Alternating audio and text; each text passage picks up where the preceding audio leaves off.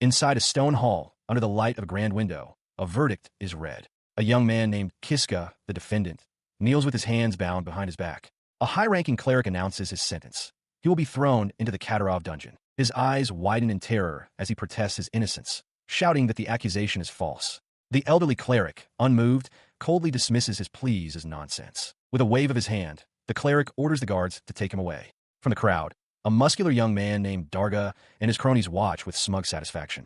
As armored hands seize him, Kiska screams desperately that he is being framed. His thoughts drift back to his home, Kadyrov village, the place where he was born and raised. It is a quaint town of timber-framed houses and cobblestone streets. He recalls that the village is always crowded because it is home to a formidable S-rank dungeon, also named Kadyrov, which draws countless adventurers seeking to conquer it. Amidst all the adventurers and excitement, his own life was much simpler. He worked as a farmer. He remembers sitting by his field, looking upon the ruined crops with a heavy heart.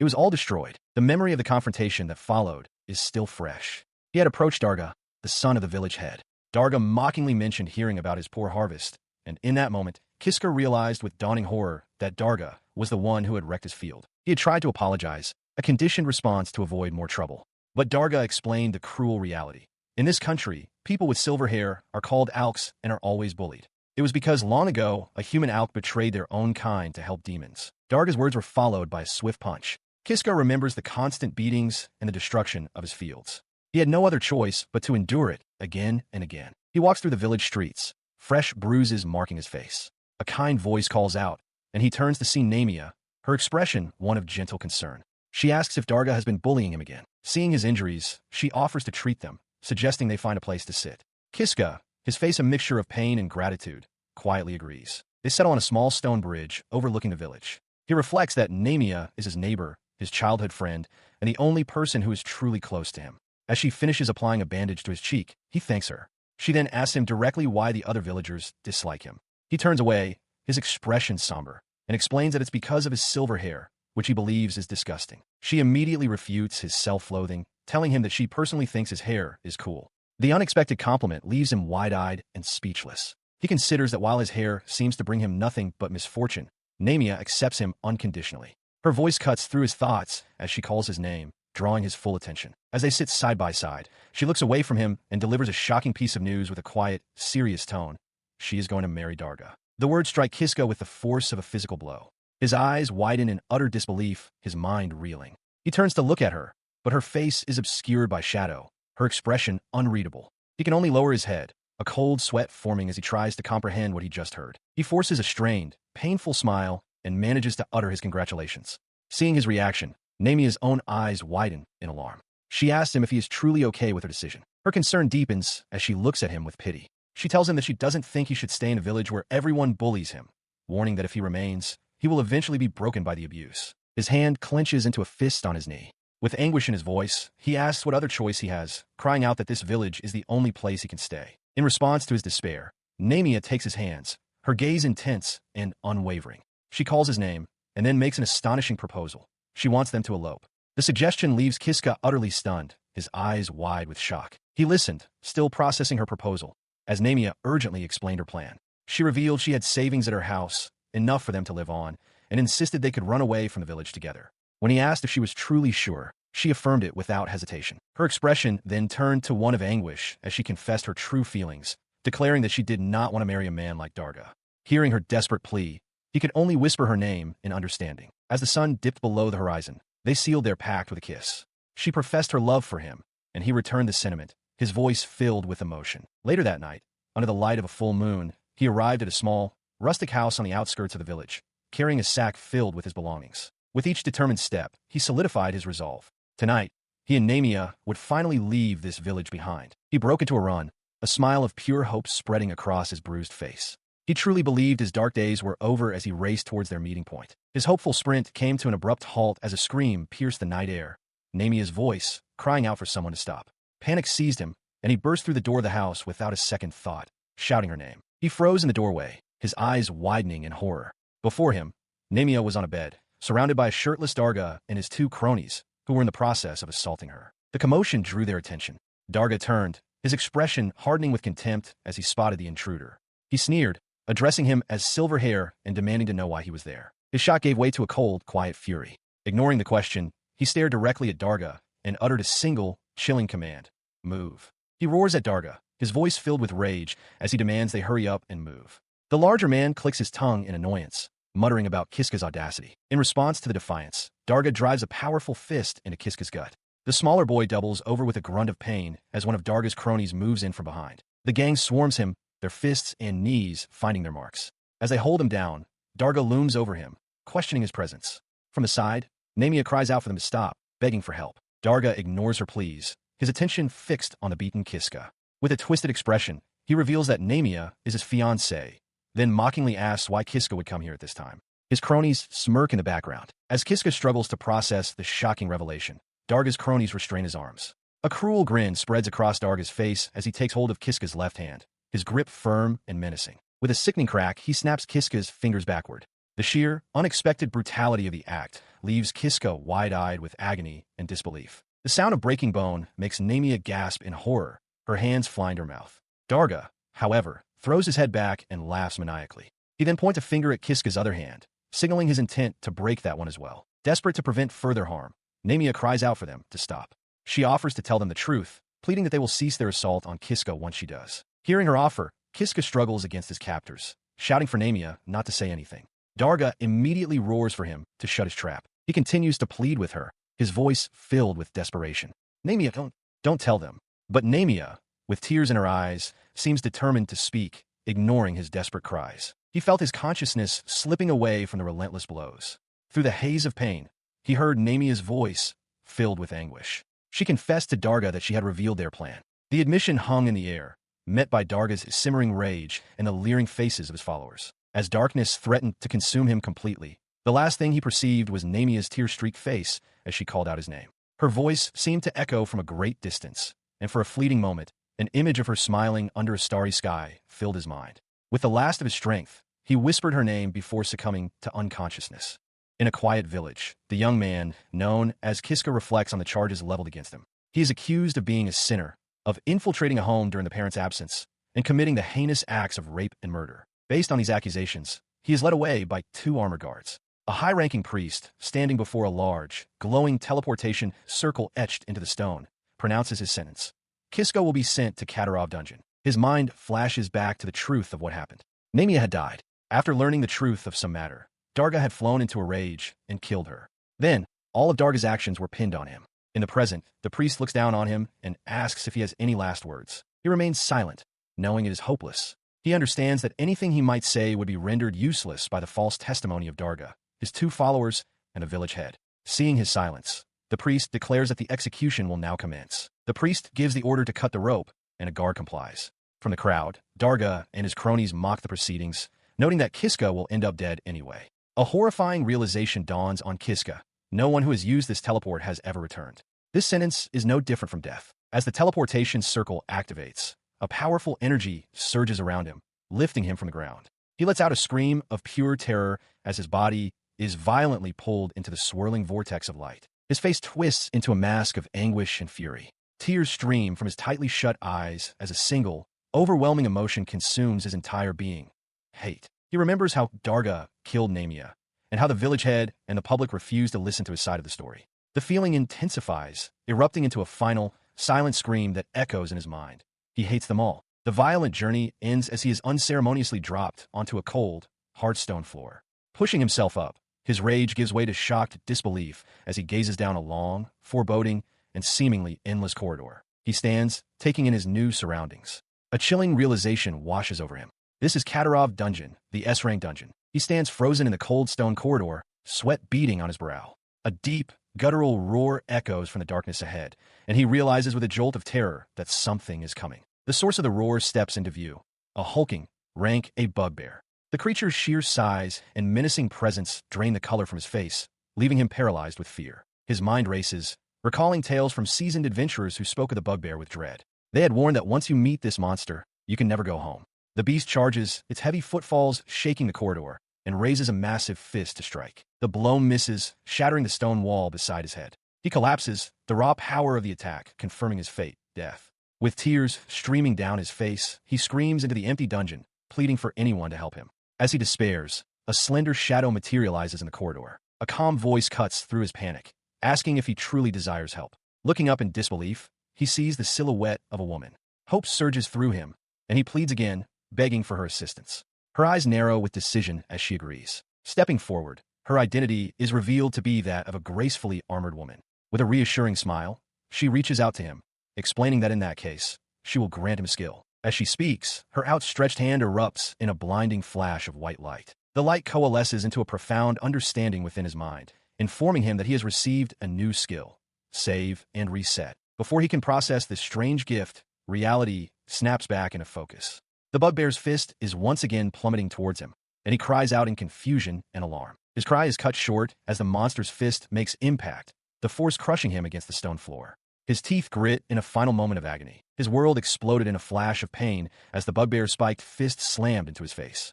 The single, devastating punch sent him flying backward, his body ragdolling through the air. He landed in a heap on the cold stone floor, unmoving. The bugbear loomed over the still form, its grim work complete. Kiska was dead, but then consciousness returned. He slowly pushed himself up from the ground, a gasp escaping his lips as his eyes shot open in disbelief. A single thought echoed in his mind: he should be dead. He frantically checked his body, his hands trembling as he touched his chest, finding no fatal wound. Why am I still alive? He wondered in sheer astonishment. Kiska's life flashed before his eyes. He recalled being born in Katarov village, where he was always discriminated against and bullied by Darga and his cronies. Their cruelty culminated in them throwing him into an enclosure with a monstrous bugbear. This, he remembered, was how he ended up broken on the stone floor. But instead of the stillness of death, he found himself on his hands and knees, looking up with wide, confused eyes from the cold stone. He touched his face in disbelief, a single question echoing in his mind. Was he still alive? The memory was vivid. The bugbear had just punched him. He was supposed to be dead. He couldn't understand why he was still breathing. As if in answer, the hulking bugbear loomed over him once more, its brutish face contorted in a snarl. Its massive fist swung down, striking Kiska's head with sickening force. The impact was absolute. He was hit again, and he died, and yet he was alive. Again, his eyes shot open in terror and confusion. He realized he had come back to life, questioning the impossible reality of having just been struck by the bugbear. The scene reset itself with horrifying fidelity. The bugbear stood over him, its fist raised, and delivered the exact same fatal blow. Again, the world shattered into pain and darkness. As his life faded, he could only wonder what was happening. Then, consciousness returned. Again, he came back to life, the strangeness of the situation beginning to dawn on him. He'd just been hit, yet here he was unharmed. The bugbear's fist descended for a third time. But why was he still here? The memory of death flashed, and with a gasp of horrified realization, he understood. Again, he had come back to life. He recoils from the bugbear's mace, a horrifying realization dawning on him. It's not that he's coming back to life. Every time he dies, he returns to a single moment just before the fatal blow. He collapses, understanding that this is the skill the mysterious girl gave him: save and reset. The implication is crushing. He is doomed to be killed over and over again. His terror erupts in a scream. He doesn't want this fate. He tries to scramble away, but the monster's clawed hand closes over his face. He knows that even if he runs, he will still die. The futility of his struggle becomes clear. Whether he dodges left or right, he is tossed and crushed. Again and again, he keeps dying. His spirit finally breaks. Lost in the darkness of his despair, he can't stand it anymore. He silently begs for anyone to grant him a true, final death. But then, panting against a wall, a new thought strikes him with the force of a revelation. If he dies for good, he won't feel this pain anymore. The idea seems like a genuine escape. This realization presents a new possibility. He thinks that if he can turn off the skill, he could be free from this hell. A status screen materializes before him, listing Skill 1, Save and Reset. He wonders how to deactivate it, his finger hovering over the interface. As he touches the status bar, memories flood his mind. Namia's gentle smile, Darga who killed her, the villagers who tricked him. The thought that all his hatred and purpose would simply disappear with his death fills him with rage. He screams in defiance. His resolve hardens. He will not accept an easy end. Roaring a curse, he turns to face the bugbear and, with a surge of adrenaline, catches the monster's descending fist. He moves without thinking, attacking the bugbear head-on. He manages to evade the first strike, a small victory, but the second attack connects, killing him again. Even with his newfound will, he still died. He has lost count of how many times he has died, perhaps more than 100. The knowledge gained from these deaths is now instinct. When the bugbear swings its massive right arm, he already knows to squat, letting the blow whistle harmlessly over his head. The monster immediately follows with its left arm, expecting to crush him, but he is already in motion. With a confident smirk, he rolls to the right, slipping behind the creature's back and out of its reach. He reminds himself to remain calm and bait an attack, not to escape too quickly. It is a hard-won lesson, the fruit of dying more than 100 times. As the bugbear turns, he dodges to the right once more, perfectly timing his movement. Seeing his opening, he drives his fist into the bugbear's face. The attack is a success, but he knows his strength is too meager to cause real damage. Still, it is enough to create the escape opportunity he needs. With the beast momentarily stunned, he leaps away. He calculates that he has 25 seconds before it recovers. In that brief window, he must find something, anything, to change his situation, knowing that dungeons often hold hidden treasures. His frantic search of the immediate area reveals nothing. Cursing, he spots a corridor he has never ventured down before and sprints toward it without a second thought. As he runs down the new path, the stone floor suddenly gives way beneath his feet. He cries out in surprise as he plummets into darkness. His fall ends abruptly in a pit of sharpened spikes.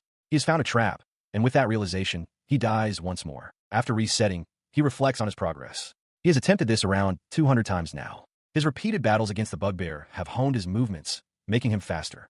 He has learned that by attacking its eyes, he can secure about 35 seconds of freedom. But he knows his limits. The path ahead is riddled with traps, and he can only advance so far before the bugbear is upon him again. He stands before the beast once more, facing the invisible line he cannot yet cross. He steeled his resolve, declaring himself ready. With a powerful leap, he vaulted across the chasm, leaving the respawned bugbear behind. His landing, however, was not on solid ground. For a horrifying instant, he found himself impaled on a bed of spikes. But through countless repetitions, he had learned the path. With a sigh of relief, he stood safely on the other side, having finally succeeded. Having conquered the spike pit, he turned his attention to a long, dark corridor ahead. He grimly recalled the countless times he had been impaled, but now, the way to the hidden room was open. He began to crawl forward through the tight passage. A faint light beckoned from the far end, and he pushed onward, his expression a mixture of caution and anticipation. Reaching the end of the tunnel, his eyes widened in astonishment. Before him lay a hidden chamber, and in its center, a treasure chest on a pedestal. He had found it. He wasted no time, eagerly opening the treasure chest. Inside, nestled on the velvet lining, was a magnificent ring set with a large, shimmering gem. A notification confirmed his acquisition, the Crystal of Wisdom, its effect to be revealed upon use. Upon activating the crystal, a vast list materialized before him, detailing skills of incredible power, ranked from D all the way to S. He stared in awe, realizing he had been granted the chance to choose a single new ability. Faced with such a momentous decision, he began to weigh his options, knowing he could only select one. His gaze fell upon the A-rank skills. Healing or elemental magic seemed optimal, but he quickly reconsidered, reasoning that he would first need foundational abilities like swordsmanship or mana generation to make proper use of them. With the A-rank skills ruled out, as he lacked any weapons for the combat abilities, his attention turned to the S-rank options. The possibility of choosing acceleration for a swift escape crossed his mind. However, another skill seemed more suited for pure survival. He made his decision, selecting stealth. As soon as he confirmed his choice, a notification announced that he had acquired this stealth skill. A surge of new potential flowed through him. At that moment, an exit materialized in the wall, but his relief was short-lived. Looking down, he realized with horror that the floor around him was now covered in glowing magical circles. He was surrounded. He found himself no longer in the treasure room, but in a stone chamber filled with a horde of hulking bugbears. The monstrous creatures, clad in crude armor, surrounded him completely, their massive fists raised in a show of overwhelming force. With a collective, guttural roar, the monsters lunged. One of the bugbears, its face a mask of fury, swung its armored fist downward in a devastating blow. The overwhelming assault was swift and brutal. His body lay broken on the floor, surrounded by the victorious monsters. After that, he was killed by a bugbear. Again, Kiska's eyes widen in terror as he remembers his fate. In a room guarded by 10 bugbears, he was beaten to death before he could reach the treasure chest. He finds himself kneeling at the entrance to that very same room, facing a single, hulking bugbear. The dreadful realization hits him. He has to start from here again. Somehow, he manages to survive the encounter. Leaning against the table for support, he catches his breath, relieved to have made it through another loop. His survival steels his resolve. The next day, he knows exactly which skill he needs to acquire next. His gaze falls upon a specific S-rank ability on a list, convinced it is the one he needs. He recalls his previous attempts. After dying over 200 times, he had finally obtained the S-rank skill Stealth, but it was useless against 10 bugbears. Now, however, he has chosen Acceleration. With this new power, he perceives the monster's movements in slow motion. Certain this will be the key to victory. He puts the skill to the test, lunging forward with blinding speed to deliver a powerful strike against the bugbear's head. A brief moment of triumph flashes across his face, believing he has succeeded. But his expression quickly turns to horror as he looks down at his own hand, now shattered and bleeding from the impact. The painful truth dawns on him. His hand is broken. The force generated by the acceleration skill was too much for his body to handle. Helpless, he is once again swarmed by the monstrous creatures. In a disorienting flash, he finds himself back at the dungeon entrance. He is whole again, but the fresh memory of his gruesome failure sends a shiver of dread through him. He looks up, and, just as he suspected, the same hulking bugbear stands before him, letting out a ferocious roar. He is right back where he started, trapped once more. He believed he was making great progress. If he could just use acceleration to evade the bugbear's offense, he reasoned, countless opportunities to strike back would present themselves. He imagined acquiring the skill again and storming the room, but his hope was cut short. The creature's massive hand clamped around his head, and his attack went wide, a complete miss. His vision faded, only to clear again as he found himself back in the antechamber. Panting, he stared at the treasure chest, acknowledging his return to this room. His total attempt count had now reached approximately 225. He leaned against the pedestal, exhausted. The simple act of getting back to this point was draining. He admitted to himself that he had already suffered 5 more deaths just from letting his guard down. The thought of once again acquiring the acceleration skill filled him with a weary resolve. Beyond the threshold, his adversaries waited, their guttural roars echoing through the stone corridors. Stealing his resolve, he prepared to engage. With a determined cry, he activated acceleration and charged forward, initiating combat once more. But something was terribly wrong. A look of dawning horror crossed his face as he realized the skill wasn't working. The bugbears swarmed him, their powerful arms seizing him before he could react. This was now his 300th attempt. He was trapped in a cycle of futility. He reflected on his strategy.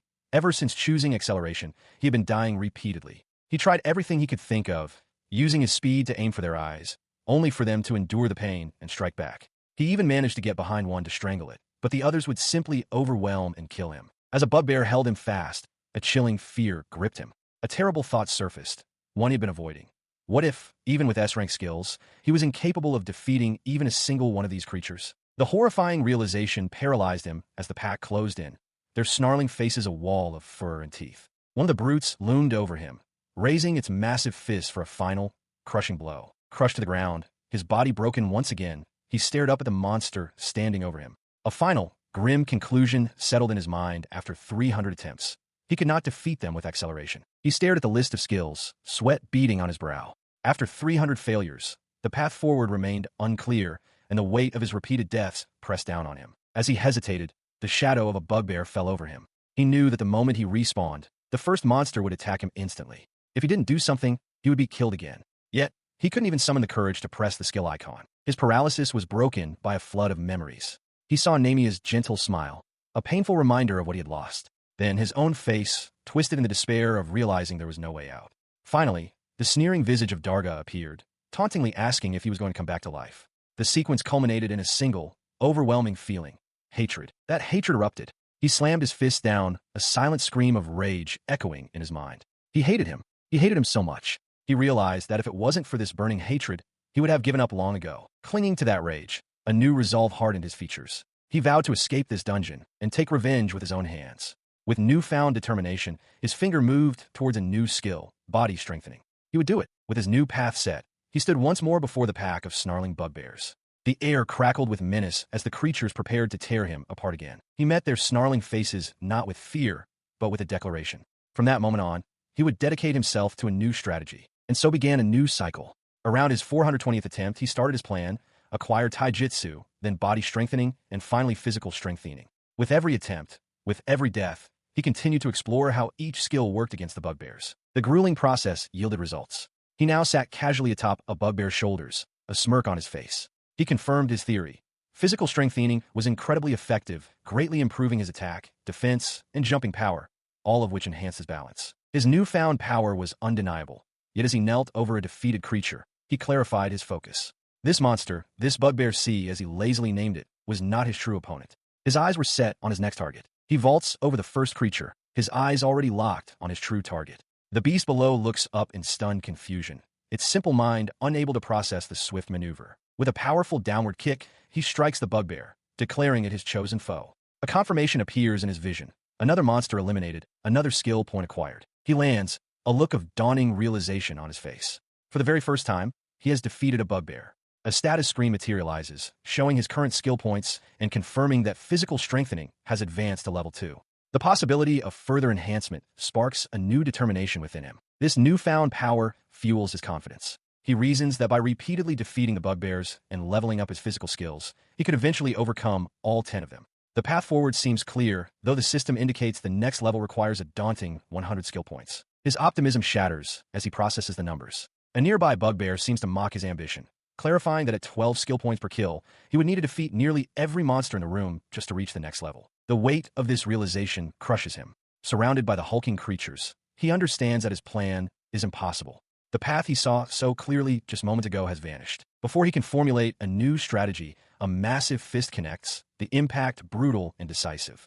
As his body is thrown aside, a final thought crystallizes. Without leveling up his skills, he stands no chance against them. And so, he finds himself back at the beginning, standing before the glowing terminal. The counter marking an attempt number around 510, his composure finally breaks. He cries out in despair, overwhelmed by the endless cycle. His anguish turns to rage. Tears stream down his face as he screams, cursing Darga's name, blaming him for trapping him in this inescapable nightmare. He collapses, repeatedly questioning the cruelty of his fate. But through the despair, a new resolve hardens his features. He rises, his voice low but filled with venom. He makes a solemn vow to not only escape the dungeon, but to exact his revenge on every villager who betrayed him. He had nearly given up all hope of ever escaping the dungeon, his mind sinking into despair under the weight of endless pain and exhaustion.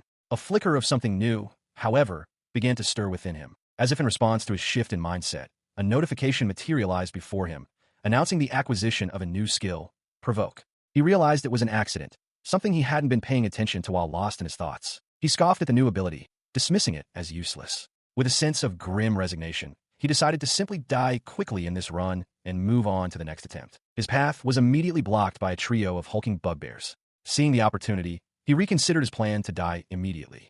Since it was just a trial run, he figured he might as well test the new skill. He casually gestured to the monsters, calling out a simple insult to get their attention. The effect was immediate. The armored bugbear's face contorted with fury. His taunt worked far better than expected. The creature roared, its rage overriding all else as it blindly charged straight for him, shattering a stone column in its path. Kiska could only stare in disbelief at the raw, focused aggression he had unleashed. He quickly adapted, turning his attention to the other two bugbears that had been left behind. With another simple taunt, he drew their focus, pulling their aggression onto himself as well. He watched as the two newly provoked monsters charged, crashing directly into their frenzied ally.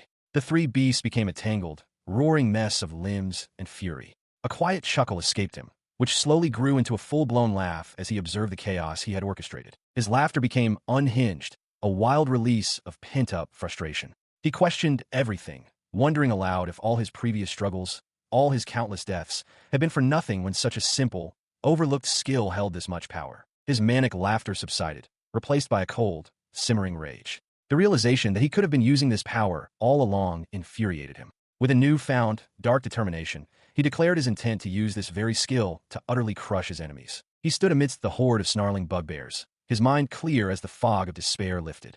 The monsters closed in a wall of fur and muscle, their growls filling the stone chamber. Instead of fear, a wild, confident grin spread across his face. He beckoned them forward, his voice ringing with newfound arrogance as he challenged them to finish it, dismissing the powerful beasts as mere small fry. His taunt struck their simple minds like a match. Consumed by a blind rage, the bugbears began to lash out indiscriminately, their massive clubs striking each other. Kiska darted through the chaos, skillfully redirecting their fury with a simple wave and a call, pulling their aggression this way and that. Moments later, the cacophony died down. The stone floor was littered with the fallen bodies of the monsters, victims of their own frenzied attack. He stood untouched in the center of the room, calmly assessing the carnage and noting that only two remained. The remaining two beasts, still under his influence, ignored him completely. With guttural roars, they turned their full might upon one another, their heavy weapons clashing in a brutal, final exchange. Their weapons found their marks. In a final, gruesome spray of blood, the last of the monsters fell. Splattered with their gore, he watched them collapse, his expression unreadable. Then, slowly, he clenched his fist, a silent confirmation of his victory. He threw his head back and let out a triumphant roar, his voice echoing in the now silent chamber. Standing atop the vanquished foe, he savored the moment. It had taken him around 510 attempts, but he had finally, definitively, conquered the treasure room and its 10 bugbear guardians. After defeating 10 bugbears, an exit materialized. Kiska fled through it, only to be met with a new horror. A headless, flaming creature resembling a mule charged after him, forcing him to run for his life in a state of sheer panic. He reached a dead end and slumped against the wall, gasping for breath. The exit had led him to a new level of the dungeon, but the monstrous mule remained a threatening presence down the corridor. He took a moment to collect his thoughts. This new monster, a headless mule, had already killed him 10 times.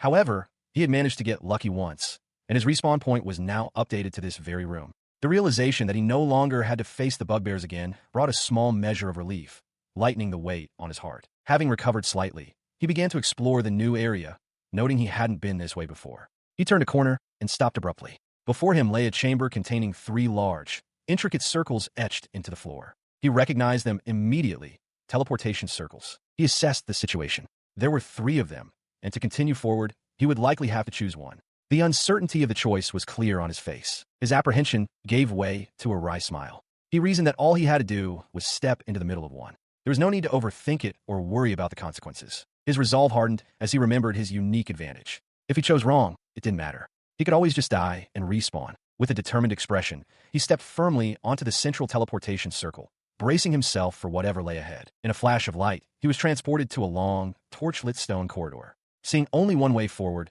he resolved to keep going. As he peered down the long hall, his eyes widened at the sight awaiting him at the far end. He stared in utter disbelief.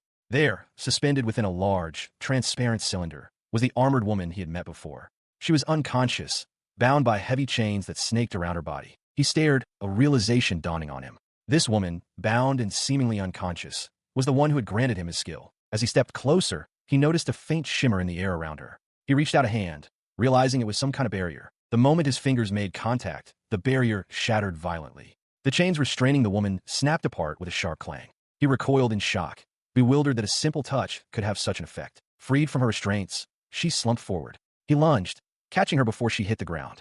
"Are you all right?" he asked urgently as her eyes fluttered open. She looked up at him, a faint smile on her lips, and explained that he must have been the one to awaken her.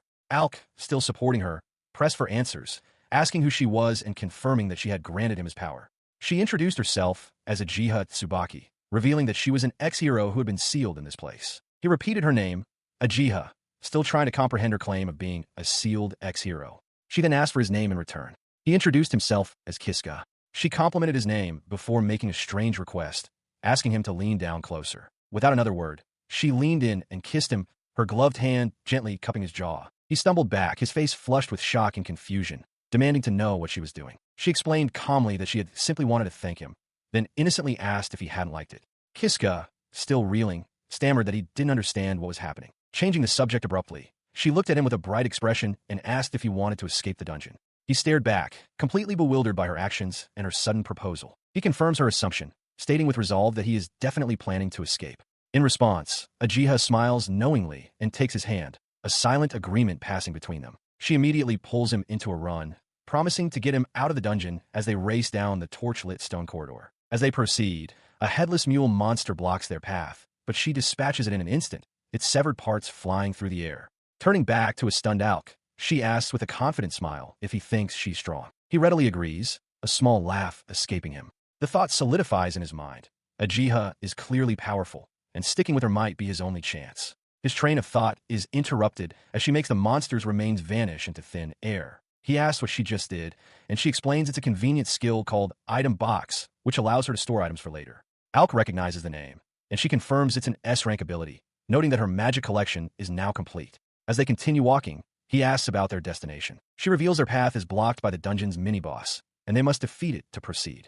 Alk is taken aback by her intention to fight it, but she turns to him, her expression serious. She reminds him that if it weren't for him, she would still be sealed away. With that, she announces their arrival at a large, reinforced door. Drawing her sword, she turns to face him directly, her gaze unwavering. She addresses him by name, Kiska, and makes a solemn vow, "I'll fight for you." He seems moved by her declaration, touching his nose with a slight smile. He tells her that since she's the reason he survived this long, he considers them even. His response earns a light laugh from her. As the heavy doors creak open, she peers into the chamber beyond, sensing the presence within. "I think that's it," she says. Before them stands an immense figure constructed of stacked stone blocks, an S-rank golem, its face a mask of silent fury with glowing eyes. He stares up in disbelief, his voice trembling as he gasps at its sheer scale. The creature is enormous, easily 10 meters tall, dwarfing them completely. He watches as the colossal stone golem lumbers forward. Ajiha immediately steps in front of him, sword at the ready, ordering him to get behind her for safety. He acknowledges her command, but, with a bead of sweat on his brow, tells her not to worry. Before he can say more, she launches herself into the air, sword held high, and declares that she will protect him. With incredible speed, she brings her blade down, shattering the golem's stone ankle. Alk can only watch in awe, stunned by her power. The blow, however, only momentarily halts the creature's advance. The golem's immense strength is apparent as it presses its attack, but Ajiha stands firm, holding her ground against the giant. Alk marvels at her ability to contend with such a powerful monster. Despite her resolve, the sheer force of the golem's assault begins to push her back. Her foot slips on a loose rock, and for a moment, she seems off balance. Still, a look of determination crosses her face as she calculates that at this rate, she can secure victory. Her confidence is short-lived. The golem's massive stone fist descends with crushing force. Though she raises her sword to guard, the impact is too great, sending her flying backward through the air. Al cries out her name in alarm as she realizes the situation has turned dire. Seeing her in peril, he decides he cannot stand by. He shouts at the golem, deliberately provoking it to draw its attention. As the creature turns its stony gaze towards him, Ajiha, still reeling from the blow, cries out for him to stop. Her warning comes too late. The golem swings its massive arm, swatting him with contemptuous ease and sending him crashing through a stone doorway. Ajiha can only watch, her eyes wide with horror. She stares at the rubble where he disappeared, whispering his name in disbelief. As the golem looms over the wreckage, a new entity materializes behind her, a tall, powerfully built figure, dark as shadow. The dark being speaks, its voice echoing Alk's own, apologizing. Tears stream down Ajiha's face as she laments her failure, sobbing that she had promised to protect him. From the dust and debris, his voice continues, full of confidence. He emerges from a hole in the wall, a determined grin on his face, explaining that dodging is the one thing he excels at, a skill he honed constantly during their earlier battle with the bugbears. He shouts to Ajiha, pointing out that the golem's arm is now stuck fast in the wall. Seeing their chance, he urges her to act now. Her eyes widen in understanding as she calls out his name, Kiska. Responding to his call, her expression hardens with resolve. She leaps high into the air, positioning herself directly above the immobilized golem, and prepares to unleash a sacred sword technique. With a powerful cry, she calls out the name of her attack, Dragon Slayer. Her blade descends in a gleaming arc, aimed directly at the golem's core. The sword strikes true, cleaving the massive stone construct cleanly in two. The two halves of the golem begin to separate with a deafening crack. She lands gracefully as the bisected golem crashes to the floor, now inert. Relief washes over her as she turns to Alk, calling his name once more while he watches with a wide, joyous smile. Overcome with joy, she rushes into his arms, exclaiming that they did it. He laughs in agreement, embracing her tightly in celebration of their hard-won victory. He reflects on that moment, thinking how it seemed the level's mini-boss was defeated and that things were finally going to get better. Or so he believed. The memory of them sitting together amidst the rubble is clear. That, at least, is what he thought at the time. After defeating the golem, the pair continued their advance. They proceeded through a secret passage, with Ajiha Tsubaki leading the way through the tight crawl space. As she struggled to emerge, Kiska, following behind, realized they had found a secret room while searching for an exit. He called out her name in concern and surprise. He stepped into the chamber, his eyes widening in astonishment. Before them was a comfortably furnished room, complete with a plush red sofa. He wondered aloud what such a place was doing inside a dungeon. Ajiha calmly explained that the room was most likely created by a vampire, a monster who has made this dungeon her stronghold. She identified the vampire as Judith. Kiska grew alarmed, questioning if it was safe for them to enter, worried they might anger the creature. She dismissed his fears, suggesting it was probably fine. Announcing that she was tired, she declared they would stay there for the day and made herself comfortable. Despite his bad feeling about the situation, Kiska saw that Ajiha was untroubled. He decided that if she believed it was safe, he would trust her judgment. His trust was met with a gentle smile. Ajiha turned to him, softly inviting him to come closer. Kiska, caught off guard, could only stammer in confusion. He hesitantly asked if she wanted to talk more. When she confirmed, he agreed with a flustered but genuine smile. Now sitting beside her, he gathered his courage and asked a vulnerable question. If she thought he was weird because of his silver hair.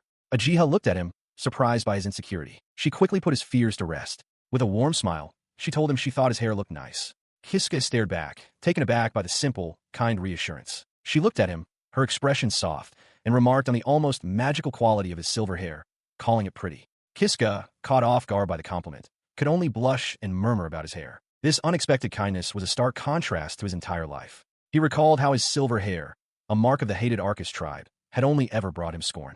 Until this moment, no one had ever looked upon it with a smile. Instead, he remembered only the glares of villagers and the stones thrown by Darga and his cronies. But her perspective was entirely different. She smiled warmly, clarifying that, regardless of what others like Namia might think, she genuinely considered his hair beautiful and meant it as a compliment. She then offered a startling explanation for her unique viewpoint, revealing that she comes from a different world. This, she suggested, might be why she sees things differently. He stared at her, processing the revelation, and stammered a question, asking if she truly meant a different world. She confirmed it without hesitation, stating it was true of the time before she arrived here. The concept was entirely foreign to him, something he had never heard of before. Seeing his hesitation, she asked if he doubted her, but he quickly shook his head, affirming that he believed her completely. Visibly pleased by his trust, she leaned gently against his shoulder. As she rested against him, she murmured that she had expected him to believe her. He looked down at her, a sense of strange closeness washing over him, and wondered if this feeling was also a result of her otherworldly origins. The quiet moment was suddenly interrupted by a loud growl from his stomach. Ajiha looked up, asking if he was hungry. He admitted with some embarrassment that he had barely eaten since entering the Jian dungeon. With a bright wink, she announced her intention to cook for him, revealing she had plenty of headless mule meat in her item box. She immediately set to work, donning an apron and skillfully preparing the meal. As she chopped meat and stirred a simmering pot, Kiska watched from the couch. Before long, she announced that the food was ready. On the table sat an impressive spread: roasted meat, soup, and drinks. After offering his thanks, Kiska took his first bite. His eyes widened in disbelief, the flavor overwhelming his senses. He could only manage a single, breathless word: amazing. He eats with an emotional fervor, overwhelmed by the simple act of a good meal. Ajiha, delighted by his reaction, explains that she found a small amount of herbs and seasonings left in her item box. For Kiska, this is a profound moment. It is the first proper food he has tasted since being exiled to the hellish dungeon. As they sit together on the couch, he continues to eat, lost in the experience. He silently admits to himself that he never expected the food to be so good. His strong reaction does not go unnoticed. Ajiha looks at him with concern, asking if he is crying and worrying aloud that she might have added too much spice. Wiping a tear from his eye, Kiska confirms that he is just a little. After the meal, a palpable exhaustion settles over him. He sighs, remarking that the day was tiring and that he is ready for bed. He then addresses the sleeping arrangements, noting the single bed in the room. He offers it to Ajiha, insisting that he will take the couch. Her response catches him completely off guard. With a bright smile, Ajiha suggests that they can both sleep in the bed together. The proposal leaves Kiska stunned and stammering, unable to form a coherent protest. Ultimately, they settle into separate spaces for the night. Ajiha rests in the bed while Kiska lies on the couch, a faint smile of relief on his face as he stares into the darkness. Lying awake, his mind races. He feels a surge of hope, believing he might actually escape the dungeon with Ajiha's help. But this is quickly followed by a sense of shame. He feels pathetic and useless for relying on her so completely. He begins to form a new resolve, deciding that from now on he must. His thoughts are abruptly shattered. Ajiha is suddenly on top of him, straddling his waist on a narrow couch. "Oops," she says simply, wide-eyed with shock. Kiska can only manage a stunned, "Hey, what are you?" She leans down, her face now inches from his. Her expression is unreadable in the dim light as she gazes at him, leaving him in a state of pure, unadulterated confusion. He lay pinned beneath her, utterly bewildered as Ajiha smiled down at him. She called his name softly and invited him to touch her. Guiding his hand, she placed it firmly against her chest, asking if he could feel how fast her heart was racing. His expression was one of pure shock. She then leaned down, her face just inches from his, and confessed her love for him. Her declaration intensified, her voice filled with emotion as she repeated over and over that she truly loved him. Kiska could only stammer in disbelief. He tried to process her words, questioning what he could have possibly done to deserve such a confession. Ajiha, in turn, seemed puzzled by his confusion. She answered his unspoken question with a simple, direct statement. He had saved her. The word hung in the air, and Kiska repeated it, still struggling to understand. Ajiha simply confirmed it with a nod. As she spoke, she began to explain her past. For ages, she had been sealed deep within a dungeon, waiting alone for hundreds of years. She held onto the belief that one day, a prince would come to her rescue. The pieces suddenly clicked into place for Kiska. He realized that Ajiha had given him the skill because she wanted him to be the one to save her. As this thought crossed his mind, she confirmed it, explaining that she had given that same skill to them, to everyone who entered the dungeon. She continued, her expression somber, revealing that her efforts had been in vain. She had bestowed her power upon countless individuals, but every single one had lost heart and failed. Then, her gaze met his, and she declared that he was the only one who had ever made it all the way to her. Leaning close once more, her eyes shining with adoration, she called him her prince, the one she had been waiting for all this time. Kiska could only stare, speechless, as he finally understood the depth of her feelings. He is startled as Ajiha, following her confession, embraces him and begins to pull at his clothes with clear intent. Reacting with alarm, he pushes her back, his hand held up defensively as he shouts for her to wait, to stop. He tells her plainly that he cannot be with her. When she asks why, he looks away and confesses that there is someone else he loves. Ajiha seems to understand, though a hint of desperation remains in her eyes. Her understanding shatters in an instant. She declares that his love for another is not a problem and shoves him down onto a couch. With a wide, unnerving stare, she insists that being his second choice is more than enough for her. Her aggressive advance triggers a horrifying memory. The faces of Darga and his cronies leering at a terrified Namia. The parallel fills him with revulsion, and he shoves Ajiha away with renewed force. The powerful shove sends her tumbling to the floor with a cry of surprise. He yells at her again to stop, his face a mask of desperation. Seeing her on the ground, his anger immediately gives way to concern. He apologizes, reaching a hand out as he asks if she is okay. He reflects on his own violent reaction. In that moment, as Ajiha forced herself upon him, she had seemed just as ugly to him as the man who had tried to assault Namia. The weight of his thoughts hangs in the air between them. Ajiha rises slowly, her earlier intensity replaced by shame as she apologizes, admitting she got a little carried away. Her apology does little to ease the tension. He watches, a mixture of guilt and confusion on his face, as she silently retreats to a bed and turns her back to him, hiding under the covers. He lay awake, replaying the moment in his mind. He had shoved her away instinctively, a reaction born from panic rather than malice. His gaze shifted to where she slept. He regretted his harshness, wishing he had been gentler, but the desire to refuse her had been strong. A difficult truth settled in his mind. He hated to admit it, but he wasn't sure he could escape the dungeon without her power. With a quiet resolve, he decided to put these complicated feelings behind him by morning. The past was the past. He sat up, his expression hardening as he focused on the present. But as he sat on the edge of the bed, a figure stood before him. It was Ajiha, but she was no longer in her sleeping clothes. Instead, she wore a dark, lace-trimmed garment that left him momentarily speechless. Kiska's eyes are wide with pure terror, his face pale and slick with a cold sweat as he stares at the scene before him. His gaze is fixed on a pair of feet, clad in dark, patterned stockings, hanging unnaturally in the air. Nearby, another figure lies motionless on a bed. The hanging figure is Ajiha Tsubaki, her face frozen in a silent, horrified expression. The gruesome sight provokes a violent, physical reaction from them both. A retching sound escapes Ajiha's lips, and Kiska claps a hand over his own mouth, fighting back nausea. He stumbles back, his mind reeling with a terrible question. He wonders why this has happened, and a horrifying thought takes root. Does this make him the evil one? From his seat, he stares up in abject fear at Ajiha's lifelessly dangling feet, illuminated by the pale light of the moon. He clutches his head, sweat pouring down his face as the pieces fall into a dreadful pattern.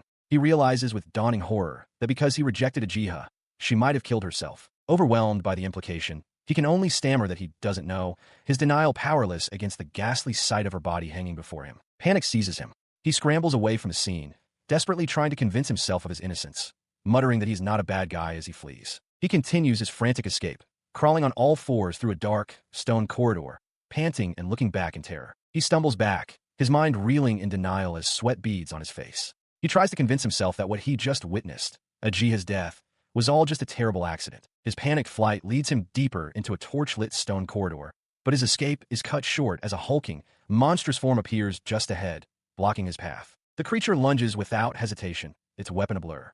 The blow connects with brutal force, sending him flying backward through the air. Pinned and helpless, a final thought flashes through his mind. He had only made it this far because of Ajiha.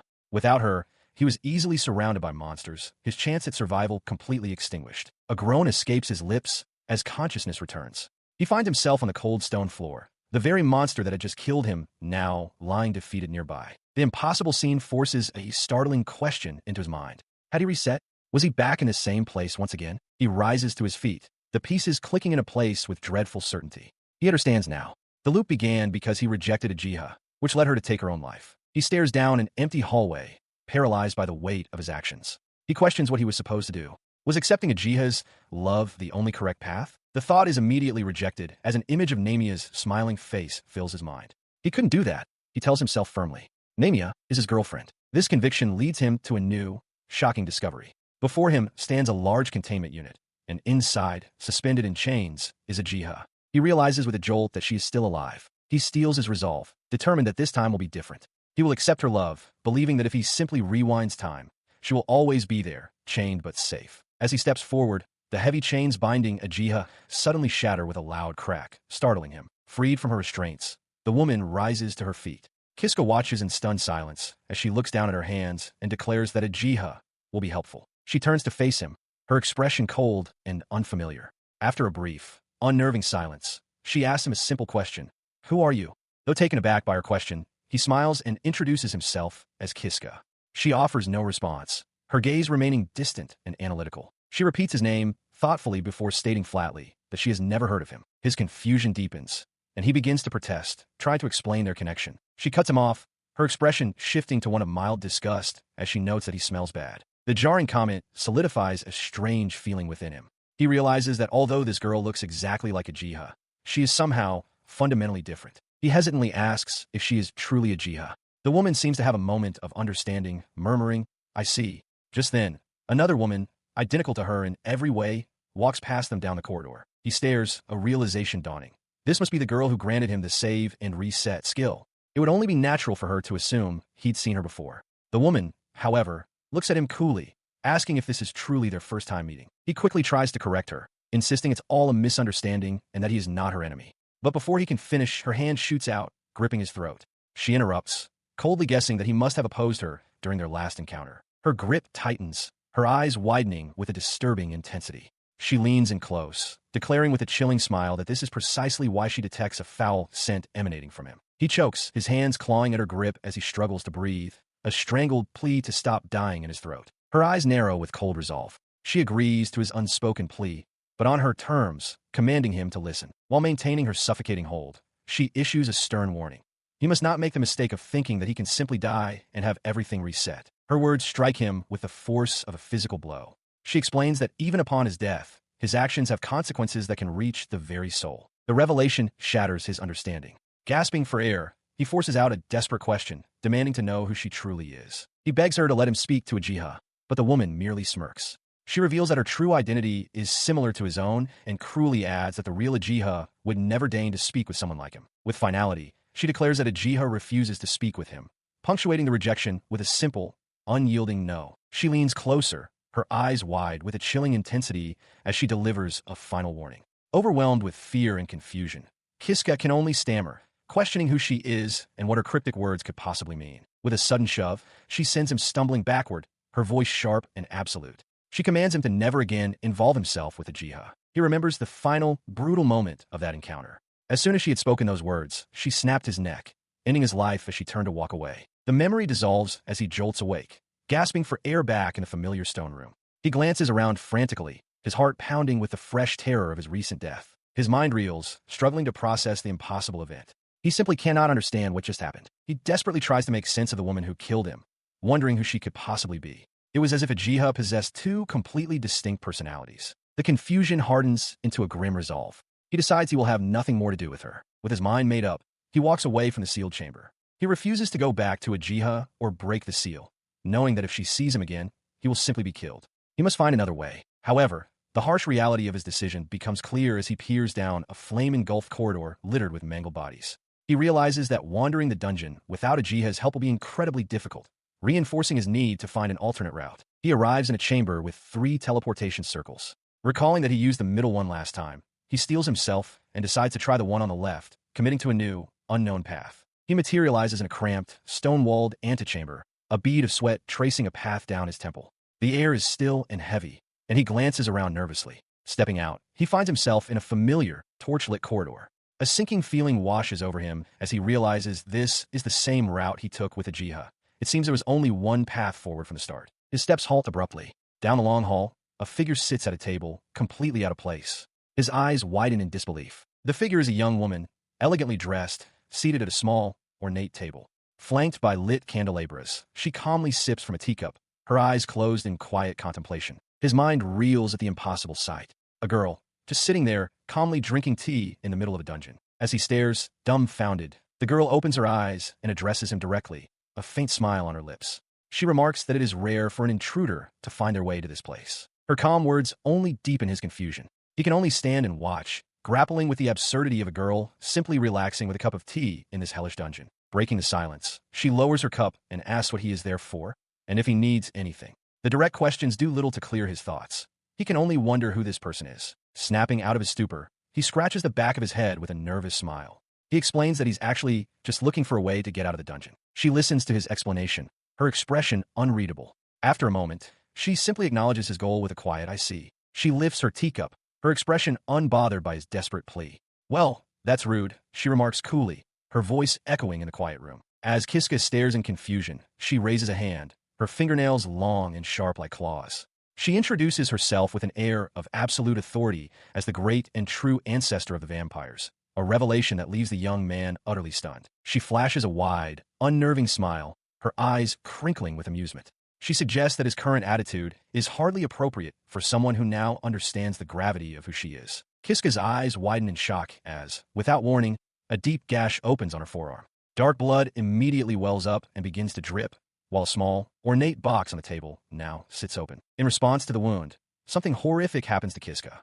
As the woman rises and approaches him with a serene smile, a pair of jagged, demonic wings erupt violently from his back, tearing through his tunic. He screams in agony, his body contorting as if something is being ripped from his very soul.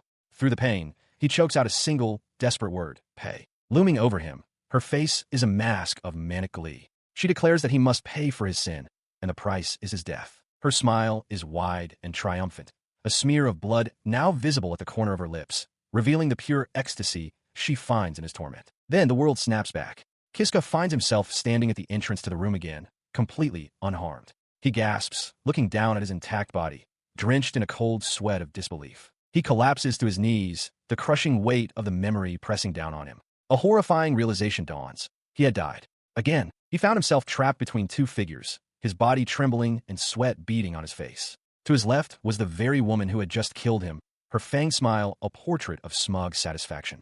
To his right, another woman with dark hair and feline ears leaned in, her expression just as predatory. A single, horrifying thought echoed in his mind. This dungeon was filled with terrible people. On the cold stone floor, Kiska materializes once more, marking his seventh life. The realization hits him. He died again. He recalls the cat-eared woman's warning about a vampire in the dungeon and understands with dawning horror that she must have been the one who killed him. The memory of his killer floods his mind. A young woman with long, light-colored twin tails and a cruel, wide smile. Her name comes to him, Judith. She is, he now knows, the true ancestor of vampires, and his own terror is reflected in his wide eyes as he remembers her looming over him. He struggles to reconcile her two faces. One moment, she appeared as an innocent girl in pretty clothes, calmly sipping tea. The next, her expression twisted into a manic glee as she attacked him for no reason. The thought of fighting someone so unpredictable fills him with dread. Having processed the terrifying memory, he stands silently in a stone corridor, his expression hardening with resolve. His contemplation gives way to action. Realizing a direct confrontation is futile, he determines there is only one option left and breaks into a determined run down the hallway. He arrives at a junction where three identical teleportation circles are etched into the floor. This is the third route, a new choice to be made. Without hesitation, he turns his attention to the teleportation circle on the right, committing to his decision. A bead of sweat traces a path down his temple, but his gaze remains fixed and unwavering. He emerges in a new, empty corridor. As he walks forward, he thinks to himself, hoping this path doesn't contain ferocious people like Ajiha and Judith. He is weary of facing such powerful foes. His cautious advance is cut short. He stops abruptly, his eyes widening in shock and surprise at the sight of a massive, ornate pillar with glowing, vine-like patterns standing at the end of the hall. He stared at the object at the end of the hall, his initial confusion giving way to recognition. It was a sword, plunged into an ornate stone pedestal. The weapon's design was unsettling. An ominous, eye-like gem was set into its winged crossguard, making him think that it looked deeply suspicious. Despite his misgivings, he considered his situation. He had come this far without a weapon. And if this blade was as powerful as it appeared, it could be his only means of escaping the dungeon. Having made his choice, he reached out, his hand closing firmly around the hilt. He decided to give it a try. The instant he gripped it, a jolt shot through him, his eyes flying wide in shock. The jolt intensified into a wave of pure agony. He threw his head back and screamed, his entire body trembling violently from the overwhelming force coursing through him. His mind reeled, pinpointing the source of the torment. The moment he had grabbed the hilt, a sharp, searing pain had shot through his entire body. The ordeal stretched on. For several agonizing minutes, the pain raged, and a horrifying realization dawned on him. He couldn't let go. His hand was fused to the hilt. After that prolonged torment finally began to subside, he remained hunched over, still clutching the weapon. He collapsed to the floor, gasping for breath. The pain was gone. A wave of profound relief washed over him as he realized, with a shudder, that he was still alive. He staggered to his feet, the ordeal finally over. The pain had been excruciating, a fact he muttered aloud with a curse. His shock deepened as he examined his right arm. He couldn't comprehend what he was seeing. The ornate hilt of the sword seemed to have become one with his own flesh, a seamless, terrifying fusion. Attempting to move it, he grunted with the effort. The weapon, now a part of him, was impossibly heavy, straining his muscles with its sheer weight. The weight left him rooted to the spot in the center of the chamber. He looked around the empty room, a single, desperate question echoing in his mind. What was he supposed to do now? Frustration began to set in as he trudged down a long corridor. He had finally made some progress, only to be saddled with an arm he could barely move. As he lamented his situation, a hulking figure appeared at the far end of the hallway. The figure turned, revealing its terrifying nature. A hulking, rank werewolf. A wave of pure terror washed over Kiska. He was certain he was going to die. There was no way he could fight this. As if to confirm his fears, the beast let out a deafening howl. But as the howl echoed, his arm shot forward against his will. The sword, seemingly with a mind of its own, dragged him through the air at an impossible speed, straight towards the monster. Before he could even process what was happening, the blade met its target. It sliced through the werewolf with effortless ease, the monster's body falling to the floor in pieces. He stared, dumbfounded, at the carnage. He looked down at the weapon, a chilling realization dawning on him. The sword had moved entirely on its own, as if it possessed its own will. He considered this strange turn of events and concluded that, for now, this was a good thing. This newfound power solidified his resolve. A manic grin spread across his face as he stared down the dark corridor. He would do whatever it took to get out of this dungeon, even if it meant relying on this creepy, sinister sword. He stands over the bisected corpse of the werewolf, a wild, crazed grin spreading across his face as he brandishes the black sword. He marvels at the weapon's strength, now certain that with this power, he can defeat any enemy. Filled with a new, manic resolve, he turns and sprints down the stone corridor, his eyes fixed forward with grim determination. His run brings him to a halt before a set of imposing, reinforced double doors. He recognizes the location, feeling sure that this is the mini-boss room. Pushing the door open just enough to peer inside, he confirms his suspicion. It is the same chamber where they fought the golem. But a different creature now occupies the space, prompting him to wonder if it could be the same enemy. The creature within raises its head, revealing itself to be a massive S-rank griffin. Its piercing eagle eyes lock onto the intruder with predatory intensity. A bead of sweat forms on his brow as he takes in the sight. He immediately understands that this powerful beast is the new boss of the room. Without warning, the griffin lets out a piercing cry and lunges, its massive form covering the distance between them in a blur of motion. He dives to the side, narrowly avoiding a crushing stomp from the beast's lone paw that shatters the stone floor where he just stood. But something is different this time. He lands smoothly in a crouch, a confident smirk replacing any fear. Before, he would have been helpless, but now he has this sword. He rises to face the turning beast, planting the blade firmly before him. The griffin strikes again, swiping with its deadly talons.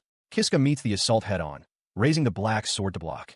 The shriek of metal grinding against claw echoes through the chamber as he holds his ground against the powerful blow. He stood his ground before the towering griffin, realizing his own limitations. All he could do now, he resolved, was to try and not hinder the power of the sword he wielded. As the beast lunged with a screech, he put his thought into action, ducking low and positioning the blade to intercept the monster's charge. His only goal was to let the sword meet the attack. The griffin descended upon him, talons extended to rip and tear. As he braced for the impact, a new strategy occurred to him, a potential path to victory. With a surge of adrenaline, he launched himself upward, swinging the black blade in a powerful arc. A single thought echoed in his mind, a declaration of newfound certainty.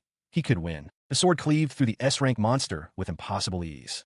As the defeated griffin fell, Kiska landed, breathing heavily, a wide, triumphant grin spreading across his face. His gaze fell upon the weapon fused to his arm. He acknowledged its immense power, realizing that with this strong, black sword, he could defeat any enemy that stood in his way. Surveying the now empty chamber, he noticed a section of the wall that was out of place.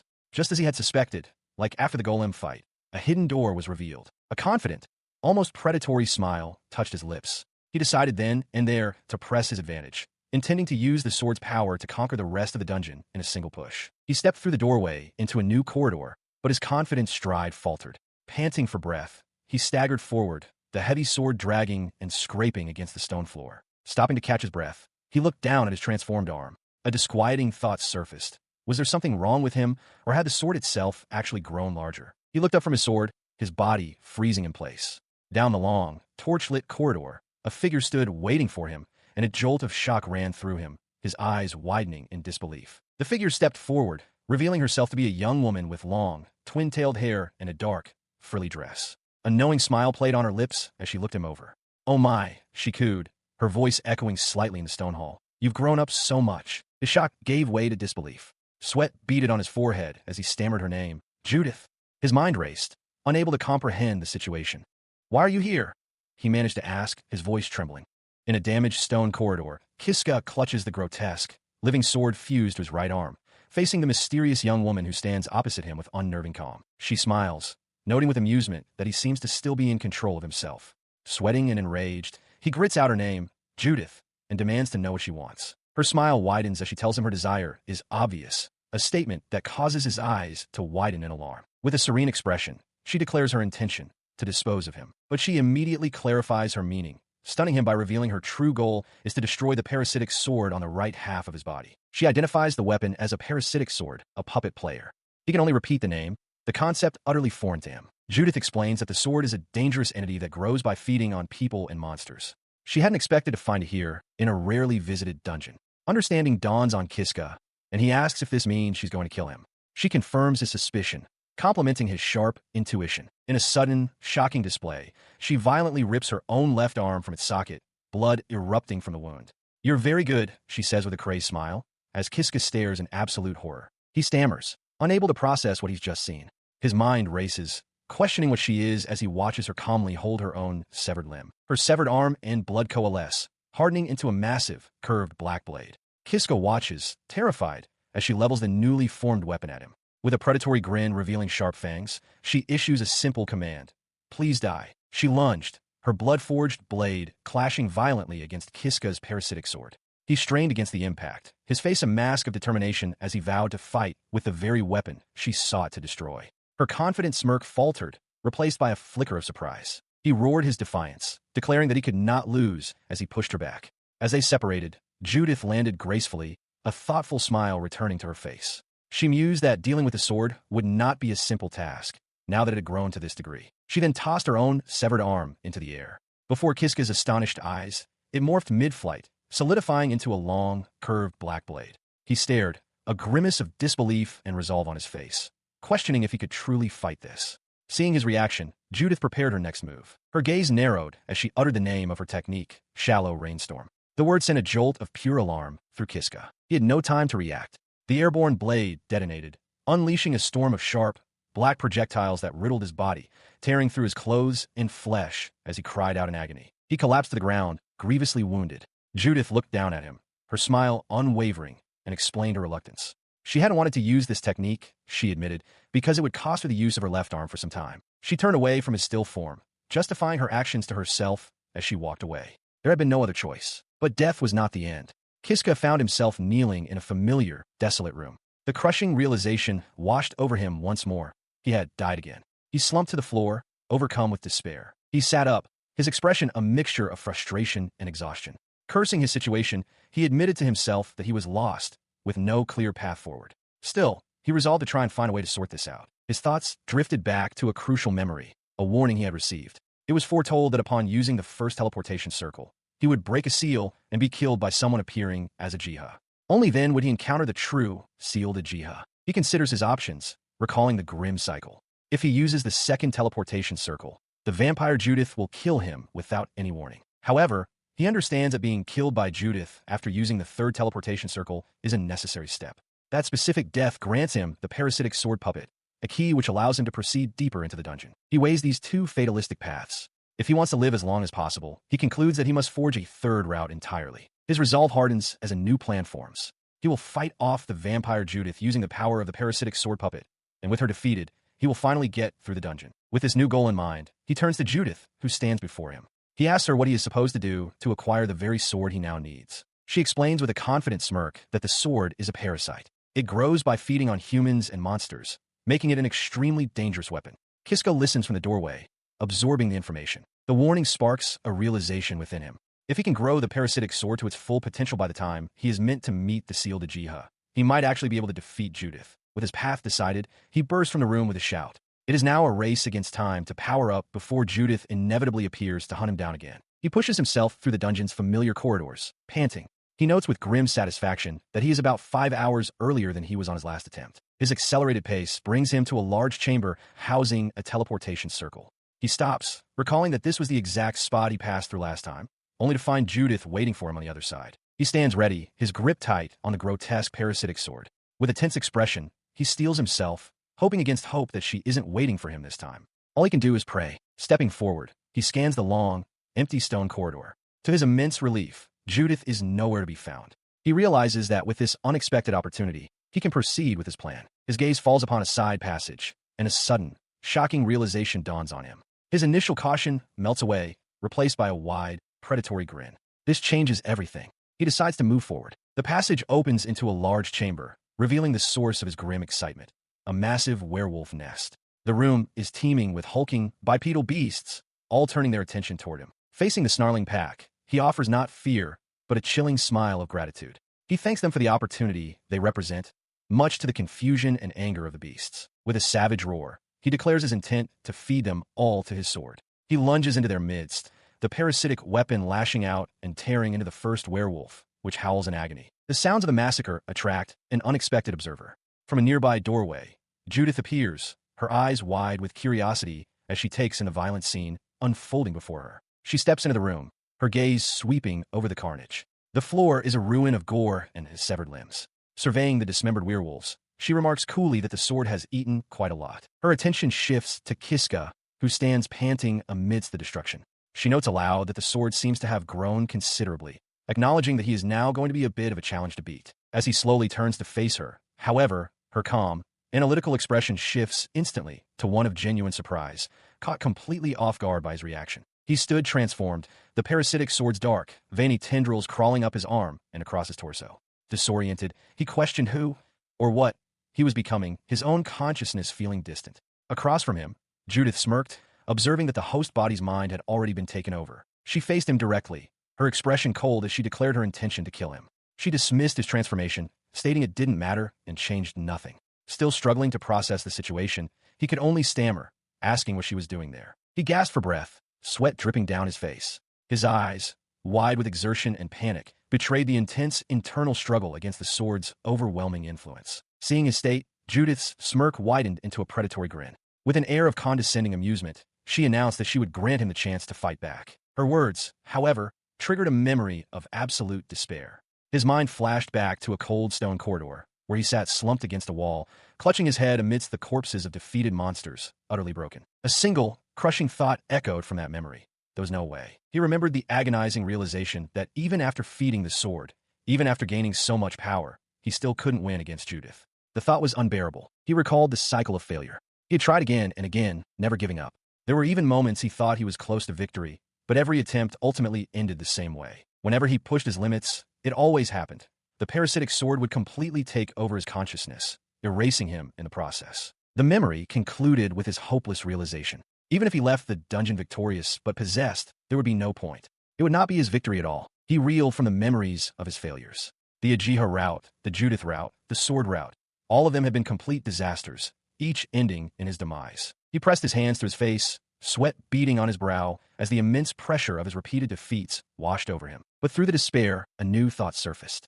He suddenly remembered there was one more thing, one final option he had yet to try. His expression hardened with resolve.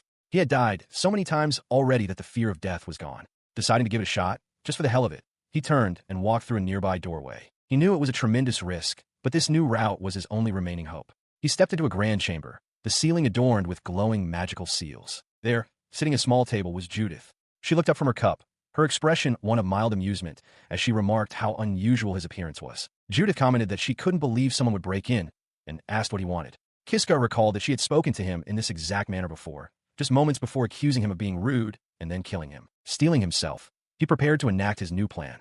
Judith watched him, her curiosity piqued. Then, to her utter surprise, he dropped to one knee. He announced that he would be respectful and addressed her formally as Judith, the great ancestor of vampires, stating he had a favor to ask. He looked up from his subservient position and made his plea. He begged the great Judith to make him her disciple and to please take care of him.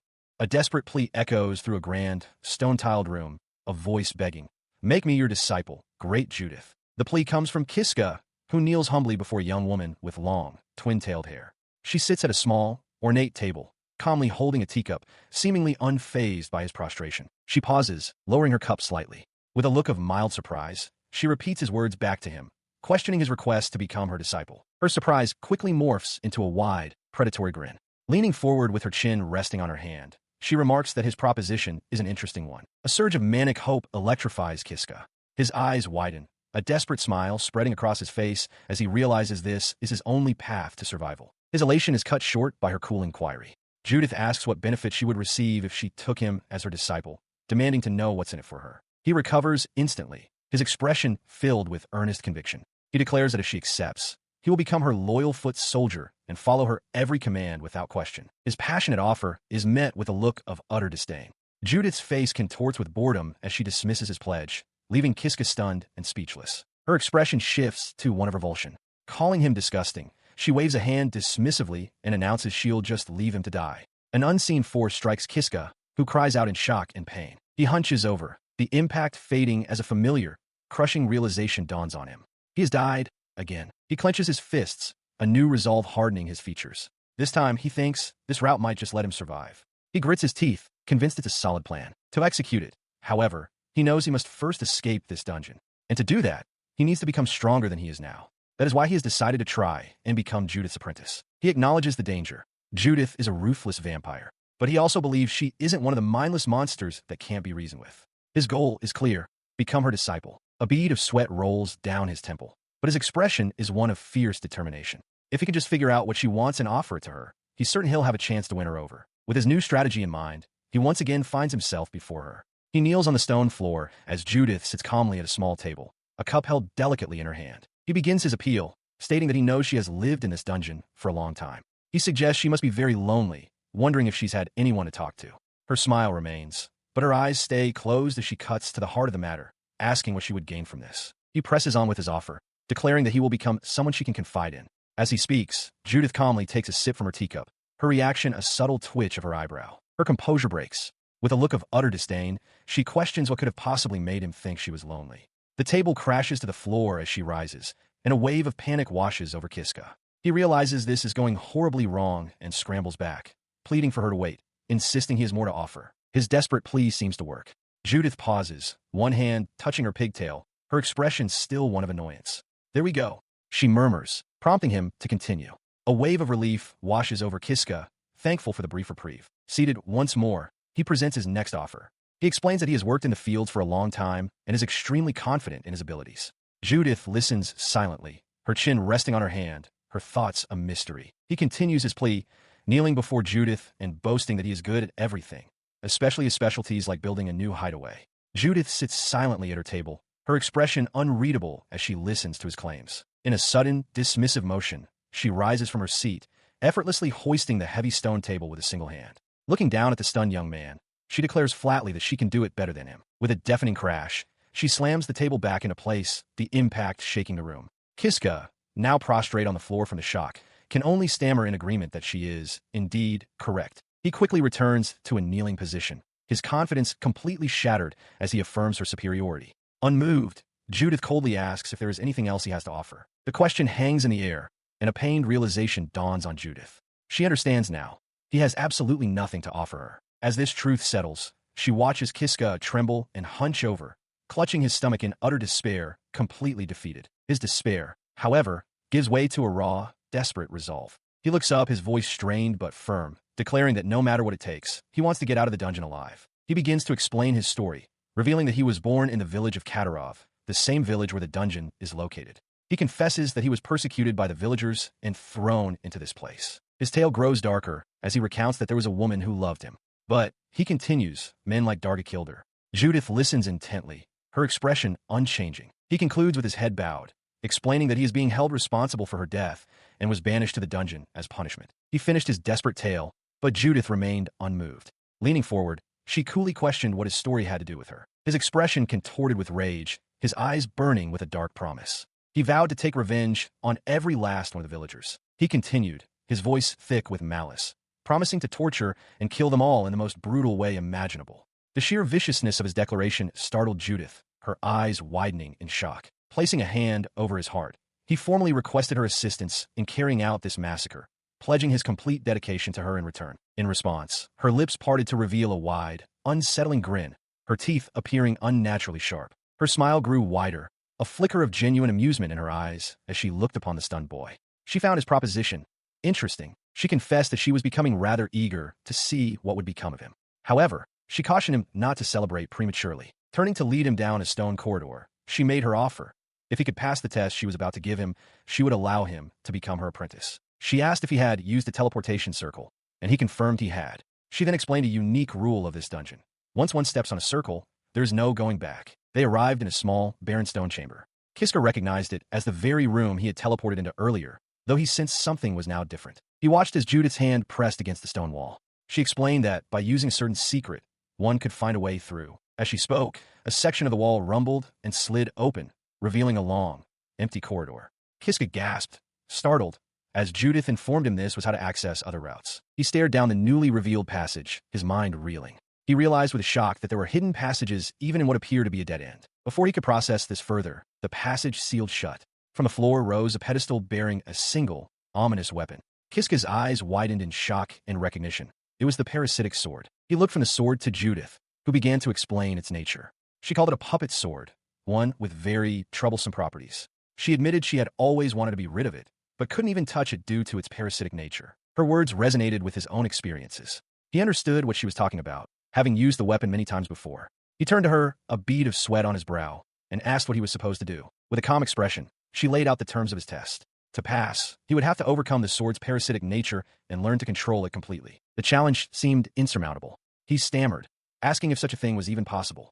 Judith's smile widened into a confident smirk as she replied that she was quite sure he would ultimately fail. Her prediction did little to calm his nerves. He admitted his fear, but Judith coolly informed him that he had no choice. If he refused, she would simply kill him. Cornered, he clenched his jaw and resolved to do it. Seeing his resolve, she provided instructions on how to proceed. He was to grab the sword by its blade, not the hilt, and pull out swiftly. Steeling himself, he planted his foot on the pedestal, reached down, and took hold of the sharp steel. He grits his teeth against the searing pain, acknowledging that gripping the blade hurts far less than touching the hilt did. Looking up from the embedded sword, he asks Judith what he is supposed to do now. With a placid expression, she gives a single, chilling command: swallow it. In response to his shock, she elaborates, instructing him to start with the tip of the sword and ensure it goes down from the back of his throat. The boy realizes he has no choice. If he refuses, she will kill him anyway. Resigned, he prepares to follow her order. With a guttural scream of terror, he brings the point of the massive blade to his lips. As he begins to force the weapon into his mouth, a single, desperate thought consumes him. He is going to die. The moment the cold steel touches his tongue, his consciousness is ripped away into a dark, empty void. Floating before him is a monstrous, shifting mass of shadow, punctuated by a single, staring eye and a vertical gash filled with teeth. Wisps of white fire drift through the blackness around them. The entity's voice echoes in the void, asking if he is the one who wishes to be its master. Stunned, Kiska demands to know what it is. The creature identifies itself as the main body of the puppet sword. He processes the information, realizing he is speaking with the sword itself. When he asks where they are, the entity explains this is his own deep world, his mind. Ignoring the metaphysical implications, Kiska desperately pleads with the sword spirit, begging it to lend him its power. The shadowy being simply stares at him for a moment before giving a startlingly simple, one-word answer. Okay. His mind goes blank with shock. He can only stare back, mouth agape, unable to comprehend the straightforward acceptance. He stammers, questioning if it can truly be that easy. The sword spirit remarks that his response is amusing. Kiska admits he was afraid it would say no. The spirit retorts that he was the one who asked for its power in the first place. As Kiska begins to stammer an explanation, the entity cuts him off with a firm, contradictory statement. No, I won't. He remains within the metaphysical space of his own mind as the amorphous sword spirit speaks, its voice echoing around him. It notes that there is something familiar about the scent of his soul, a detail that hangs in the air amidst falling embers. The spirit clarifies its intentions. It wasn't refusing him entirely, but simply felt compelled to join him because of that familiar scent. Kiska can only stare back, bewildered by the creature's reasoning. His consciousness snaps back into his body with a violent gasp. He finds himself sprawled on hard floor, his eyes wide with shock as he looks up and addresses the figure standing over him as his master. Looking down at him is Judith, her expression one of genuine surprise. She murmurs that she truly didn't think he would make it through the ordeal. Her words trigger a wave of euphoric realization. A wide, relieved grin spreads across his face as it dawns on him. He really did it. He had succeeded in controlling the sword. Seeing his success, Judith's surprise melts into a satisfied smile. She congratulates him, confirming that he has passed the test and done a good job. Overwhelmed with gratitude, he drops to his knees in a formal bow, thanking her profusely. From that day forward, Kiska's fate was sealed. He had managed to become the apprentice of Judith the vampire. And so, his strange new life with her, now serving her as both student and attendant, had just begun. Kiska awakens in the same hideout where he once rested with the Jiha, stretching as he reflects on his new status as Judith's disciple. The arrangement was for them to sleep in separate rooms. As Judith had assured him, there were many hidden chambers available. Approaching a door, he calls out to her, seeking permission to enter. He opens the door only to find Judith asleep in the bed of that very room. His eyes widen in shock as he stammers her name. Stirring from her sleep, she murmurs softly, her long pink hair splayed across the pillows. She sits up, rubbing an eye as a sly smile forms on her lips. She wishes him a good morning, casually noting that he is up early. Kiska, still standing in the doorway, can only manage a stunned utterance in response. He quickly bows, stammering a greeting back. Internally, he struggles, flustered and unsure where to look. He reminds himself that even though she is his master, she is still a girl. A short while later, Judith announces that his training as her disciple will begin today and asks if he is ready. His expression hardens with resolve as he declares his willingness to endure any hardship. Satisfied, she tells him to wait while she gets changed. Now fully dressed in her elaborate Gothic attire, she leads him down a stone corridor. She begins his assessment by asking what skills he possesses. Kiska hesitantly admits that he only has one, provocation. He keeps his second skill, save and reset, a secret, deciding it is better to hide it for now. Judith remarks that his skill set is rather thin, a point which Kiska sheepishly concedes. As they proceed, Judith suddenly halts in the middle of the corridor, her twin tails swaying with the abrupt stop.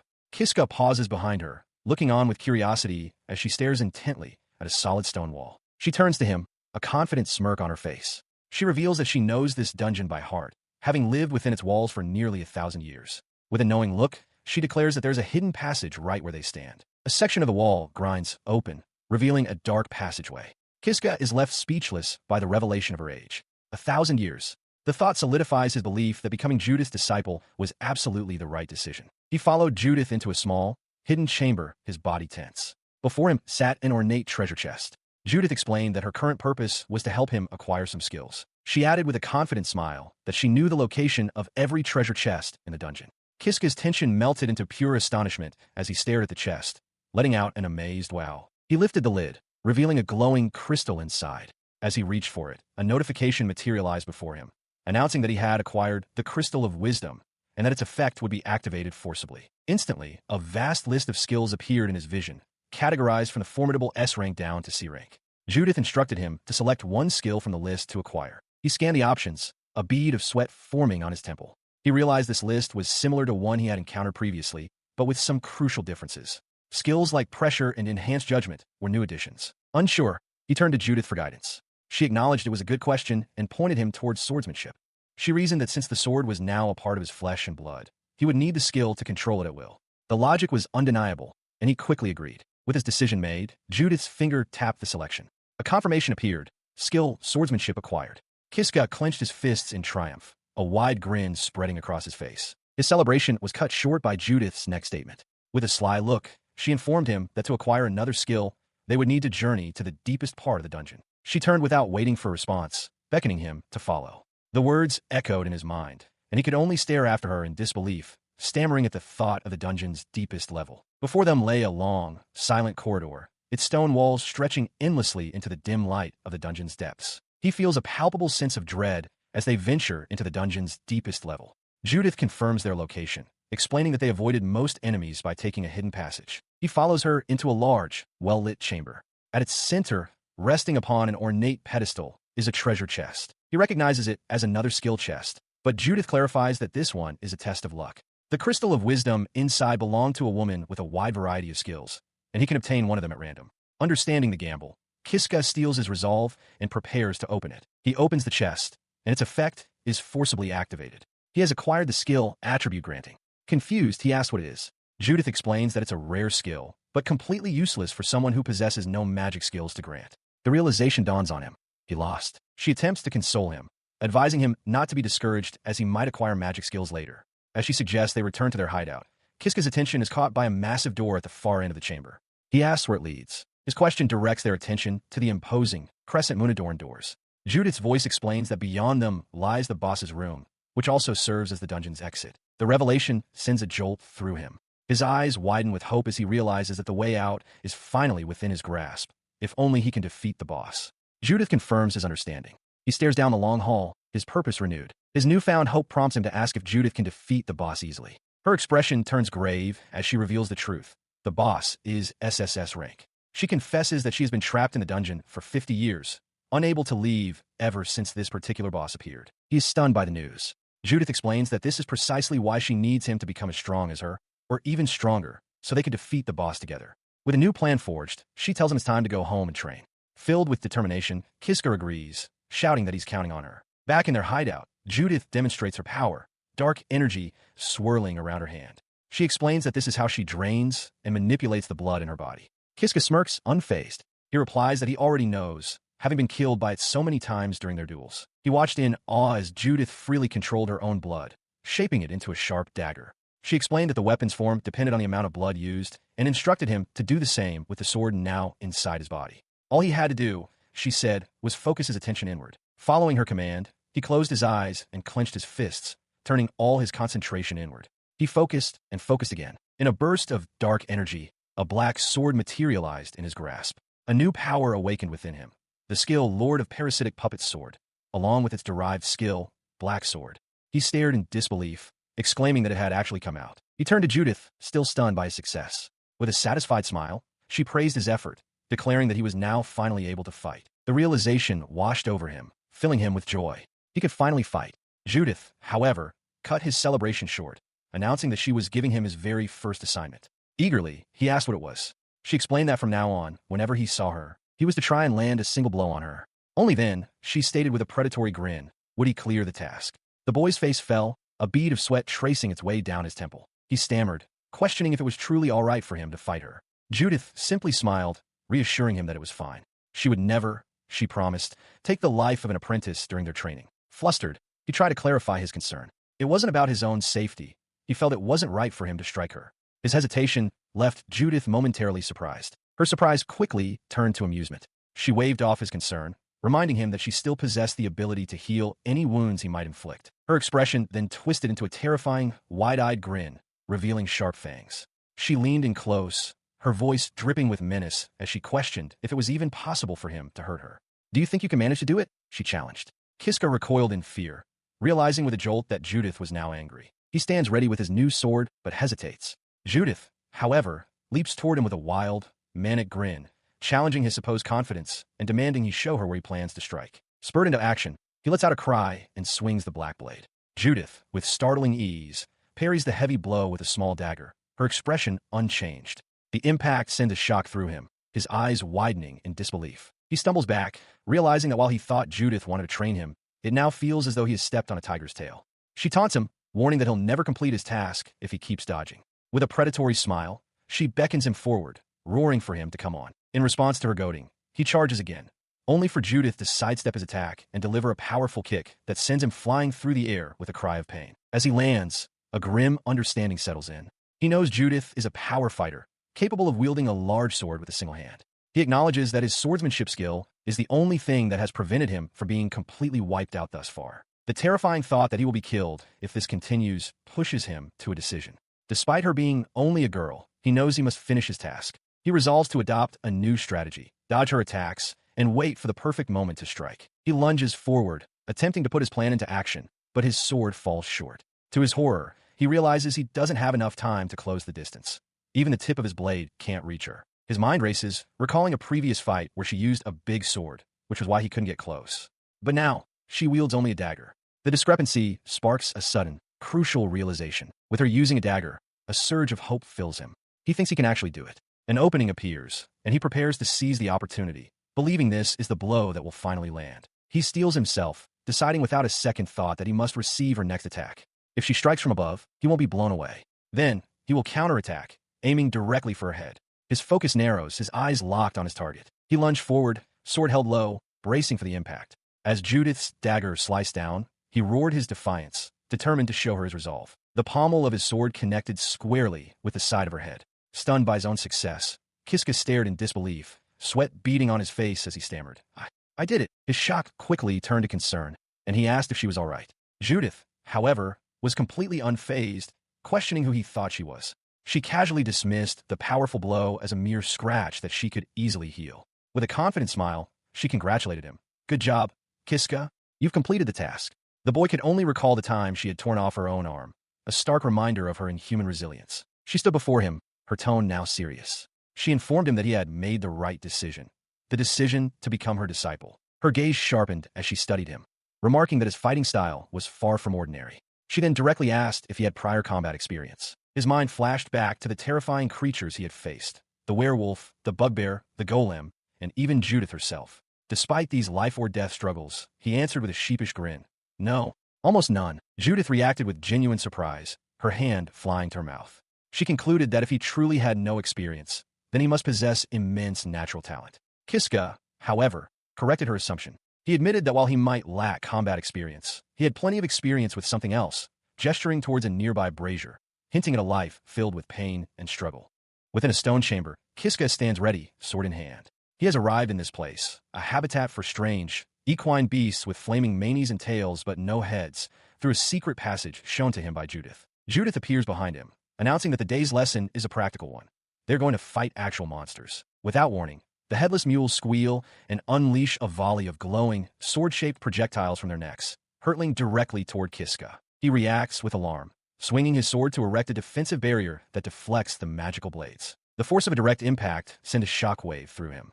He grits his teeth, straining to hold his ground against the unexpected power of the assault. Seeing him struggle, Judith shouts instructions from a safe distance. She tells him he must tighten his arms and fight compactly when facing multiple opponents. He pants, catching his breath for a moment before shouting back his understanding. Recalling her words, he focuses his resolve. He brings his swords together in a tight crossguard, successfully blocking the next wave of projectiles with newfound stability. He looks back in astonishment, realizing he blocked them all.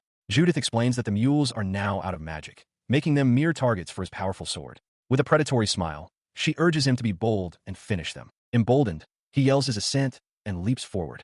He systematically dispatches the creatures, first striking the one on the left, then pivoting to eliminate the one on the right, and finally destroying the last one that was aiming for his back. He pursues the last of the headless mules, a determined grin on his face. With the other two already dispatched, the final creature attempts to flee, but he closes the distance, swinging his sword in a powerful arc and declaring the third one down. The blade slices clean through, felling the monster. He turns, triumphant, to see Judith in the background, offering a light, approving applause for his victory. She congratulates him on a job well done. Kiska, relieved, thanks her profusely, admitting he doesn't know what would have happened without her help. Judith's response is chilling. She states that if he were to die, it would take her decades before she could go outside again, a revelation that leaves him speechless. With a sharp-toothed smile, she promises to make him stronger, demanding only that he be diligent. Filled with a new sense of purpose, he bows and shouts his agreement, vowing to do his absolute best. As if in response to his declaration, a notification materializes before his eyes, confirming the subjugation of the monsters and informing him that he has acquired skill points. He examines his status, feeling a wave of emotion as he sees all 5 of his skill slots are now filled. With 15 skill points available, he reflects that his current power is due to his swordsmanship and parasitic sword skills, and he must choose which to enhance. He calculates that he needs 30 more points for swordsmanship and 70 for the parasitic sword. He tells Judith he plans to save up for the swordsmanship upgrade, deeming it the safest choice. She agrees, and with that, she declares the day's training complete, telling him it's time to return to their hideout. Back in their sanctuary, Judith waits at a table and calls out, asking if he is ready. From a small alcove, Kiska responds that he is and will bring it to her immediately. He approaches with a cup and saucer, apologizing for the delay. As he serves her, he thinks to himself that his duty as Judith's disciple has not been to brew tea. His true purpose is to provide her with monster blood. Judith takes the cup and begins to drink the dark, swirling liquid. She hums in satisfaction, taking a delicate sip from her teacup and declaring the monster blood a masterpiece. Kiska watches her, a nervous smile on his face, as he realizes his master seems to have a peculiar obsession with this particular drinking vessel. As she finishes her drink, she asks if dinner is ready yet. He confirms that it should be done by now, all the while thinking to himself that he could never imagine drinking monster blood, yet she consumes it as if it were the finest delicacy. He then presents the meal he prepared, announcing that it is a steak from a headless mule. He apologetically explains that he can't make much else, given their lack of seasonings. Judith looks down at the familiar meal, her expression flat as she thinks to herself that it's the same food she had the day before. Her gaze shifts to the salad, and she pushes the bowl away, stating that she isn't a fan of its taste. Kiska looks on, taken aback, having defeated several wriggling trees just to procure the greens. He insists that she must eat her vegetables to avoid malnourishment, but she puffs out her cheeks in protest, declaring that as a vampire, she has no need for such nutrients. The blunt confirmation leaves Kiska sweating, the reality of her nature sinking in. Resigning himself to the fact, he says it can't be helped and asks her to wait a moment. He returns with a plate of 3 round, striped fruits, presenting them as dried fruits. Her demeanor instantly changes, her eyes widening and a massive, gleeful grin spreading across her face. She excitedly explains that she found them on the back of a dryad while gathering leaves and couldn't resist collecting them. He smiles warmly, agreeing that today feels special. He reveals he had originally planned to age the meat for a few days to enhance its flavor, but decided to serve it immediately. As they sit down to the fully prepared meal, he gently reminds her to eat her salad as well. As he takes a bite, he laments that he could make much better food if only he had more seasoning. Judith watches him, thinking to herself that she could surely procure more ingredients if she were able to leave the dungeon. Her thought prompts a memory for Kiska. He looks up, recalling that Judith had previously told him she could come and go as she pleased. He presses her for clarification, asking if she was truly stuck in the dungeon. Judith confirms this, explaining that dungeons are comfortable for vampires due to the lack of sunlight, so she often stayed there by choice. However, she adds that this is not the only reason for her current predicament. She elaborates, revealing that there was once a separate room connected to the boss chamber which housed a teleportation circle, granting her the ability to enter and leave the dungeon at will. But one day, she continues, an unknown individual destroyed the circle. She was the only person aware of its existence, leaving her trapped. The revelation dawns on Kiska. This is why she is unable to leave. He asks if she has any idea who the culprit might be. Judith initially claims to have no clue, but then pauses, thoughtfully picking up a piece of fruit and admitting that she does have one theory. She states her belief that the culprit is the very same person who sealed someone named Ajiha within this dungeon. Kiska's eyes widen in shock at the mention of the name. Judith theorizes that the teleportation circle was destroyed specifically to prevent Ajiha from escaping. A shudder runs through Kiska as he hears the name. He asks if Judith knows Ajiha, and she confirms it, describing her as a great person. The description leaves Kiska bewildered. She then reveals the woman's full identity, the hero, Ajiha, the one who subjugated the Demon King. Kiska reels back, stunned by the news that Ajiha was the one to defeat the great evil. Judith asks if he has heard of her, and he confirms it, though he finds it strange. The story she tells is different from the legends he knows. His mind races back to the famous legend, a tale more than a century old, which tells of a brave warrior named Elysium vanquishing the Demon Lord. He was the one known as the hero. Confused by the contradiction, he asks Judith why Ajiha would be sealed in this dungeon. Judith admits she doesn't know the specifics, but then turns serious, telling Kiska she has a single piece of advice for him. She gives him a grave warning. No matter what happens, he must never break Ajiha's seal. Judith explains that while Ajiha did defeat the Demon King, she also possesses the power to destroy the entire world, and the consequences of her release would be catastrophic. He processed the terrifying revelation, a bead of sweat tracing a path down his temple. He understood.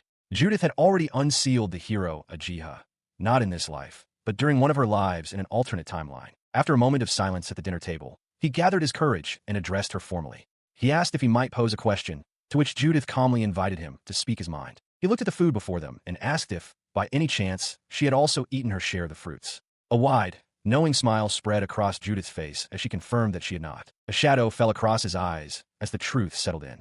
He hadn't eaten anything either, and the situation suddenly felt less like a partnership and more like a master-slave relationship. As if sensing his realization, Judith announced it was time for bed. Bound by an unspoken rule, he could only agree. The master's word was absolute. After months of grueling training sessions with Judith, Kiska's abilities have grown. He lands a decisive blow against a massive serpentine monster, a testament to his progress. This hard work culminates in a notification appearing before him. He has obtained skill points and met the conditions to level up. The notification confirms his achievement. His swordsmanship skill has officially leveled up. He holds up the status plate with a wide, proud grin, sharing the good news with a smiling Judith. He eagerly explains the details to Judith, exclaiming that his swordsmanship has now reached level 3. She listens with a pleased, knowing smile. Her smile widens slightly as she considers the implications of his growth. She muses aloud that the day they can finally escape the dungeon might be very close. Her words fuel his resolve. He clenches his fist, vowing to get stronger, strong enough to take her outside. He reaffirms his commitment with a determined look. His earnest declaration brings a laugh from Judith. She teases him, noting that he is getting better at this, her expression one of genuine amusement. Their training continues to yield tangible results. After felling a hulking bugbear, they agree on their next steps. Kiska will begin skinning the creature, while Judith decides to head back to their hideout first. As she departs down the stone corridor, he kneels beside the corpse. He draws an ornate, dark dagger and places his other hand on the beast's hide, causing faint symbols to glow on his palm. With a determined grin, he brings the blade down with practiced force. He understands that this grisly work, skinning monsters, is part of his duty as her disciple. Having completed the task, he carries his haul back through the dungeon's passages. He calls out to Judith, announcing he's back home, but his voice trails off as his expression shifts to one of surprise. He returns to their hideout, pushing the door open, only to freeze in shock. Before him stands Judith, completely unclothed.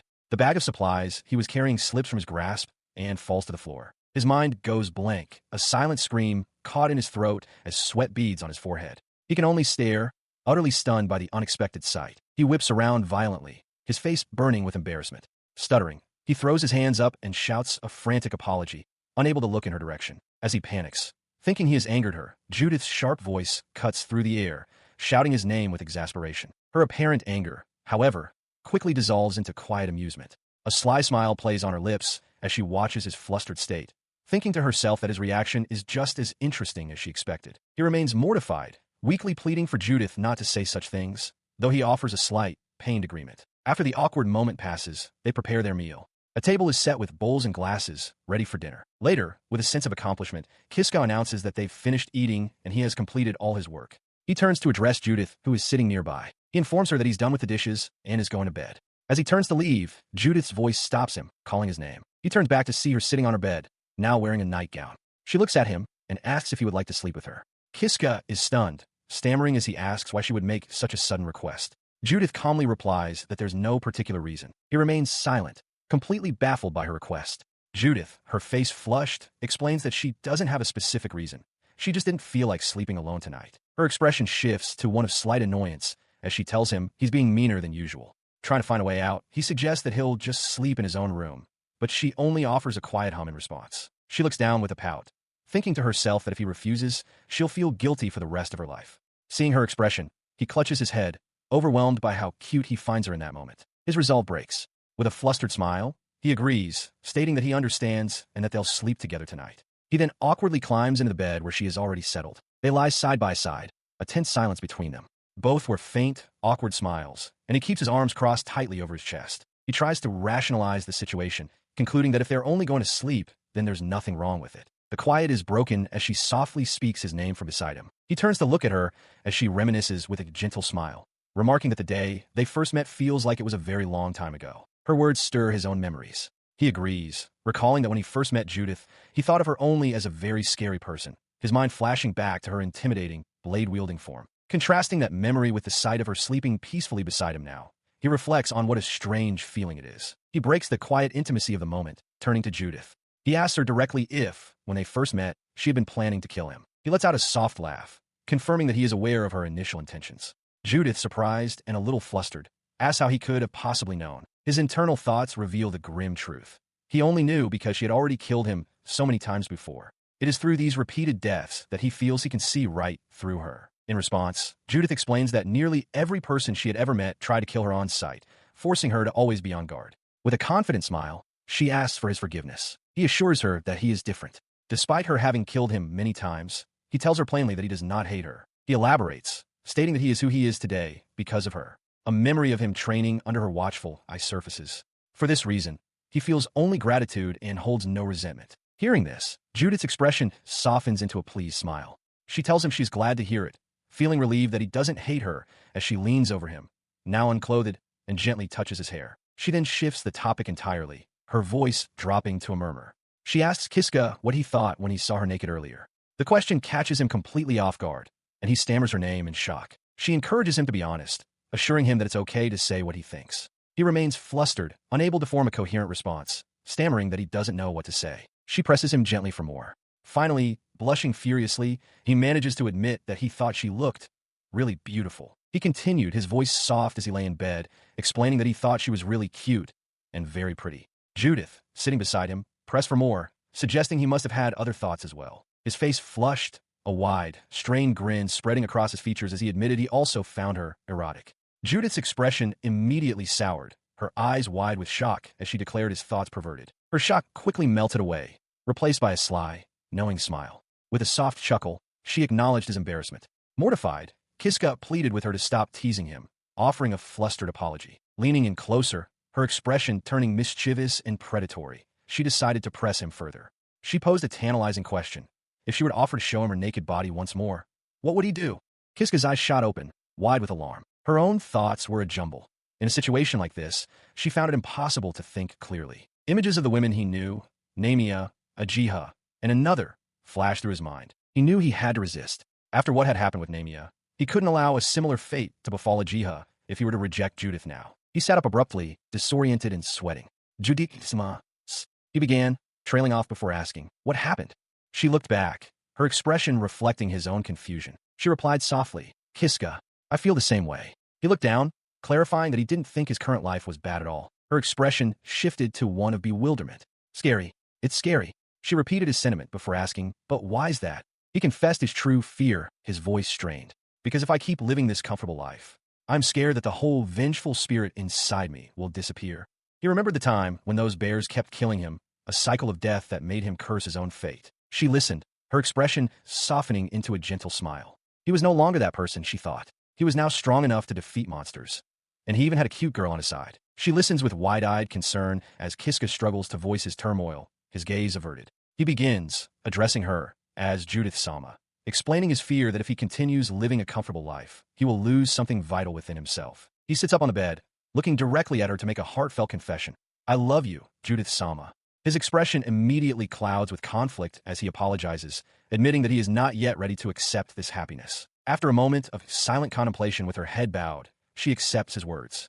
Is that so? She murmurs, finally adding, I got it, in response. She leans forward and presses her lips against his, catching him by surprise. He returns the kiss, his eyes closing as he holds her face. The tender moment is underscored by his internal conflict, his declaration of love still followed by the unspoken weight of his obligations. Pulling back slightly, he explains his reasoning. In order to truly move forward with her, he must first settle many things from his past. Her expression transforms into a wide, knowing grin, revealing a hint of her fangs. She readily agrees to his terms, proposing they continue their relationship once he has achieved his revenge. A profound sense of relief washes over Kiska, a bright smile spreading across his face. He feels understood. As Judith says his name, he briefly pictures the other important women in his life, Ajiha, Namia, and the cat-eared girl, as if they too are watching over him. Suddenly, the bedroom wall shatters. Namia, her hair unbound and dark, her face a mask of fury, leaps through the breach, sword raised high. As she brings the blade down upon Judith, she screams a declaration, I love you. The immediate aftermath is a spray of blood that splatters across Kiska's face, his features frozen in a silent scream of absolute horror. The source of the blood that splattered him was a fatal wound erupting from Judith's chest. Her eyes went wide with shock, her mouth agape, as the force of the unseen blow sent her reeling backward. She collapsed forward with a heavy thud, her body slumping over Kiska, who remained frozen on the bed. Namia stood over them both, her hands still poised from the devastating strike. Her lifeless form then rolled off the bed and onto the tiled floor. As she lay still, another figure entered the room, the armored warrior, Ajiha Tsubaki, who now stood over the scene, her sword drawn. Ajiha, her face obscured by a blindfold, loomed over the stunned Kiska. Her voice was cold as she questioned his choice, asking why he couldn't choose her, but instead chose Judith. Kiska, splattered with blood and his face a mask of horror, could only stare up at her, speechless. In a room spattered with blood, Kiska sits up in bed, his face a mask of horror. Before him stands Ajiha Tsubaki, her sword drawn. On the floor lies the severed head of Judith. Kiska's voice is a choked whisper as he pleads with Ajiha, telling her not to be with him. The focus shifts to the grisly sight on the floor. Judith's head, lying in a pool of her own blood, seems to echo the sentiment, her lifeless lips appearing to form the same words. His face is slick with sweat and tears, his eyes wide with utter terror as he repeats the desperate plea one more time. The plea dissolves into a raw, broken scream, his voice cracking as he cries out Ajiha's name. Elsewhere, the cat-eared woman reacts with wide-eyed shock. She questions Ajiha's presence, her thoughts revealing a critical fact. Ajiha is supposed to be sealed away. A chilling realization dawns on Kiska. This feeling, this situation, is just like when Ajiha first granted him the power of save and reset. As this memory surfaces, Judith's severed head suddenly screams his name. Her head, though detached, forms a bloody, unnerving smile. She urges Kiska to flee immediately, her voice strained as she warns him that their assailant is dangerous. He looks at her with a mixture of awe and horror, addressing her respectfully as Judith Sama and acknowledging her continued existence. Nearby, the cat-eared woman watches, her expression hardening with a grimace. Ajiha, however, is unmoved by the warning. She turns her gaze to the severed head, dismissing Judith's desperate words as mere noise. Her face contorts with a frantic urgency. Raising her sword high, she roars for Judith to shut up as she brings the blade down in a swift, silencing arc. She brought her sword down again and again, the sickening thuds echoing in the blood-soaked room as Kiska watched, his face a mask of pure horror. His mind reeled, unable to process the carnage. He tried to make a sound, to scream, but his throat was paralyzed by shock. As the final strike landed, she stood, breathing heavily over the mangled remains.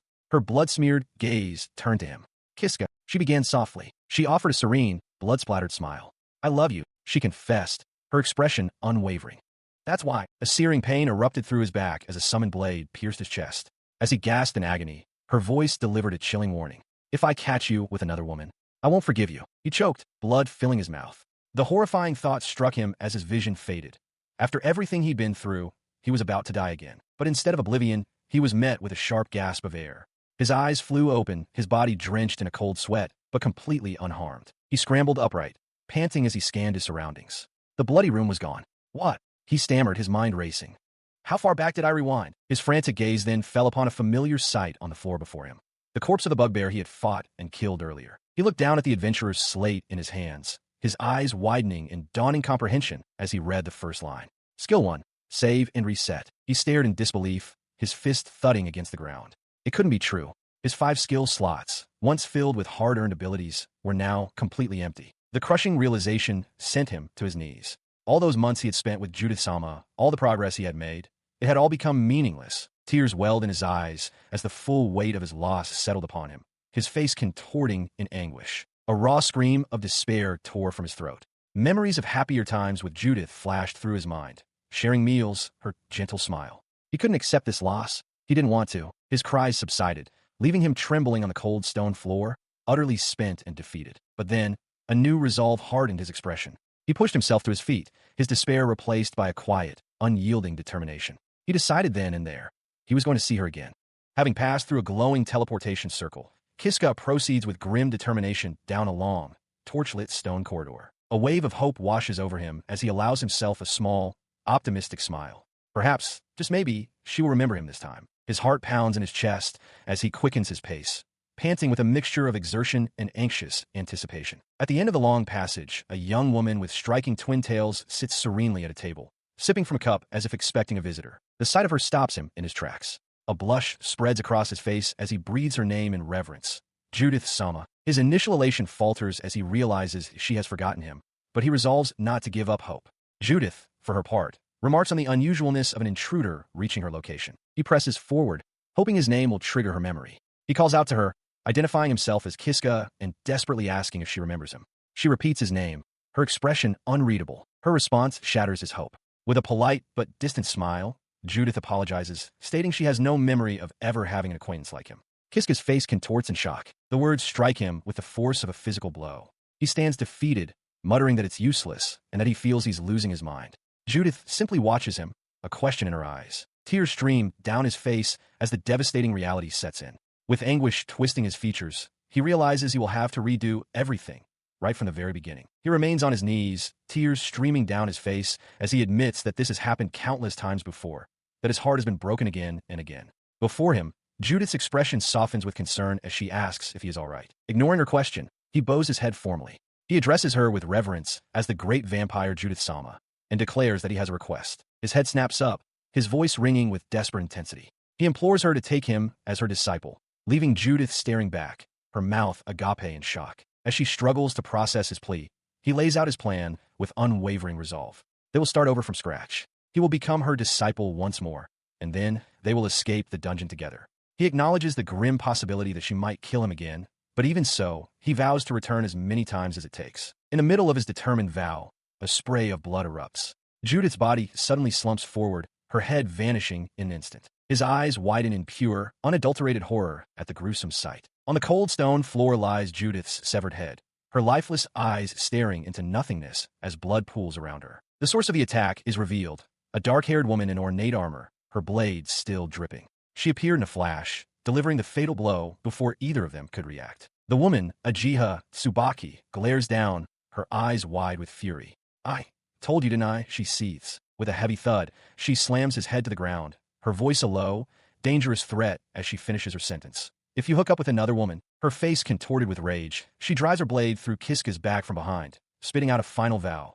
She will not forgive him. The world shifts, and the fatal blow is undone. Kiska finds himself standing alone in a stone corridor, hunched over and gasping for air, sweat dripping from his brow. He struggles to breathe, a chilling realization dawning on him. He can no longer even get close to Judith. He understands now that if he tries, they will both be killed. Overwhelmed, he covers his face with his hands. Despite the tragic outcome of his last attempt, he begins to focus on the countless things he managed to learn from Judith. His memories replay the lessons, The locations of treasure chests, advanced sword fighting techniques, the complete structure of the dungeon, including its hidden passages, and crucially, how to control the parasite sword. He exhales slowly, calming his racing heart. He accepts that his relationship with her may be over, but the knowledge she imparted is now his to keep. A new determination hardens his expression. He clenches his fists, declaring to himself that he will escape from this dungeon alone. He knows he can do it now. Facing the light of the path forward, he offers a final, silent thought of gratitude to his mentor. Thank you, Judith. Standing before a glowing teleportation circle, Kiska makes a solemn vow to someone named Judith Sama. He swears to utilize the wisdom and experience she has given him, gripping the hilt of a strange, dark sword as he resolves to break out of the dungeon. His gaze falls upon the weapon, its name coming to mind, the puppet sword. A bead of sweat forms on his temple as he stares at the ornate, eye-adorned crossguard with a look of apprehension. He then performs a shocking act. Instead of gripping the hilt, he takes hold of the sharp, jagged blade itself, preparing for what comes next. With grim determination, he swallows the entire sword in one go. The weapon vanishes down his throat, and he cries out as a powerful energy surges through his body, causing the very air around him to vibrate. The act transports his consciousness to a dark, ethereal void. Floating before him is a monstrous, amorphous being of pure shadow, its form defined by a single, large, unblinking eye and a vertical, tooth-filled mouth. The shadowy entity's mouth curls into a semblance of a smile as it speaks, its voice echoing in the void. It greets him casually, asking, "Well, hello again?" Kiska can only stare back, stunned in his silence. Its eye focuses, and a moment of recognition passes through it. "Ah, I see. It's Kiska," the being exclaims, before wondering aloud why it knows his name. Kiska's shock deepens. The spirit continues its thought, expressing a distinct feeling that the two of them have met before, confirming a shared past that Kiska is only now beginning to recall. As the memory surfaces, Kiska realizes with horror that the entity said something similar the last time. The spirit then makes its demand. "I need you to do something for me. Please lend me your power."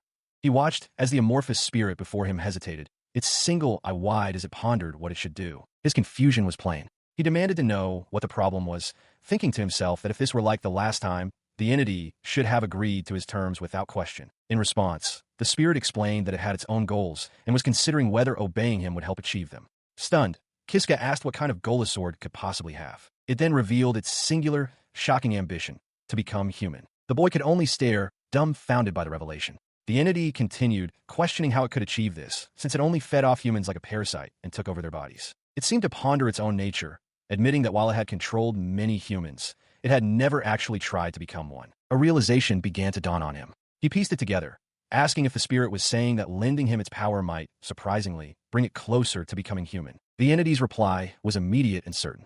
"Yes, that's right." It elaborated further, a strange conviction in its voice, stating that for some reason, obeying him felt like its destiny. Kiska's eyes widened at the weight of this statement. His expression shifted, the shock giving way to a startling resolve. A wide, almost manic grin spread across his face as he made his decision. "All right," he declared, "I will obey you faithfully." He let out a breath of relief, a grin spreading across his face. He had successfully controlled the puppet sword. A notification confirmed his new status. He was now the lord of the parasitic puppet sword, and had also obtained the derived skill, Black Sword. Clenching his fist, he felt the power coursing through him. Holding the transformed blade, he felt a renewed sense of purpose. With this weapon, he could finally fight again. His mind immediately turned to his next objective. His objective was clear. He strode purposefully through the stone corridor, his gaze fixed on the glowing pedestal at the end of the hall, the source of a new skill. As he reached the pedestal, a new ability was bestowed upon him, the skill of swordsmanship. He recognized this as the random skill granted by the Crystal of Wisdom, a prize he was now ready to claim. He recalled the location of the treasure chest holding the Crystal of Wisdom. It was situated deep within the boss's lair. This meant a long and perilous journey to reach it. He also remembered a previous skill, attribute granting, which he had never had the chance to use. Considering the danger, he concluded that heading for the boss's lair with his current strength would be pointless. More importantly, he needed to grow stronger. He decided to hunt the monsters he knew he could defeat, starting with the headless beasts roaming the dungeon. With his mind made up, a look of determination settled on his face. He would stick to this plan, hunt, grow stronger, and level up his newfound swordsmanship skill. He raised his blade, ready for battle. He lunged forward, the black surblur. A clean slash followed by a powerful swipe met the creature's flank, eliciting a pained squeal as it stumbled. The beast fell, its body thudding to the stone floor in pieces. Breathing heavily from the exertion, Kiska realized he had acquired skill points, enough to meet the conditions for a level up. A confirmation immediately followed. His swordsmanship skill had leveled up. A satisfied smile touched his lips as he accessed his status, eager to see the results of his efforts. He reflects on his recent efforts, noting that by hunting the headless mules for about half a day, he successfully raised his swordsmanship skill to level 2. However, a new problem has emerged. Standing amidst the fallen creatures, he realizes he has cleared out all the locations where he knows the mules spawn, and it will likely take a while for them to reappear. He considers his next target, thinking perhaps he should go for the werewolf nest, but he immediately dismisses the idea, recalling that Judith has been there before. The thought fills him with a grim certainty. Right now, he absolutely cannot afford to meet Judith. He reasons that since they are not close, there is a significant chance she would simply kill him on sight if they were to meet. Furthermore, he acknowledges that this entire dungeon is Judith's territory. To continue hunting, he must somehow avoid her, but also worries that a Jiha would appear like a vengeful spirit to kill them. The weight of his precarious situation presses down on him. He wonders what he is even supposed to do here, his hand resting on the hilt of his strange sword. Suddenly, a voice emanates directly from the weapon, addressing him as Master. Kiska flinches, utterly startled by the sound. He stares down at the sword in disbelief, asking if it can talk. The puppet sword confirms that it can, adding that it is also a little surprised. The sword explains that it had expected to take longer to develop the ability to speak, but suggests their high compatibility must have accelerated the process. Kiska, processing the revelation, can only agree. He looks down at the sentient weapon in his hand, a hopeful expression dawning on his face as he processes the impossible. He wonders aloud if the accumulation of their user-and-tool relationship has finally resulted in the puppet sword gaining the ability to speak. The sword addresses him directly as Master, its voice cutting through his thoughts to ask what seems to be troubling him. Kiska, still slightly taken aback, begins to explain his predicament. He states his desire to acquire a large number of skill points and asks if the weapon knows any good ways to do so. Without hesitation, the puppet sword confirms that it knows a good place for that very purpose. His eyes widen in disbelief, asking if it's for real. The sword assures him it is and offers to guide him there. The weapon then instructs him to follow its directions. With renewed purpose, Kiska moves deeper into the dungeon corridor. Heeding its words, he approaches a stone wall. The sword recalls that there should be a switch nearby that leads to a second stage. Kiska feels along the bricks, finds the correct one, and shoves it inward. The stone block recedes, revealing a long, dark, and menacing secret passage. Kiska stares into the depths, surprised by the hidden path. He turns to his weapon, asking how it could possibly know about this place. The sword explains that a previous master of it had stumbled upon it by accident. The sword continues, offering a piece of advice. It suggests that this hidden passage is likely a secret that even Judith is unaware of. It knows what kind of monsters lie ahead, however, and delivers a stark warning. At Kiska's current level of strength, he might very well be killed. Despite its dire warning, Kiska simply offers his thanks for the advice. With a determined expression, he turns and proceeds down the long, stone-lined corridor. He stops before a set of imposing, cross-emblazoned doors at the end of the hall. Facing them, he states with grim acceptance that the prospect of being killed is nothing new to him. The puppet sword lets out a dry laugh, dismissing his bravado as a silly joke. Kiska forces a nervous smile, a single bead of sweat on his temple, and agrees that the sword is right. His feigned calm is shattered by the heavy thud of a stone slab sealing the entrance behind him. He glances back, a menacing feeling washing over him as he realizes he is now trapped. Before he can react, the tiled floor erupts with light. Several intricate magical circles flare to life around him with a low, energetic hiss. As the light intensifies, the puppet sword's voice cuts through the air, warning its master that the enemies are coming. From the summoning circles, a troop of gleaming armored figures materializes. The sword informs him that defeating these foes will yield a great number of skill points. The weapon identifies the silent, advancing phalanx. They're the golden living armor. He glances over his shoulder at the horde, noting there must be about 20 of them. A nervous sweat breaks out on his face, but it's accompanied by a grim, opportunistic smile as he calculates the potential reward. The sword asks what he thinks, questioning if victory is possible. Hunched over in concentration, Kiska admits he isn't sure if he can win, but then declares firmly that he has a plan. He tightens his grip on the strange, eye-adorned sword, his resolve hardening. There is nothing left for him to do but push through this ordeal. Having faced so many deadly situations already, he realizes he no longer fears death. In response to his conviction, the black sword begins to thrum with a dark energy, its surface shimmering.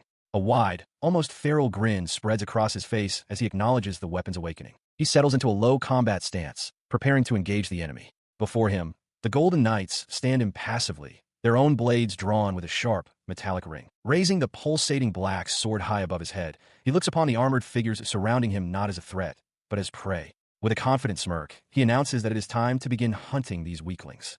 Surrounded in a stone corridor, Alk grips his dark, sentient sword, facing a phalanx of gleaming golden living armors who advance on him with their own blades drawn. He sizes up the 20 opponents before him, recalling that he's heard these particular monsters are even stronger than the werewolves he previously fought. Without warning, the armors lunge forward. Alk drops into a low stance, narrowly dodging a heavy downward slash from the lead automaton. He pivots smoothly, bringing his own blade up to parry another strike. A confident, almost eager, grin spreads across his face as he meets the assault head-on. The relentless attack forces him onto the defensive. He realizes the situation is more troublesome than his last encounter. Unlike the werewolves, these foes are all armed. Despite the danger, a wide, challenging smile lights up his face. He activates a skill, shouting a taunt to draw their full attention. "Come at me, you weaklings." The taunt works instantly. Multiple armors abandon their positions and converge on him, their swords swinging wildly in a chaotic, simultaneous assault. Amidst the flurry of steel, his sword's spirit cries out in approval. "Not bad, master." Alk masterfully maneuvers, causing one armor to strike its ally instead of him. He glances at his weapon, confirming its assessment. He explains that, believe it or not, he's quite confident in group battles, finding this particular fighting style to be highly effective. However, he notes a significant drawback to his strategy. It's not ideal for farming skill points, as any monster that dies for friendly fire yields no reward. He prepares for another attempt, activating his taunt skill and bellowing a challenge to the armored figures. While he knows this strategy is effective for thinning their ranks, he steels himself for the inevitable confrontation. The taunt works perfectly, drawing the entire contingent of golden living armors directly to him. In an instant, he is completely surrounded, swords poised to strike from all directions. Before he can react, blades plunge into his back. The sharp, cold impacts register simultaneously with a grim realization. This is bad. He is already dead. As more swords pierce his chest, his final thought is one of self-reproach. He might have gotten carried away, but death is not the end. He materializes, sitting unharmed in a familiar stone chamber. A wry smile touches his lips as he observes his surroundings. The feeling of returning here is almost nostalgic. With a soft sigh, he gets his bearings. He reflects on the endless cycle. He has died hundreds of times, over and over again. First, it was at the hands of werewolves, and now, the golden living armors have taken their place as his executioners. Despite the grim reality, his spirit remains unbroken. He pushes himself to his feet, a determined look on his face. It doesn't matter how many times he dies. He is ready to go again. His focus shifts to the disembodied spirit of his sword, which communicates with him. The spirit seems surprised, asking how he knows about a hidden passage. Al confirms that he does, prompting the spirit to remark on his extensive, perhaps unnatural, knowledge. And then, he is back in the fray. Sword held high, he faces the implacable golden knights once more, his expression a mask of fierce concentration. He throws himself into battle, knowing the outcome. He'll be struck down again and again, but it doesn't matter. No matter how many times he dies, he will simply start over. He collapses to his hands and knees on the cold stone floor, letting out a weary sigh. He hadn't expected this path to be so grueling, so filled with failure. Pushing himself to his feet, he glances at the ornate black sword lying nearby, before turning away, scratching his head. He reminisces about a simpler time, recalling the peaceful days he spent living with Judith. The memory fades as he finds himself in the familiar, dark void of his inner world. Surrounded by floating embers, he calls out with renewed determination, pleading for the black sword to lend him its strength. In response, a shadowy, humanoid figure with a single large eye materializes before him. It greets him formally as Master. Alk stammers, taken aback by both the form and the address. The spirit asks if something is wrong, but he can only hesitate, unsure what to say. He finally voices his observation, noting that the spirit looks far more human than he expected. The entity seems to consider this, acknowledging that it did not always look this way. The comment sparks a realization in Alk. He thinks back, understanding now that the black sword spirit has appeared progressively more human each time they have met. The spirit confirms his thought, stating that its appearance has started changing lately. A hopeful theory forms in his mind. He asks if becoming human is the spirit's ultimate goal, and if achieving it would allow the sword to escape the save and reset cycle of his resurrections. The spirit is visibly startled by his accurate deduction. Recovering, the spirit addresses him as Master once more, demanding to know how he knew its dream was to become human. A smug grin spreads across Alk's face as he boasts that he is the type of person who can understand someone's ambitions just by looking at them. The spirit is thoroughly impressed, calling him an amazing person. Though he seems uncertain how to take the praise, Alk agrees, and they both affirm that they look forward to working together. Their mental conversation concludes, returning Alk to the dungeon corridor with the black sword now firmly in his grasp. As he stands ready, the floor panels before him begin to glow and shift, revealing a new array of circular traps activating in his path. He stands before a suit of gleaming armor, his black sword held ready at his side. A faint, knowing smile touches his lips as he addresses his weapon, acknowledging the many trials they have faced together. His quiet reflection gives way to fierce determination as several more armored figures materialize in the corridor before him. Gripping his weapon tightly, he declares to his black sword that no matter how formidable their opponents are, he will always emerge victorious in the end. Facing a phalanx of golden living armors, Kiska hefts the sentient black sword with a confident smirk. He offers a wry apology to the weapon, declaring that this time, he will be the one to end the fight. The sword's consciousness notes its master's newfound and serious confidence. His expression hardens into a predatory grin as he beckons the armored figures forward. He challenges the blockheads to bring it on, unleashing his first skill, taunt. The taunt works instantly. 3 of the armors lunge at him simultaneously, their blades descending. Unfazed, Kiska begins to count. 1. He pivots, stepping neatly to his right.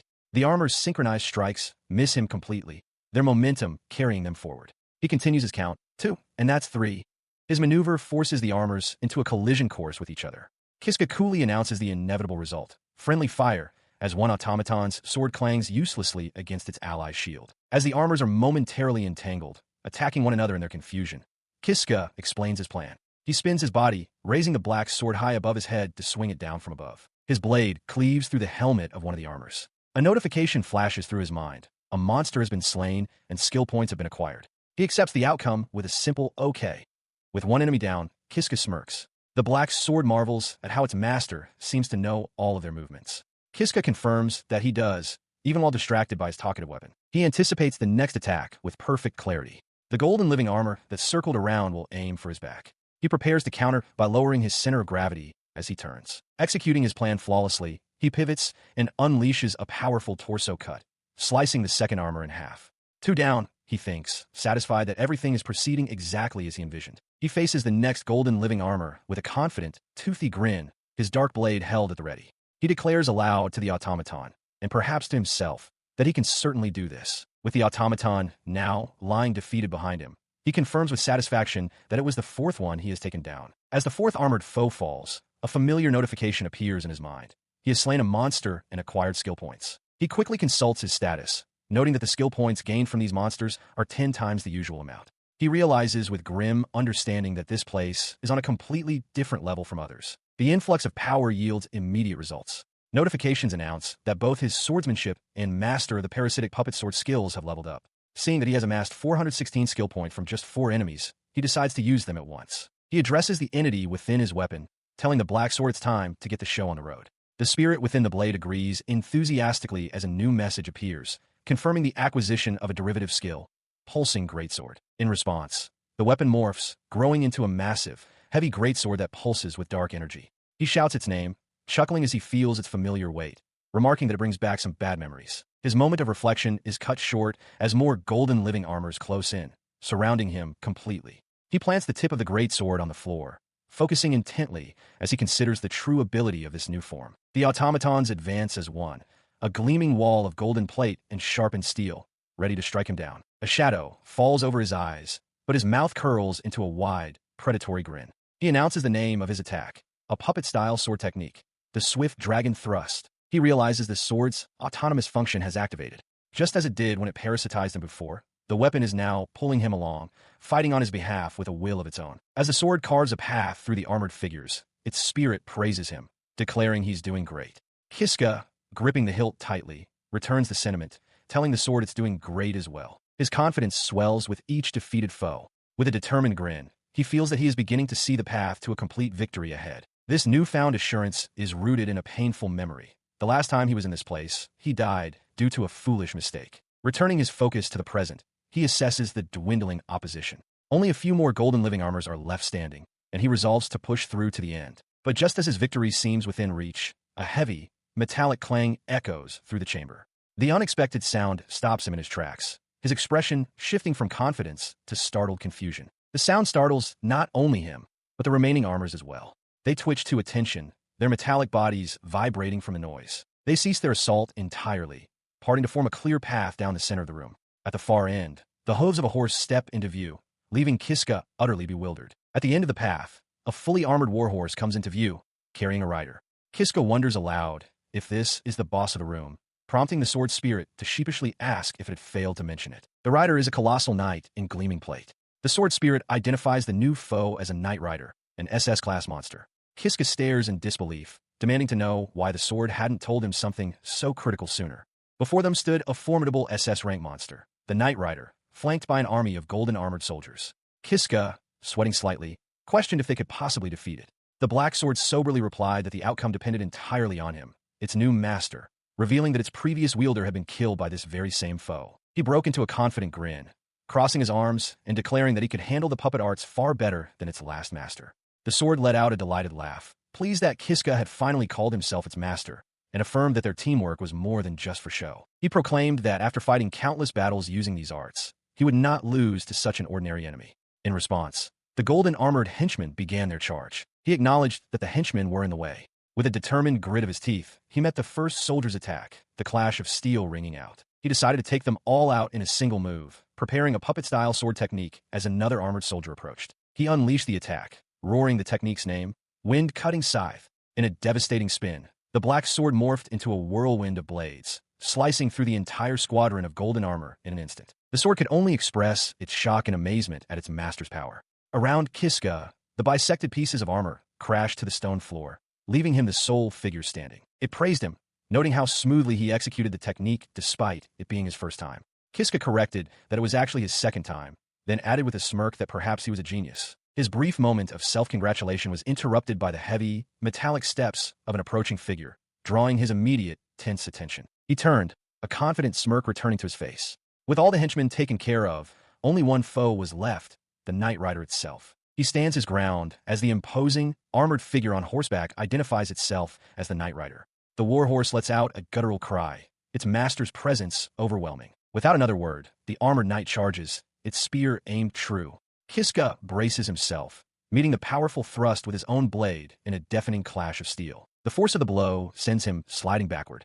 He realizes the spear's immense range and the painful impact of the block. He asks the black sword if it can get him within a knight's guard, and the sword spirit affirms it will try. As he speaks, a jolt of pain shoots through his arm. His request is met not with an opening, but with another relentless attack. The Knight Rider slashes downward, forcing him to raise his sword in a desperate block as their weapons clash once more. The relentless assault pushes him back step by step. He realizes with dawning dread that the knight's skill with the spear is too great. At this rate, he can't land a single blow and is certain to lose. His grim realization is punctuated by a furious offensive. The Knight Rider unleashes a blinding flurry of thrusts, and Kiska, with a puppet sword, desperately blocks each rapid-fire strike. He throws himself to the side, narrowly dodging a powerful thrust that scrapes past him. He pants, the exertion clear on his face. Gasping for breath, he comes to a desperate conclusion. He tells the puppet sword that it can't be helped. They have to use that. The sword spirit seems to question his decision. The puppet sword voices its concern, warning him that using the technique could result in his death. Kiska simply closes his eyes, accepting the risk with a quiet, pained resolve. His decision made, he raises the massive blade high above his head, a grim smile spreading across his face. He reminds his foe of what he'd said before, declaring that he is used to dying. The sword thuds against the ground, ready for the final gambit. He leaps high in the air, his face contorted with effort. Realizing he cannot damage the Knight Rider through its spear's defense, he resolves to bring his full weight and power down to crush both the weapon and its wielder. To accomplish this, he unleashes a secret technique, the puppet-style sword technique, Great Wheel Slash. He becomes the center of a spinning vortex of dark energy as the puppet sword's tendrils extend, creating a devastating circular blade. The spinning attack crashes down with immense force, slicing cleanly through the Knight Rider's ornate plate armor and the armored body of its warhorse. The two halves of the colossal foe collapse to the ground. Kiska stands over the wreckage, panting as a weak, triumphant laugh escapes his lips. As the sound of crashing metal fades, a message materializes, confirming that he has defeated a monster and earned skill points.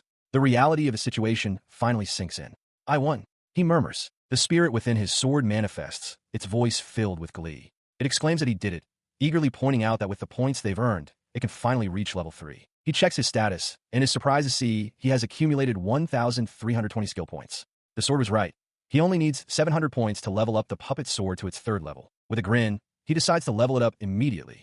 As he allocates the points, the puppet sword lets out a piercing cry and begins to expand violently. A notification confirms that the skill Parasitic Sword, Master of Puppet Sword, has reached level 3. The transformation completes, revealing a shocking new form. The sword has morphed into a large, bulbous black creature with a gaping, tooth-filled maw and writhing tendrils. Another message appears, announcing the acquisition of a new derivative skill, Ruthless Predator. He stares at the monstrous creature, utterly bewildered by the change. Puppet sword, he stammers, unable to comprehend its new appearance. What is that form? He stared in shock as the monstrous creature, once his sword, declared that this new form was exactly what it had been searching for. He questioned its utility, pointing out that it was no longer a sword and asking what it could possibly do. The creature's response was simple and direct. It could eat. Before he could process the statement, the creature lunged, its massive, tooth-filled maw clamping down hard on his leg. As it crunched down, it thanked its master, explaining that by consuming him, it could finally become human. A satisfied burp echoed from its form. The horrifying realization struck him, his face contorting in a mask of pure despair. He clutched his head in anguish, lamenting that the puppet sword was just like all the others who had betrayed him. The bitter thought solidified. He had been fooled once again, never expecting that the puppet sword's true goal was to eat him. He sat alone in the quiet room, the weight of this betrayal settling upon him as he considered what to do next. His gaze fell upon a different weapon. He resolved that he would have to stop using the puppet sword for his plans. His eyes then shifted to the inert golden living armor nearby. He began to wonder if he should rely on his own swordsmanship and attempt to steal its sword. He stood before the golden sentinels, his puppet's sword held ready. He considered his options, quickly concluding that simply relying on the sword's autonomous functions wouldn't be enough to force his way through the room. As he contemplated this, a strange, nostalgic scent filled his senses. He wondered if it was merely a sign of his compatibility with the weapon, but the thought was interrupted by the menacing, disembodied form of the sword spirit. He grit his teeth in frustration. His eyes narrowed, sweat beading on his temple as a sudden realization struck him. With a low growl, he understood. "You tricked me." The full weight of this revelation washed over him, his expression shifting to one of wide-eyed shock. He turned away, his head bowed for a moment in silent comprehension. Then, his entire demeanor changed. A sly, confident smile spread across his face as he turned back, touching a finger to his chin. He now saw the situation clearly, understanding that if that was the case, he had his own plans. He faced the spirit of the puppet sword, which now manifested before him as a jagged, black humanoid figure surrounded by floating embers. With newfound resolve, Kiska declared that he had his own intentions as well. In stark contrast to the previous vision, the spirit's single eye blinked, and it greeted him with surprising cheerfulness. "It's nice to meet you, Master." With their partnership reaffirmed, Kiska exploded into action.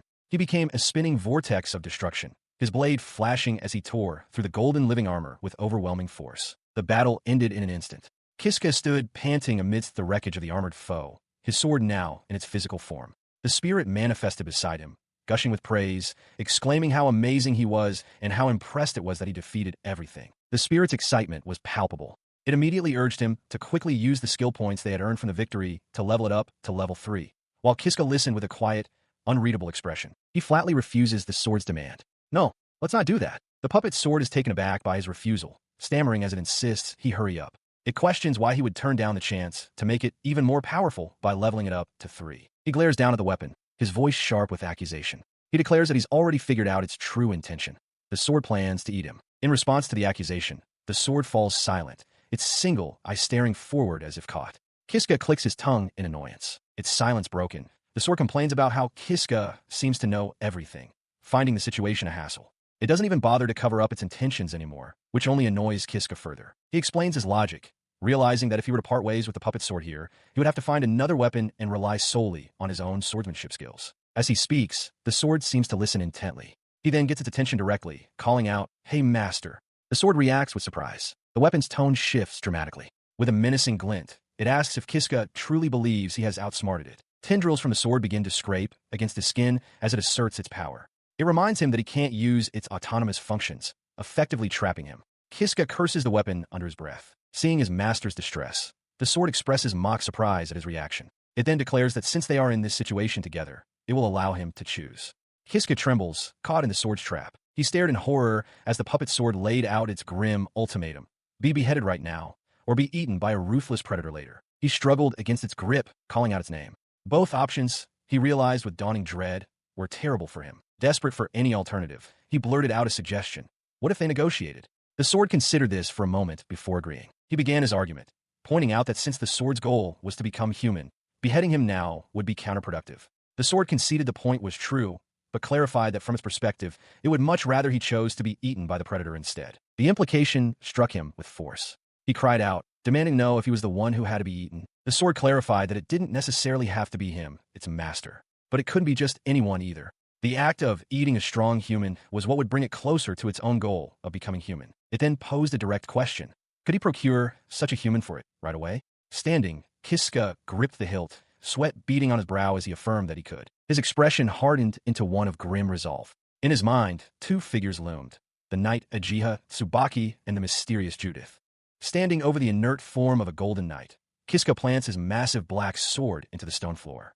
With grim determination, he commands the weapon to hurry and lead him to the one who is to be sacrificed. The sentient sword's single, ornate eye glows as it responds, confirming that its next meal will be eaten in its master's place. Hearing this, a bead of sweat rolls down Kiska's temple. He looks away, troubled but resolute, and acknowledges that he understands the grim arrangement. Elsewhere, the woman with twin tails, Judith, and her cat-eared companion share a look, their faces alight with smug, knowing smiles. As Kiska proceeds through the dungeon, his mind races. He concludes that, thinking logically, the one who must be sacrificed is Uchiha. The thought conjures an image of her, her eyes wide with shock. His thoughts become a torrent of painful memories. He has no good recollections of Uchiha, only the hell of being killed by her countless times. He recalls Judith's fury as well, screaming at him not to interfere. Despite his history with her, a cold strategy forms. He realizes that if the target is Uchiha, there's a chance. He calculates that in the few seconds after her barrier breaks, and before she regains consciousness, he could cut her down and kill her. Yet, his resolve is shaken by another powerful image. Uchiha, standing before a grand castle, hailed by a massive crowd. She is the hero who saved this world. He walks onward, fists clenched at his sides. He acknowledges that even though she put him through unimaginable suffering, she might be someone this world needs, leaving him trapped in a terrible conflict. He walked through the stone corridors, his mind consumed by a single thought. To be honest, he couldn't do it. He couldn't sacrifice Judith. His feelings were undeniable. He still loved her. Even though their relationship had ended, he still felt a deep sense of gratitude towards her. There was no way he could ever offer her as a sacrifice. Yet, he also had to acknowledge the truth. Judith was a terrifying vampire who, at times, would even attack ordinary people. The contradiction weighed heavily on him, forcing a difficult conclusion. With his choice made, he stood in a vast, empty chamber, the floor adorned with intricate magical seals. He gripped the large, dark sword his stance firm. He took a determined step forward. The question echoed in his mind: a hero who saved the world, or a vampire feared by the people? He had to choose one. Sweat dripped down his face as he stared down the long hall, his breath catching in his throat. The weight of his decision settled upon him. He finally reached his destination. Before him, suspended within a column of light and bound by heavy chains, was Uchiha. He steeled himself and declared that she would have to die. His face was a mask of pained resolve, his teeth gritted. Uchiha remained unconscious, her head tilted back, completely vulnerable. As he moved closer, the sentient sword spoke, informing him that a powerful barrier was in place, preventing it from consuming her. Kiska acknowledged the barrier, confidently stating that he could break it easily. Suddenly, Uchiha's voice cut through the silence, her eyes still closed. She urged him to do it right away. Kiska looked up, startled by her unexpected command. He reflected on his grim reality, realizing that ever since he acquired the ability to save and reset, the value of life had become worthless to him. The thought caused a cold sweat to bead on his brow. This numbness extended even to his own survival. He no longer felt anything about his own death. Seeing his vacant expression, Uchiha Tsubaki, still bound in chains, posed a critical question. What then did he feel about the death of others? Her words struck a nerve. He began to tremble, his breath catching in his throat, unable to form a response. The full weight of his task crashed down upon him. His eyes widened in horror as he finally confronted the question internally. Could he really kill Uchiha? As he wavered, the black sword manifested beside him, its voice sharp with impatience. It demanded to know what he was doing and ordered him to hurry. Kiska could only stammer, lost in his turmoil. He tried to steel himself with cold logic, reasoning that killing Uchiha now was a necessity. After all, there was still a chance she could kill him again in the future. And yet, despite this rationalization, his body rebelled. A wave of nausea washed over him as he realized there was something that needed to be done, something his very soul rejected. The internal conflict became violently physical. He doubled over and retched, unable to contain his body's visceral rejection of the act he was contemplating. Overwhelmed by self-loathing, tears streamed down his face. He choked out the words, condemning himself. I am the worst. His despair triggered a vivid memory, or perhaps a vision.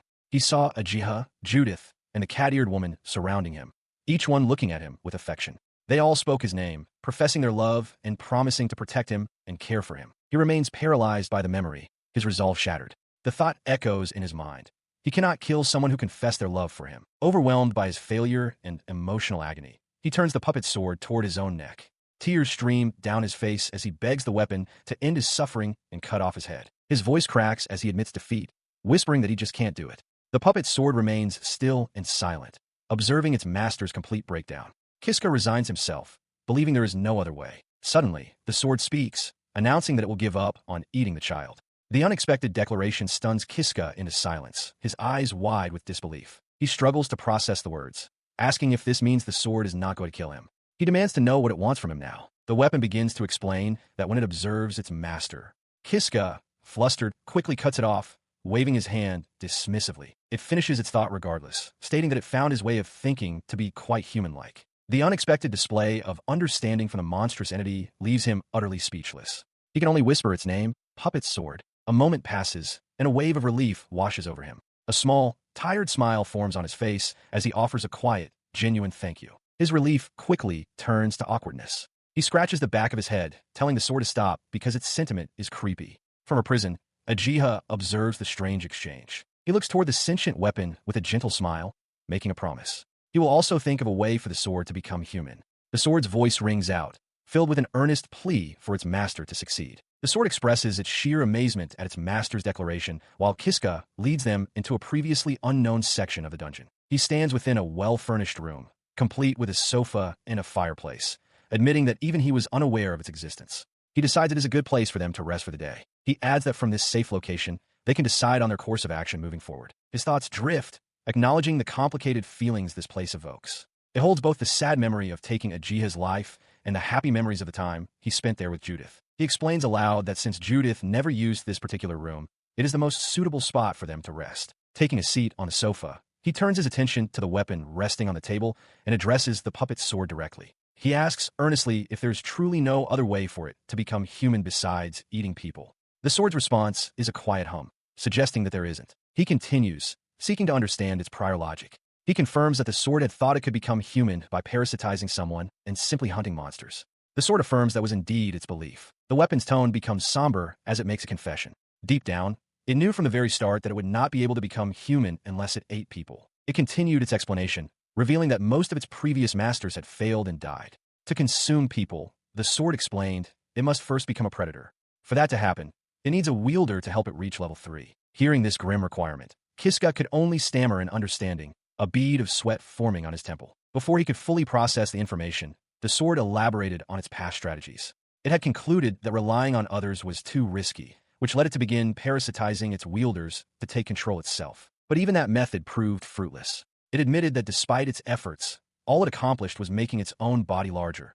It never discovered how to become a true predator. The sword's tone then shifted, expressing its own astonishment at their current situation.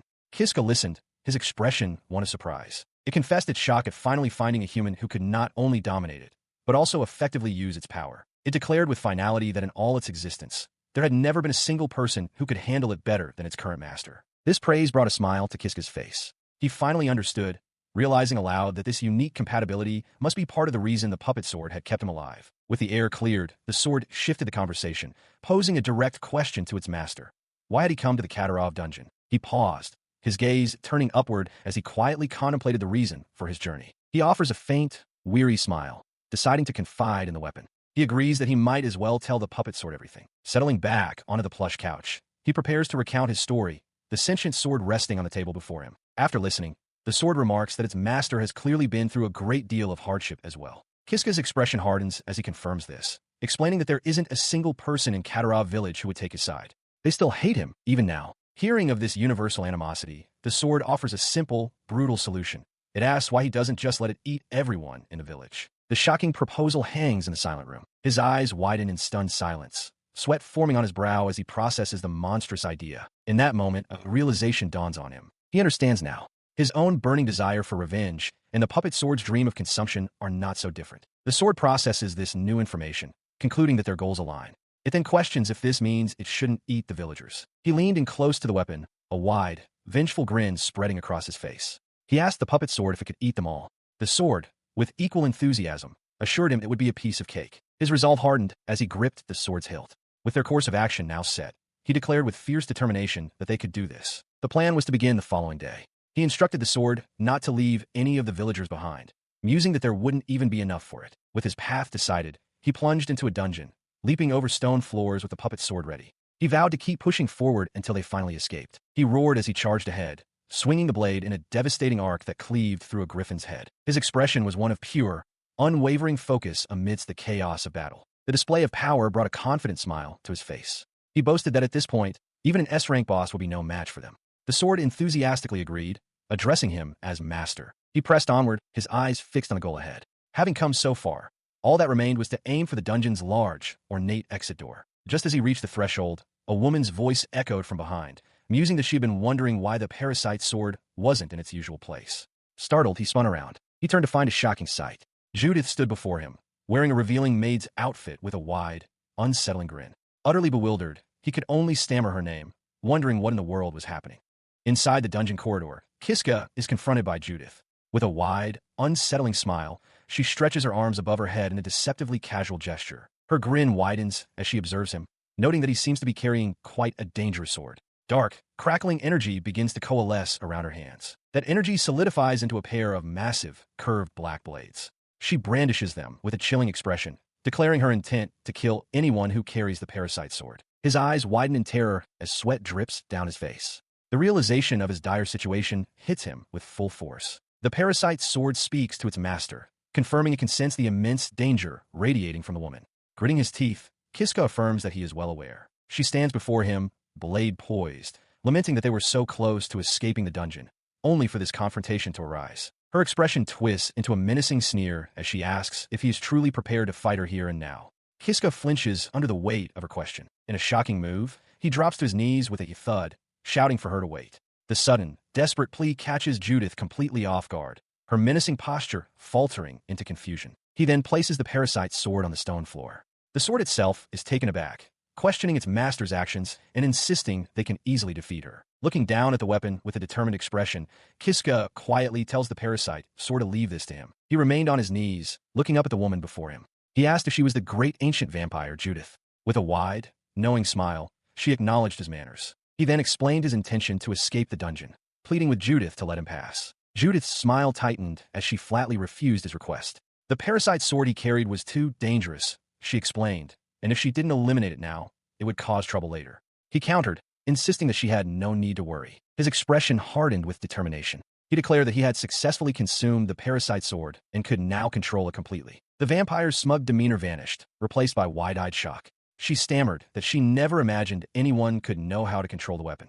From the floor, he simply confirmed, yes. He then revealed his source. Someone had taught him the method a while ago, using the very knowledge she herself had shared with him. Observing him, Judith conceded that he did not appear to be lying. With her eyes closed in thought, she finally relented. Very well, she announced.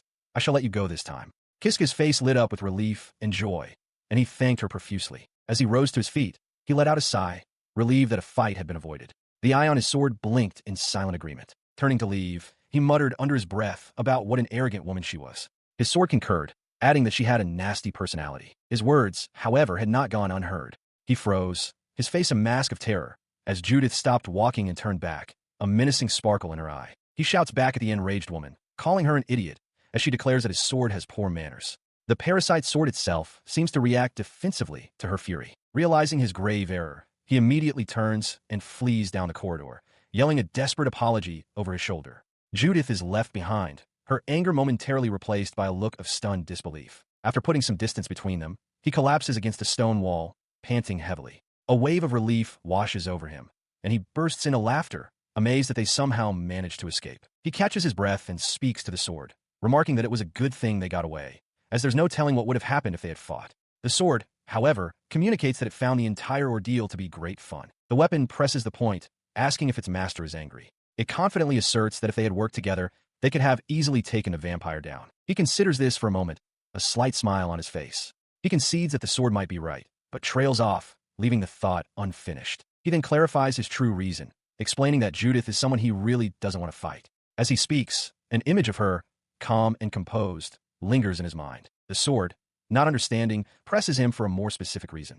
Kiska sweats, flustered as he struggles to find the right words to explain his reluctance. He finally offers a cryptic answer, a faint blush on his cheeks. He admits that it's not something he can easily say, but hints that in another timeline, he and Judith had a very good relationship. The sword processes this information and comes to a blunt conclusion, suggesting that the real reason is simply that Kiska is into girls like her. He flushes, turning away and insisting it's not like that at all. The sword cackles, declaring that its master is blushing. Kiska mutters a serious denial, but his embarrassed expression tells a different story. Annoyed by the incessant teasing, he tells the sword to stop. He then turns his back completely, try to regain his composure and focus on the path ahead. With the matter settled, he declares their new objective. They must now move forward and defeat the final boss of the dungeon.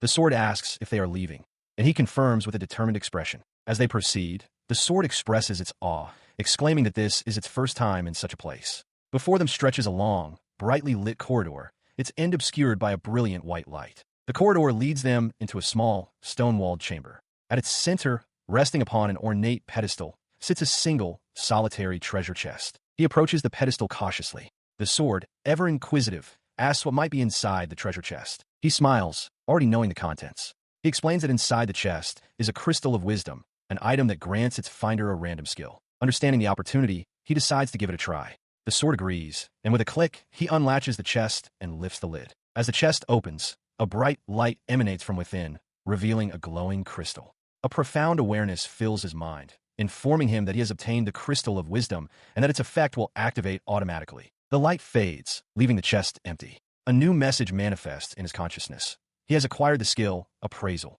He stares at the empty chest, a look of confusion on his face as he processes the new ability. He decides to test his newly acquired appraisal skill on the parasite sword. He recalls seeing it on his skill list before, noting its D rank and wondering if that makes it useless. His attempt is immediately thwarted. A notification informs him that the skill cannot be used due to an insufficient level, causing him to groan in frustration. Frustrated, he pulls up his status screen to check his resources. As he glances over his 1332 available skill points, a realization suddenly dawns on him. A confident smile spreads across his face. He realizes that with so many points, he can easily raise the puppet sword to level 3, and decides to level up both appraisal and taunt as much as he can. He commits the points, and a system message promptly confirms the successful upgrade. Both appraisal and taunt have been raised from level 1 to level 3. With the skill now sufficiently leveled, he turns his attention back to the sword, placing his hand over its large eye to try the appraisal once more. The skill activates, revealing basic information about the weapon. It is the Black Blade, one of the forms of the parasitic puppet sword, and it possesses a sharp, cutting edge. He reacts with a sarcastic whoa, finding the information utterly useless. The sword, noticing his mumbling, asks what he's been doing. Kiska complains that at this rate, leveling up the skill was worthless. The sword's tone shifts dramatically, accusing him of appraising its beautiful form without permission and suggestively calling him a pervert. Flustered, Kiska tries to explain that he was only testing the new skill, but it proved pointless as it only revealed information he already knew. He tells the sword to stop joking, but the weapon simply huffs and dismisses his complaint. It then makes a completely nonsensical comment, calling him a beautiful girl, leaving Kiska utterly bewildered. He stares, a bead of sweat on his cheek, as the sword enthusiastically promises to show him its true form once it becomes a beautiful girl. Try to move past the bizarre statement. Kiska forces a smile and says he'll look forward to it. Turning his back on the weapon, he declares that he has leveled up his skills and is now ready to proceed. The sword, however, expresses its own curiosity, wondering what kind of person Kiska will be when he becomes a human. The conversation fades as he focuses on the path ahead. A long, tiled hallway ending in a massive, intricately carved set of double doors. He walks the length of the hall, a nervous sweat breaking out on his temple. Taking a deep breath, he hardens his expression and clenches his fist, readying himself. "All right, let's go," he declares, to which the sword readily agrees. He now stands before the towering doors, their immense scale dwarfing him completely. As he hesitates, the sword asks if he is nervous. With a tense expression, Kiska admits that he is a little. In response, the sword erupts into a bizarre, loud cheer, shouting for its master and encouraging him enthusiastically. Kiska flinches, caught completely off guard by the sudden outburst, as the sword mutters that it can't be helped. He whirls around, his face a mask of shock and confusion, demanding to know what that was. The sword calmly explains that it was simply cheering for him. The absurdity of the situation breaks his tension, and he erupts into laughter, covering his mouth as he tries to stifle it. The sword immediately accuses him of laughing and making fun of it. Composing himself, he scratches the back of his head and offers a reassuring smile. He tells the sword that it's fine, insisting that he wasn't making fun of it at all. His sword, the strange entity known as the puppet sword, offered a quiet word of thanks. The weapon questioned his slight smile, prompting him to point out its sudden and uncharacteristic formality. He turned his attention to the towering doors, admitting with genuine gratitude that he never would have made it this far without his companion. With their bond reaffirmed, he pushed the heavy, ornate doors, which groaned open under strain. The doors revealed a vast, cavernous hall. Flickering torches lined the high walls, but their light failed to pierce the oppressive darkness at the far end. He stood alone at the threshold, a small figure in an immense space. Suddenly, the great doors boomed shut behind him. The sword's voice cut through the echo, advising him to save his gratitude for later. Heeding the warning, he He drew the blade and dropped into a low stance, eyes scanning the darkness ahead. He understood that the real challenge was just beginning. A bead of sweat traced a path down his temple. Yet his expression was not one of fear. A sharp, determined grin spread across his face as he affirmed his readiness for the fight to come. His readiness was immediately tested as a monstrous form emerged from the shadows. A colossal, armored centipede slithered forward, its sheer size dwarfing the lone boy standing before it. The creature's two massive, glowing white eyes fixed upon him. In their blank, unblinking surfaces, his own small, defiant figure was reflected. The colossal creature loomed before Kiska, its armored segments filling the vast chamber. It was an SSS rank giant centipede, a monster of the highest threat level. Undeterred, the young man held his ground, gripping his sword as he prepared for the inevitable clash. He stared into the monster's glowing eyes, his own narrowing with resolve as a single thought solidified in his mind. This was the final battle of this dungeon. As the centipede lunged forward with a deafening screech, Kiska braced himself for the attack. In a vast, tiled chamber, Kiska stands alone, his sword held at the ready. Before him looms a colossal, insectoid creature with a glossy black carapace, the final boss of the dungeon. The young warrior's face hardens with resolve. He shouts out the name of his skill, Appraisal, extending a hand toward the beast as he grips his strange, sentient greatsword. The appraisal reveals the terrifying truth. His opponent is a giant centipede, an SSS rank monster. Its venom is so potent it can dissolve even solid metal. The gravity of the situation settles upon him. This is truly the final battle. He grits his teeth, acknowledging the immense difficulty of the fight ahead. Without warning, the creature's maw opens and it spews a torrent of corrosive liquid. Here it comes, he thinks, throwing himself to the ground to narrowly avoid the deadly spray. He watches the venom sizzle on the stone floor, realizing that a single hit means an instant knockout. Steeling himself, he addresses his weapon, the pulsating greatsword, readying his plan. As the centipede unleashes another venomous stream, he puts his trust in his blade. He resolves to use the sword's autonomic functions to evade the poison. The sword guides his movements, allowing him to slip past the lethal spray. Seizing the opening, he shouts his intent, dodge and attack. He lunges forward, swinging the greatsword in a powerful, two-handed arc aimed directly at the creature's armored head. His blade strikes the exoskeleton with a deafening clang, but fails to penetrate. The sheer resilience of the beast is staggering. Damn, he's tough, Kiska thinks, straining against the impact. The force of the impact sends a shockwave up his arms as the sword grinds harmlessly against the creature's impenetrable armor, deflecting off with a screech of metal on chitin. Before he can recover, the centipede lashes out with a powerful leg, swatting him away like an insect. He is thrown through the air, crashing hard against the floor with a cry of pain. He was sent reeling by the force of the blow, the giant centipede's tail striking with incredible power. The creature itself seemed surprised by the sudden confrontation, its massive head turning towards him. He crashed to the ground, grunting in pain as he clutched his arm. Beside him, his sentient sword expressed its concern, asking its master if he was all right. Pushing himself up, he confirmed that he was somehow okay, though his face was tight with pain. The sword, acknowledging that the situation was dire, asked what their next move should be. His expression hardened with resolve. Declaring they had no other choice, he decided to use a puppet-style sword technique. He gripped his weapon, telling it they were going to turn things around as he prepared to launch a new assault. He launched himself into a spinning leap, unleashing the great wheel slash. With desperate intensity, he pleaded for the attack to break through the monster's impenetrable defense. The spinning blade descended, striking the centipede's armored head with a deafening clang of metal on chitin. His eyes widened in utter disbelief. The outcome was impossible. He could only stammer, no. His ultimate attack had failed.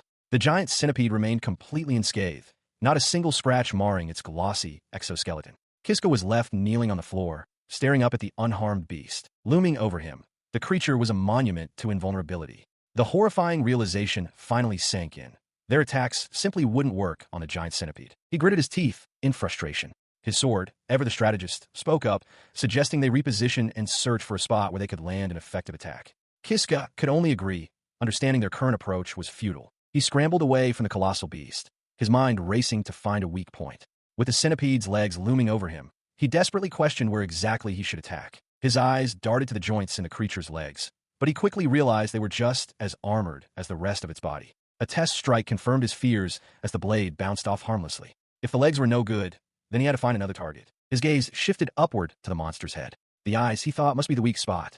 He lunged, thrusting his sword forward, but the blade was deflected with a sharp clang, failing to even scratch the surface. The failed attack left him vulnerable. Before he could react, one of the centipede's sharp, whip-like appendages sliced through the air directly towards him. The blow struck him with immense force, sending him flying backward. He crashed hard onto the stone floor, the impact jarring his entire body. Lying there, he finally admitted to himself that it wasn't going to work this time. He pushed himself into a sitting position, accepting the futility of the fight. It was still too early to challenge the giant centipede. He resolved to silently accept death and use the knowledge gained for his next attempt. A calm, almost serene expression settled on his face. He knew that even if he died, time would simply rewind, giving him another chance. With this acceptance, he watched without fear as the monster's massive head descended to deliver the final, crushing blow. But the end did not come. Instead, he was suddenly on his feet, sword held defensively. A voice, not his own, echoed in his mind, originating from the weapon itself.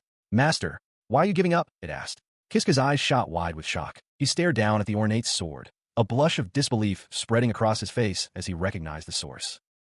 Puppet sword?" he stammered, utterly bewildered. He clutches the sentient weapon, his voice cracking with desperation as he shouts at it, reminding the sword of its solemn vow. It had promised to turn him into a human. The sword calmly affirms his words are true. He listens, still reeling from the revelation, sweat beading on his brow as the weight of the situation settles upon him. He realizes that his very survival, his ability to be standing here in this moment, is entirely because of the puppet sword. The thought transports him to an inner world where he faces the sword's true, shadowy form. He explains his predicament. While he can reset everything by dying, the puppet sword he would meet again would not be this one, the one who has just revealed its sentience. The spirit confirms his fears, stating that their promise can only be fulfilled in the current timeline. Dying would sever their pact forever. Snapping back to the physical world, the sword cries out to its master. A newfound resolve settles on Kiska's face as he apologizes for causing it to worry, a slight smile touching his lips. He then turns his full attention to the colossal centipede looming before him, declaring that it's time to get serious. His eyes narrow in concentration, his mind racing to find a vulnerability. He is certain the giant centipede must have a weak spot somewhere. He lunges, driving the puppet sword into one of the creature's massive legs. The blade strikes the hard carapace with a sharp clang, but fails to penetrate. The ineffective blow leaves him vulnerable. The centipede retaliates instantly, swatting him aside with immense force. He is sent tumbling across the stone floor, looking up in shock at the unyielding behemoth. He pushes himself up from the ground, the sword's grim logic settling in his mind. With the massive centipede looming over him, he murmurs his understanding. Gripping his weapon, he informs the puppet sword that he believes he has found the giant creature's weak point. The sword, in turn, simply hums with curiosity. A reckless grin spreads across his face as he presents the dangerous caveat. Their plan might result in their deaths. He asks if the sword is prepared for that risk. Without hesitation, the sword enthusiastically agrees, praising its master's insight and urging him to attack the identified spot. The weapon then rationalizes the danger, concluding that if they perish while charging ahead, it is an unavoidable outcome. Despite its bold words, a bead of sweat forms on its surface, betraying a hint of apprehension. Bolstered by his weapon's loyalty, he turns to face the colossal monster once more. With a newfound sense of camaraderie, he thanks his partner and readies himself for the coming clash. He then shouts a challenge, deliberately drawing the creature's attention. He dares the giant bug to attack him, and its massive head twitches, acknowledging the taunt. In response, the giant centipede's mandibles part, revealing a gaping, circular maw that promises a devastating attack. Kiska stands firm, facing the abyss head-on. As the monster prepares its assault, he lowers his center of gravity, gripping his sword with both hands. He channels his power, announcing the name of his attack, a puppet-style sword technique. His eyes widen with intense concentration, and with a powerful roar, he unleashes the full name of his move, Swift Dragon Thrust. The cry hangs in the air as he explodes forward, a blur of motion. He drives the puppet sword forward in a powerful, direct thrust aimed straight for the monster's head. He is swallowed whole. The giant centipede's maw clamps shut around him, and he lets out a muffled roar as he is plunged into the fleshy darkness of its gullet. Inside the suffocating passage, his eyes are wide with a mixture of terror and fierce determination, sweat beading on his dirt-streaked face. He hurtles down the creature's throat, a ribbed tunnel slick with digestive fluids. Gritting his teeth against the foul environment, he keeps the puppet sword held ready for the critical moment. The puppet sword communicates with him, its voice echoing in his mind. It observes that with a cut as deep as the one he's about to make, even the monster's thick armor can be pierced. With a determined grin, Kiska confirms he's ready, and the sword agrees, signaling their commitment to the plan. With a final desperate roar, he thrusts the sword with all his strength into the soft flesh of the centipede's vital point from within, causing a violent spray of dark ichor. He wrenches the blade free. The internal damage is catastrophic, causing the creature's head to erupt in a gory explosion. As the colossal body of the centipede collapses, Kiska stands beside the massive, gaping wound he created, the immediate danger finally over. He pants heavily, his face a mask of exhaustion and disbelief. The adrenaline fades, leaving only the stark reality of what he has just survived. A strange, luminous message materializes in the air before him, announcing that the monster has been defeated and that he has earned skill points. The words hang in the air, but he can barely process their meaning. Staring into nothing, he mutters to himself, questioning if he was truly the one who accomplished such an impossible feat. He stands hunched over, sweat beading on his face as he catches his breath. He quietly acknowledges the immense struggle he endured. In stark contrast, the puppet's sword erupts with joy, congratulating its master on the victory. It declares that they have finally beaten the boss and that it's time to celebrate. The quiet exhaustion gives way to a raw, cathartic roar. He throws his head back, fists clenched, and screams out the truth of his ordeal. He kept struggling, he shouts, and now, finally, he has conquered the Katarov dungeon. On the cold stone floor of a dungeon, a young man with silver hair recalls his grim past. He was falsely accused of murder, a crime he did not commit, and as punishment, he was banished to the deepest levels of this unforgiving labyrinth. His mind flashes back to the countless life-or-death battles he has endured since that day. He fought relentlessly against monstrous bugbears, headless steeds wreathed in flame, and imposing suits of living armor, all in a desperate struggle for survival. His struggle culminates in a triumphant, ragged cry. After all the bloodshed and hardship, he has finally achieved the impossible. He has conquered the entirety of the Katarov dungeon. His declaration is met with an unexpected phenomenon. A message materializes in the air, announcing a reward for the one who defeated the great centipede. Before his astonished eyes, a brilliant light coalesces into the form of a magnificent sword. The light fades, revealing the weapon in full detail. A formal notice confirms its identity. He has obtained the blazing sword. He reaches for the new blade, a look of genuine surprise on his dirt-streaked face. The realization dawns on him that such a system of rewards exists even in this forsaken place. As he examines his prize, his other weapon, the sentient puppet sword, seems to silently accuse him of infidelity. With a sheepish grin, he placates his living weapon, admitting he was just tempted a little. He then draws the blazing sword, its blade erupting in a fiery aura. He marvels at its power, noting how useful it could be. Beside him, the puppet sword seems to sulk, but he dismisses its feelings, deciding it can't be helped. He turns to his original companion, thanking it, but explaining his rationale. He confides that acquiring this new sword is a convenient precaution. If the puppet sword were to reach Predator Level 3, he fears it might become uncontrollable. With that settled, he declares it's time to move on. His gaze falls upon a glowing magic circle on the floor, an exit from his long confinement.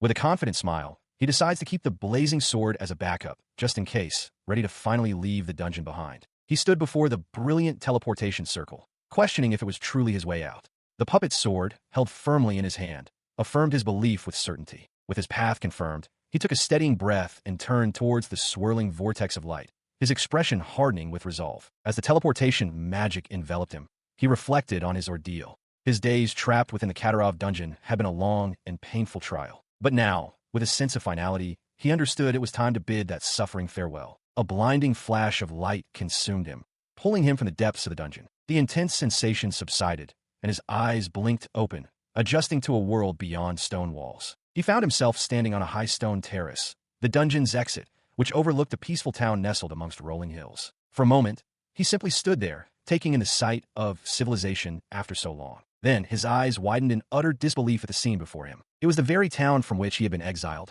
He stands frozen on the stone terrace, clutching the massive, dark sword as he stares up at the vast, cloud-filled sky, a sight he hasn't seen in what feels like an eternity. Taking in his surroundings, he sees he is at the top of a grand staircase built into the side of a hill, overlooking a dense forest. A lone guard stands watch at the bottom. His sudden appearance startles the two guards at the top of the stairs. One calls out in alarm, asking what is happening, while the other shouts that a dungeon returee has appeared.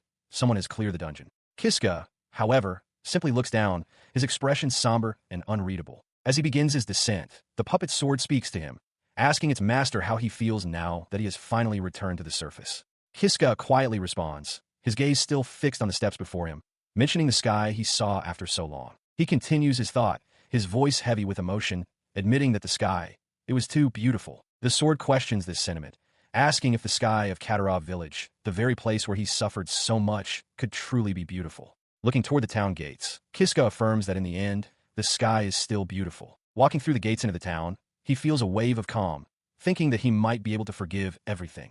His arrival, however, is immediately noticed by his former tormentors in the crowd, who recognize him with shock and disbelief, questioning how he could have possibly cleared the dungeon. His mind flashes back to his ordeal. He remembers the constant worry, recalling how even when he tried to use a jiha as a sacrifice, he was overcome with guilt and threw up on the spot. He then recalls standing among the shadowy forms of the monsters he'd slain, a faint, unsettling smile on his face as he wondered if he was the kind of person who simply couldn't bring himself to kill others. His expression hardens in the present moment. Sensing this shift, the puppet sword poses a critical question. So, does this mean you don't want to seek revenge anymore? He answers the sword's question with a chilling, predatory grin. His eyes narrow with malice as he confirms his intentions, stating that the thought of forgiveness is not on his mind at all. His dark resolve delights the puppet's sword, which erupts in a series of gleeful, echoing laughs, proclaiming that this is the attitude it was hoping for. As their murderous intentions align, a surge of power manifests as a notification before him. It announces that the parasite sword has leveled up to level 3, and through this evolution, he has obtained a new skill, Brutal Predator. He speaks the name of the new ability aloud, an aura of palpable menace emanating from him. The nearby villagers, witnessing this strange event, cry out in alarm, wondering what is happening. With the villagers distracted by confusion and fear, he gives a simple, brutal command to his weapon. Go. He orders the puppet sword. He then adds a horrifying clarification, his face contorted in a mask of pure hatred. He commands the sword to devour every single villager, leaving no one behind. The puppet's sword cheers with glee and lunges forward, its massive, tooth-filled maw descending upon a terrified villager, whose screams are cut short. While the sword begins its rampage, Kiska turns and sprints away from the scene. The commotion attracts the attention of two of his former bullies, who stare in disbelief at the monstrous entity. One urges the other that they need to flee immediately. Their escape is blocked as Kiska appears before them, moving with startling speed. He dispatches them with a series of swift, incapacitating blows, sending them sprawling to the ground. Standing over their fallen forms, he greets them with a cold smile, remarking that it has been a long time. Staring up at him from the ground, their expressions shift from shock to utter terror as they recognize their former victim. One of them stammers out his name, demanding to know why he has returned. He loomed over his defeated tormentors, a wide, unnerving grin stretching across his face. With a chillingly casual tone, he made his demand. Hey, tell me where Darga is. The spiky-haired bully stared back in disbelief, sweat beading on his brow. Are you kidding me? He stammered, his fear warring with defiance. Why the hell would I tell you anything? His words were cut short as a small flame from Kiska's sword flickered dangerously close to his cheek. In response to the defiance, Kiska admired his newly manifested weapon. This blazing sword is nice. He mused. It can burn anyone I strike with it. To prove his point, he pressed the fiery blade against the bully's face, eliciting a raw scream of agony. He leaned in closer, his expression a mask of sadistic pleasure as the other bully pleaded for him to stop. But just so you know, Kiska whispered, his voice soft yet menacing, I'll keep burning your faces until you do. Satisfied for the moment, he turned his attention to the monstrous form of his puppet's sword, which materialized beside him. I've got some errands to take care of, he informed the creature, so you can go wild as you please. The sword's main body quivered in understanding, acknowledging its master's command. Meanwhile, Darga strode through the panicked streets, his face a mask of irritation at the chaos. His eyes scanned the area until they locked onto Kiska in the distance. Found you, he growled, drawing his own blade and charging forward without hesitation. The two adversaries finally stood opposite one another. Darga's charge halted, his expression a mixture of surprise and disbelief, while Kiska simply waited for him, a confident, knowing smirk on his lips. Breaking the silence, Kiska offered a casual greeting. Long time no see. Darga, his former bully, could only stare, stammering in shock. Dubba, are you here? Darga quickly shook off his surprise, his expression hardening into annoyance. TCH, I don't have the time to be dealing with you, he snapped, gesturing to the chaos around them.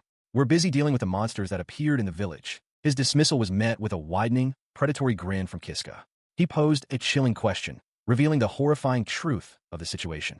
So, what if I'm the one who caused those monsters to appear? His confession was met with stunned silence. Darga's face twisted from disbelief to rage as he demanded to know what Kiska was talking about. Before Darga could react further, Kiska lunged forward, his face a mask of pained resolve, and drove a short sword deep into the larger man's side. The blade sank into flesh. As blood sprayed from the wound, Darga's own sword slipped from his numb fingers and clattered onto the stone ground. A raw cry of agony tore from his throat. He stumbled backward, his face contorted in a grimace of pure pain. He collapsed to his knees. Kiska looked down at him, his voice devoid of emotion, and clarified that Darga seemed to be misunderstanding the situation. He stated plainly that he could kill him anytime he wished. Clutching the bleeding wound, Darga could only grit his teeth and force out a curse through the overwhelming pain. Enraged, he bellowed at his nearby men, ordering them to kill the silver-haired boy. Kiska watched them approach, a smirk playing on his lips. He mused that in the past, he would have been killed without a fight.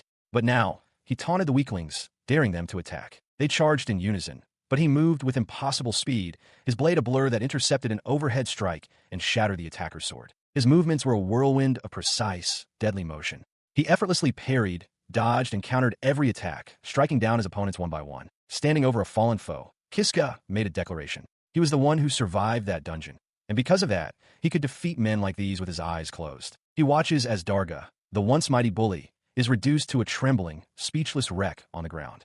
The brute's face is a mask of pure terror, sweat beading on his brow as he stares up in disbelief. Leaning closer, his voice remains calm, yet chilling. He asks Darga if he has any idea what occupied his thoughts during his time clearing the dungeon. His eye, wide and unblinking, fills with a terrifying light as he reveals the subject of his constant meditation: revenge. He recounts the endless ways he imagined Darga's demise: being burned alive, having his flesh carved away, his eyes gouged out, being bludgeoned, or beheaded. He confesses he's been contemplating the perfect, fleeting death to inflict upon him. The sheer malice in his voice shatters Darga's last shred of defiance. The large man prostrates himself on the stone floor, stammering apologies and begging for forgiveness, admitting it was all his fault. He looks up, his face a canvas of pathetic fear.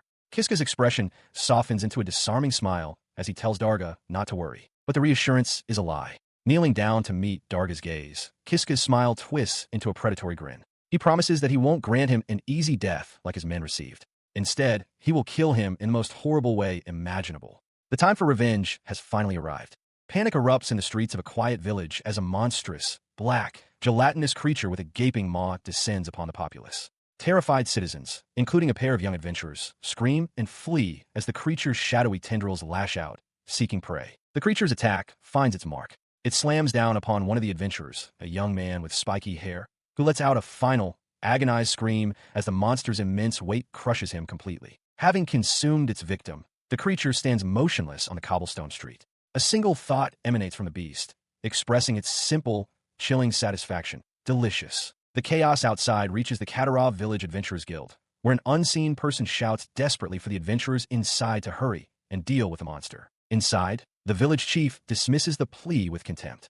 With arms crossed, he retorts that he has already sent for reinforcements, calling his own forces useless fools. An advisor timidly suggests that with their current strength, fighting is impossible and they should request aid from a neighboring guild instead. His tirade is cut short by a sudden crash. Darga is sent flying backward across the room. He looks up from the floor, his face a mask of pure shock, as a lone figure stands silhouetted in the guild's now open doorway. The intruder is Kiska. He stands poised in the entrance, a faintly glowing sword in his right hand. Darga lies defeated on the floor before him as the other guild members stare in stunned silence at the sudden turn of events. He lifts his gaze, a wide, unsettling smile spreading across his face. A bead of sweat trickles down his temple as he addresses the room's authority figure directly. Village chief. Yo, I've been looking for you. The village chief glares back, his expression hardening with anger and confusion as he demands, Who are you? From the floor, Darga weakly points a finger at Kiska, identifying him to the chief as his attacker. His unsettling smile remains fixed as he loudly repeats the false accusations that were leveled against him. That Kiska had returned from the dungeon alive, only to team up with monsters and attack the village. He then addresses the stunned man directly, calling him by name, Village Chief Rigrut. The chief can only stammer in disbelief, unable to comprehend how Kiska is standing before him. His voice cuts through the silence of the guild hall as he reminds the chief of his past deeds. He recounts how Rigrut blamed him for killing Namia and subsequently threw him into the dungeon. He leans forward, his expression hardening as he declares the truth. He was not the one who assaulted and killed Namia.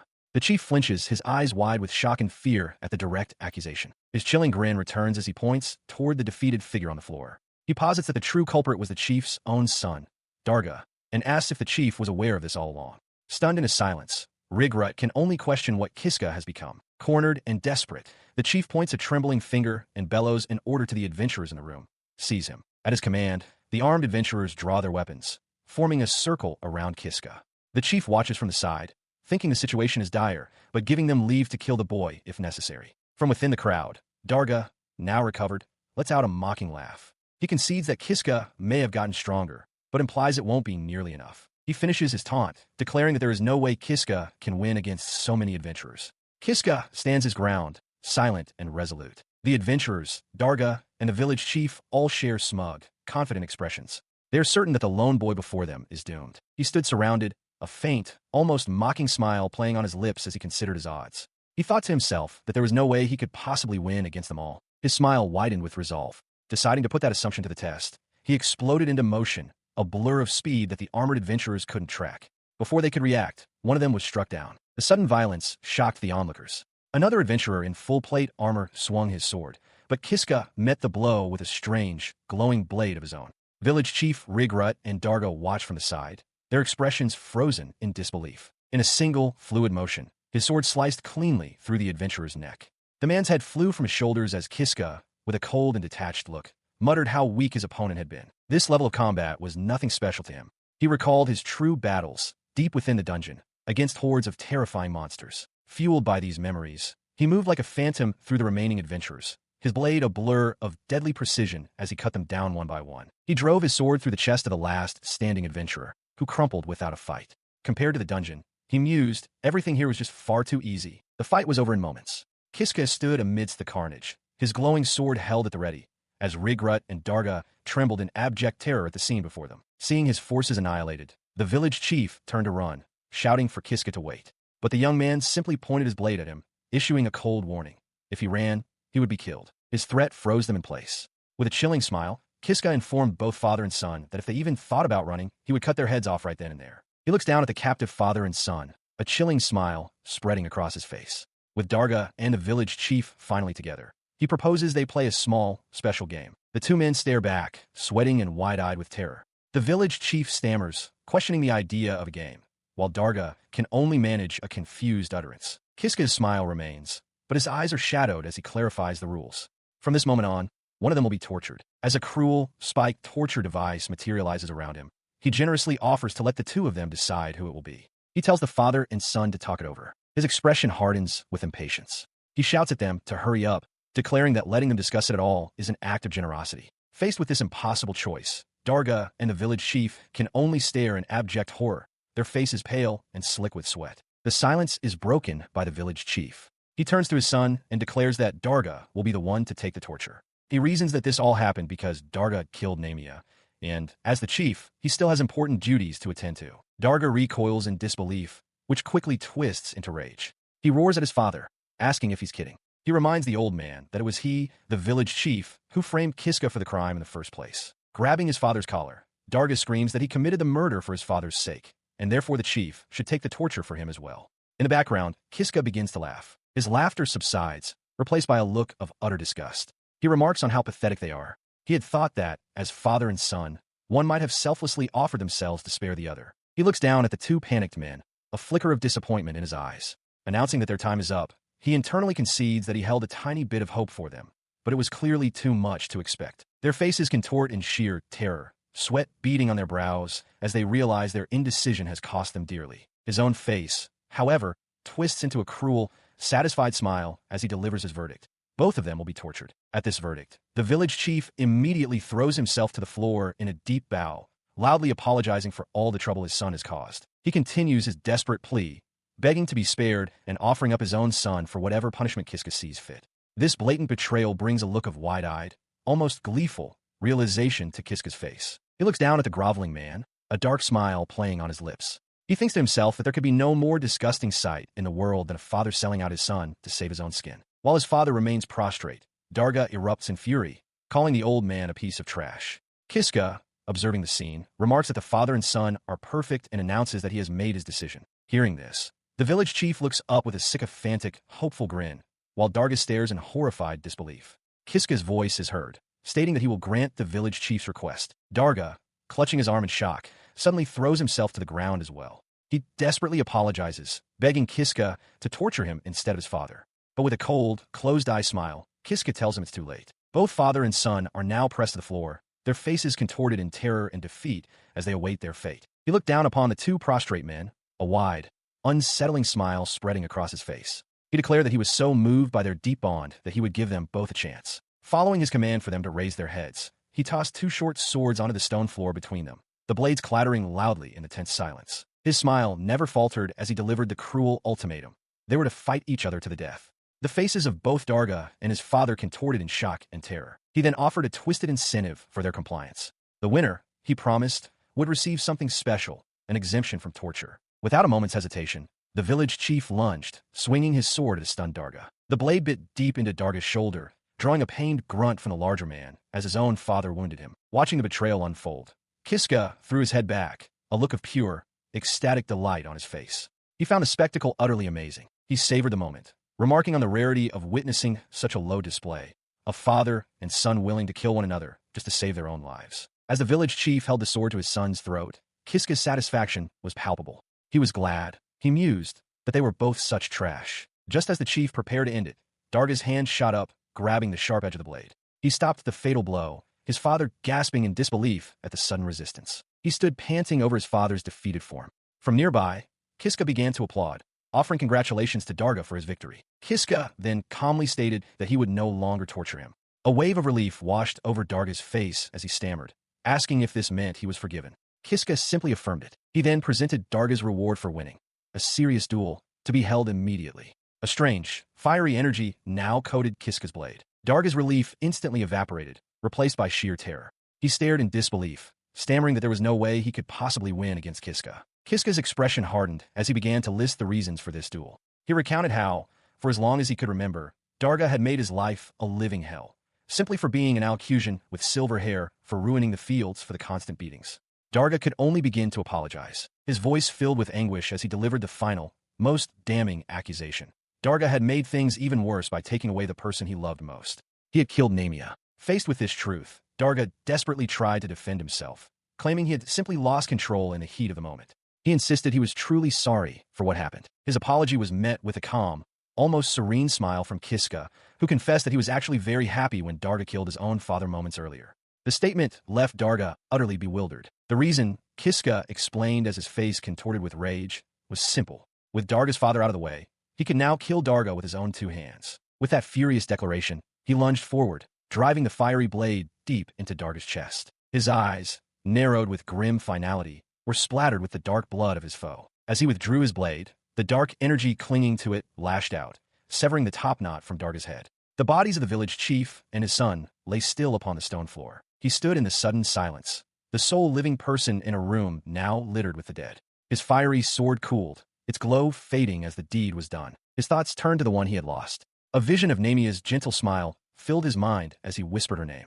He had avenged her. His long-sought revenge was finally over. But the voice of the puppet's sword broke through his reverie, urging him to move. Agreeing, Kiska turned and ran for the exit, just as a deep, guttural rumbling began to shake the very foundations of the building. He burst out into the cobblestone street, the rumbling growing louder. He stopped short, a look of utter confusion spreading across his face as he stared at what stood before him. Dominating the street was a colossal, perfectly smooth, black egg. The puppet's sword spoke again, its voice emanating from the impossible object, leaving Kiska to stammer in disbelief, questioning if this was some kind of joke. In the middle of an empty village street, Alk stands frozen, his body rigid with shock and his mouth agape. His stunned gaze is fixed upon a colossal, dark, ovular object that has materialized before him. Utterly bewildered, he questions aloud if this could possibly be the puppet's sword. He continues to stare at the impossible object, his voice trembling as he demands to know what it is. A sharp cracking sound answers him. His eyes widen in alarm as a thin fissure suddenly appears on the object's smooth, dark surface. The single crack rapidly spiders outward, branching across the entire structure. A realization dawns on him, and he gasps the word, egg. The egg violently shatters, exploding in a shower of dark fragments. Alk instinctively throws an arm up to shield himself from the blast. He is drenched in a thick, viscous liquid that splatters across the street. Wincing, he recognizes the substance covering him. Is this egg white? As the steam clears, a figure is revealed, standing where the egg once was. It's a young woman. Alk's eyes widen in disbelief and recognition as he utters her name, Puppet's Sword. He immediately draws his own blade, dropping into a cautious stance. The woman kneels silently on the cobblestones, surrounded by pools of the translucent fluid. Her long, light hair drapes over her form, and her gaze is vacant. The remnants of the strange hatching, the thick, white liquid, slowly settle and spread across the uneven stones of the street. As she stood before him, Alk's face filled with awe and disbelief. He stammered, barely able to comprehend the sight, asking if she had truly become human. He let out a breath of relief, smiling as he murmured his thanks. But as the woman looked down at her own hands, his smile faltered, a flicker of confusion crossing his face. The source of his unease became terrifyingly clear.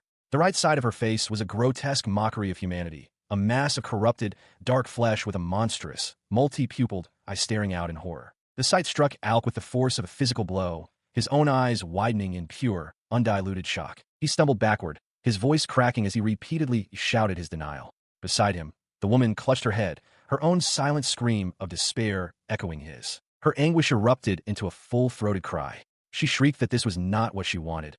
All she had ever desired was to become human. Alk could only stare, whispering her name, Puppet Sword. Tears streamed down her face, one side human and sorrowful, the other monstrous and weeping. She questioned the point of becoming human only to look like this, her voice dropping to a broken plea.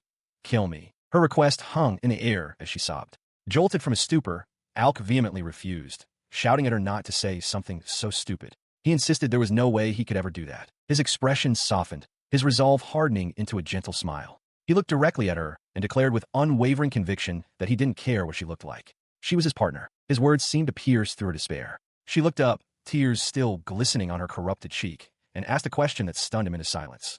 If that was true, could he love her, even like this? He stares, momentarily stunned by her desperate, tear-filled question. Her face, a tragic combination of human beauty and monstrous corruption, awaits his answer. A blush spreads across his cheeks as he finds his voice, his shock giving way to a heartfelt smile. He stammers at first, simply saying he can, before declaring with conviction, I can love you. His words wash over her, and her eyes close in overwhelming relief. Fresh tears of pure joy stream down both sides of her face as a radiant smile breaks through her sorrow. She looks up at him, her voice filled with profound gratitude. Through her happy tears, she thanks her master. Her expression shifts, however, a hint of apprehension returning as she begins to add a caveat. At that exact moment, a dark, ominous presence looms from above, and Alk's joyful expression vanishes, replaced by sudden alarm. The amorphous, dark entity that is the sword's true self descends upon them. From the ground, the puppet sword's voice turns cold and distant as she addresses her master, telling him he is a terrible liar. The accusation hits him with the force of a physical blow. His eyes widen in pure, uncomprehending shock. Before he can react, the dark mass surges forward, its tendrils wrapping around the puppet sword's human form. Her hand reaches out from the swirling darkness as she is consumed, and Alk can only stare, muttering her name in horror. The transformation completes in a violent eruption. The mass of darkness coalesces into a grotesque, monstrous form and lets out a deafening, distorted roar of its own name. The force of the cry blasting Alk backward. In the aftermath of the violent outburst, the scene shifts to the quiet exterior of a stately building, its domed roof stark against the daytime sky. In a quiet graveyard overlooking a vast mountain range, Alk kneels before a row of headstones, his sword resting by his side. His head is bowed in solemn remembrance. He looks up, a faint, sorrowful smile on his face as he addresses one grave in particular. He speaks the name, Namiya, informing her that he has finally avenged her. His gaze remains fixed on the stone as he continues his quiet report, recalling that in their village, she was the only one who ever protected him, the only one who was on his side. With deep emotion, he confesses that she was his everything. To achieve this vengeance, he explains, he risked his life trying to escape the Katarov dungeon, admitting that he died many times in the process. He then reveals that down in the dungeon, he met a friend. Her name, he says, was Puppet Sword. As an image of the sword's monstrous true form flashes in his memory, he tells Namiya that his new friend had a strange dream, to become human. It was because of this companion, he states with conviction, that he was ultimately able to escape the dungeon. He connects everything together, concluding that it was because of her help that he was able to fulfill his promise and avenge Namiya. With a final, bittersweet smile, he delivers the last piece of news. And then, the puppet sword finally became human. He continues speaking to Namiya's grave, his voice heavy with unspoken thoughts as he looks out at the horizon. His story, however, takes a turn as he admits to the cold stone that something went wrong. He looks down at the flower he placed by her headstone, lamenting that both she and the puppet sword are now gone. The weight of his solitude crashes down upon him as he declares that there's no one left standing beside him anymore. Overwhelmed by this profound loneliness, his composure shatters, and tears of anguish stream down his face. His gaze drifts to the empty sky as a desperate question forms in his mind. How is he supposed to keep living from this point on? In the depths of his despair, a memory surfaces, a voice from the past offering a lifeline. The voice belongs to a woman with a gentle, reassuring smile, her words echoing with a promise to grant him a single skill. The memory jolts him, his eyes flying open in sudden, breathless realization. As if summoned by the thought, a translucent, glowing panel materializes in the air before him. He stares at it, then clutches his chest, utterly stunned. He stared at the translucent panel floating before him. It displayed his status. Kiska, with 15 SP. Below, a list of his skills included Save and Reset, Provoke, Swordsmanship, and Appraisal, all at level 3. As he scanned the list, a dreadful realization struck him. The puppet sword skill was gone, but his despair quickly gave way to a flicker of hope. He still had one crucial ability left, Save and Reset. The thought solidified his resolve. He hadn't endured everything just to end up in this bleak reality. He stood amidst the graves, his grip tightening on the hilt of his sword. With his decision made, he turned his back on the tombstones and began to walk, each step firm and deliberate. His path led him to the edge of a precipice. He vowed to himself that to seize the future he truly wanted, he would redo this as many times as it took. A manic grin spread across his face. He shifted his weight, his boots scraping against the stone edge. He spoke into the wind, a promise to a lost power. "Wait for me." Puppet soared. His eyes narrowed with unwavering conviction as he continued his declaration. In the next timeline, a wild, almost desperate laugh erupted from him, his head tilting back towards the sky. "I will." His voice echoed as he threw himself into the abyss, his laughter trailing behind him against the backdrop of the open sky. As he fell, choosing to return by death, the world dissolved around him. Only a single, burning conviction remained, echoing through the end of one timeline and into the next, a promise to someone, a vow that he would make them human, no matter what it took. In a recurring vision of defeat, Kiska is on his hands and knees, helpless before a monstrous foe. He closes his eyes, a faint, determined smile on his lips. This is attempt number 560. Once again it begins. His resolve solidifies into a clear purpose. Standing tall, he clenches his fist and makes a solemn vow, promising the puppet sword that he will wait for it and that he will turn it into a human. He no longer cares about revenge. He accepts that even killing Darga will not bring Namia back. With this new purpose in mind, he stands before two large, intricate magic circles glowing on the floor of a stone chamber. He turns and proceeds down a long, torch-lit dungeon corridor, determined to save the only friend he has found in this place. His journey through the corridor leads him to a large, ornate stone sarcophagus. He recognizes it as being connected to the puppet sword's dream. He suddenly realizes something is wrong. He looks around the empty hall in alarm, calling out for the puppet's sword, only to find it gone. He turns his gaze toward the deep darkness of the corridor. As he wonders what might be inside the darkness, a shadowy, three-fingered appendage shoots out with incredible speed, wrapping tightly around his leg. He cries out in shock and pain, caught completely by surprise. He was ensnared, held fast by thick, dark tendrils. Before him loomed a grotesque monstrosity, a massive, fleshy orb covered in a multitude of unblinking eyes, its cavernous maw lined with dagger-like teeth. His own eyes widened in disbelief, a name escaping his lips in a choked whisper. "Puppet, sword." The horror gave way to desperate confusion. "Why?" he pleaded, his voice trembling.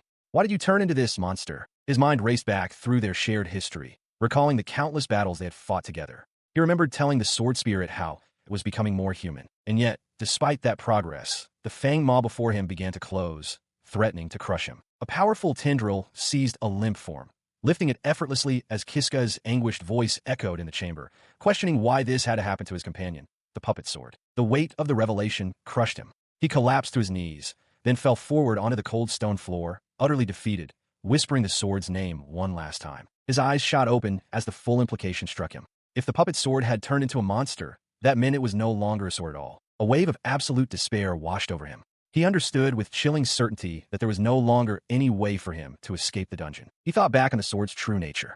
The puppet sword had always been an existence outside the normal cycle of save and reset, of being unaffected by the causality of death and rebirth. This understanding seemed to steal him, and slowly, shakily, he pushed himself back to his feet. He stood amidst the dungeon's decay, a grim realization settling in. To have any hope of returning to the surface, he first had to solve the mystery of the save and reset system. He wondered if, like the puppet sword, there was anyone else who existed outside the normal cycle of death and rebirth. With this new objective, his thoughts focused on a single individual.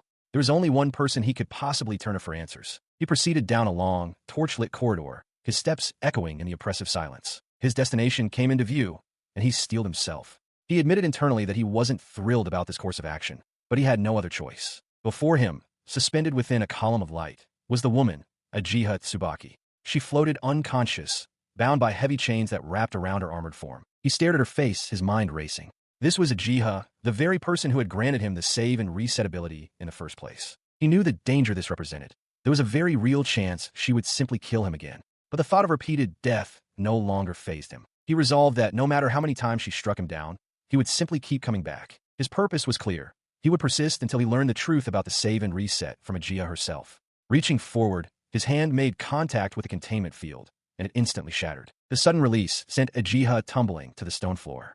Kiska watched, stunned, as she stirred and began to wake with a soft yawn. He watches as the woman he freed, Ajiha Tsubaki, slowly comes to her senses. Her eyes, filled with confusion, fix upon him. After a moment of silence, she speaks, her voice soft and uncertain, asking who he is. His hope shatters. With a look of disbelief, he asks if she truly doesn't remember him. She looks down, a pained and apologetic expression on her face. She explains that if they have met before, she is sorry, but she simply cannot remember him. He quickly dismisses her apology, trying to appear composed as he tells her it doesn't matter if she doesn't remember. He hesitates for a moment before speaking again, acknowledging that it's a strange thing to ask someone she has just met. Her question cuts him off, revealing the true depth of her memory loss. With a look of genuine confusion, she asks if he knows who she is. He reels back, his eyes wide with shock at the realization that she doesn't even remember herself. His gaze drifts upward, taking in the stone-carved ceiling of their prison. He confirms their location, the Katarov dungeon. He confirms her unspoken question about their surroundings, stating plainly that they are in the Katarov dungeon. The truth is now undeniable. Ajiha has amnesia. His mind races with this new complication. He observes that she can still talk, so it's not a complete loss of memory. Seizing the opportunity, he addresses her by name and asks if she knows anything about the puppet sword. He presses on, asking about the puppet sword, but Ajiha can only look back with a pained, confused expression. She murmurs the name as if trying to grasp a forgotten memory, but ultimately concludes that she doesn't think she knows it. She apologizes for her inability to help, but he quickly raises a hand, reassuring her that it's fine if she doesn't know. He then begins to explain that, for reasons he doesn't fully understand, the puppet sword is a living sword. More importantly, he states with conviction, she is his friend who has been turned into some kind of monster. His purpose here, he continues, is to find a way to make her dream of becoming human come true. Ajiha listens, her eyes wide with surprise at his profound dedication. Her surprise melts into a bright, determined smile. Understanding how important the puppet sword is to Kiska, she clenches her fists and enthusiastically declares that she will help him with his goal. Her earnest offer catches him completely off guard, and he stammers his thanks. A thought crosses his mind. This kind and supportive Ajiha is nothing like the one from his past, the one he didn't want to remember. He decides to put those troubling memories aside for now and focus on the person in front of him. His brief moment of contemplation makes Ajiha ask if something is wrong. He shifts their focus to the immediate danger, explaining that a monster lies ahead. He needs a weapon to fight it, but has none. The reality of the situation dawns on Ajiha, who realizes she won't be much help in a fight. Suddenly, an idea strikes Kiska. He turns to her urgently, asking if she knows about something called an item box. The term seems to resonate with her, sparking a flicker of recognition. A memory surfaces, and her face lights up. "Let me try it," she says eagerly. As she holds out her gloved hand, a small orb of pure light materializes just above her palm. She exclaims in triumph, "It worked!" She concentrates, the glowing orb in her hands pulsing with light as she searches for a weapon. Kiska watches intently, asking if there might be a sword inside, his expression hopeful. After a moment, she exclaims that she's found one, materializing a long sword from the light. She seems surprised to have possessed such an item. Kiska's eyes widen in excitement, realizing that with this weapon, they can finally fight back. She presents the sword to him, handle first, admitting that she probably wouldn't be able to use it well herself. She insists that he should be the one to take it. He accepts the weapon, his grip firming around the hilt. A determined smile spreads across his face as he declares it's time to test the sword and press onward. Putting the blade to immediate use, Kiska charges down the corridor, engaging a group of monstrous, headless equine beasts. He dodges their attacks and slices through them with surprising strength, leaving Ajiha amazed by his power. After the battle, they find a moment to rest. Kiska reflects on the sword's power, noting that it allowed him to obtain a swordsmanship skill and even level up. Ajiha returns, holding some meat she gathered, and suggests they have it for dinner. His relief fades as he considers the path ahead. He knows that golden living armors await them, and a grim look crosses his face. He recalls the monstrous puppet sword, realizing that to defeat these powerful enemies, he will need its power, no matter the cost. The memory is vivid, the grotesque, many-eyed creature that the puppet sword becomes, and a knowledge of how to turn it back from that monstrous state. He wrestles with this thought, a bead of sweat on his brow. He concludes that there is only one person within this dungeon who might have knowledge about the puppet sword. Turning to his companion, he gets her attention. He informs Ajiha that they are about to go meet someone, though his expression remains serious, hinting at the gravity of the situation. He turned to Ajiha, a strained smile on his face as he explained that the person they were about to meet could be difficult to deal with. He stressed the importance of being exceptionally respectful. She took his warning seriously, her expression firming as she confirmed she understood and would be careful. With their agreement settled, Kiska declared it was time to proceed. They arrived before a threshold marked by intricate magical seals on the floor. Standing side by side, Kiska admitted to her that, from this point forward, their success was entirely a gamble. He continued, voicing a sliver of hope. He thought that perhaps, with Ajiha by his side this time, things might not conclude as disastrously as they had before. As they walked down a long, stone corridor toward a lit room where a lone figure sat, he clung to that possibility, telling himself he had to believe it. The figure looked up from her teacup with an air of mild surprise. It was a young woman with her hair in high twin tails. Uh. She murmured, her gaze fixing on them. You are. At last, they stood face to face. Ajiha stared, her eyes wide with disbelief as she identified the woman before them. The hero, she breathed. Kiska, however, looked utterly bewildered by her reaction, questioning her softly. Inside a stone-walled room, Judith sits calmly at a small table, a teacup in hand. Across from her, Kiska kneels on the floor, his hands placed reassuringly on the shoulders of a distraught Ajiha Tsubaki, who is huddled before him. Their faces, etched with worry and desperation, turn towards Judith, seeking answers. She processes their story, her expression serious. She understands now. The sword has become something far beyond a mere weapon, having transformed into a terrifying monster. A confident, knowing smile spreads across her face. This, she decides, may be a situation where she must personally intervene, a last hope appearing in their moment of need. Her declaration leaves both Kiska and Ajiha wide-eyed and speechless with shock. Recovering, Kiska leans forward urgently, his voice filled with a desperate hope. He asks Judith-sama if she knows how to turn the puppet's sword back to normal. She calmly explains that as a vampire who has lived for over 1,000 years, she has encountered many such items. She calls them puppet equipments, or what is more commonly known as the parasitic series. She continues, describing the vast and varied power of these parasitic weapons. Throughout history, many have sought to wield them. Some succeeded, harnessing the power to become legendary warriors.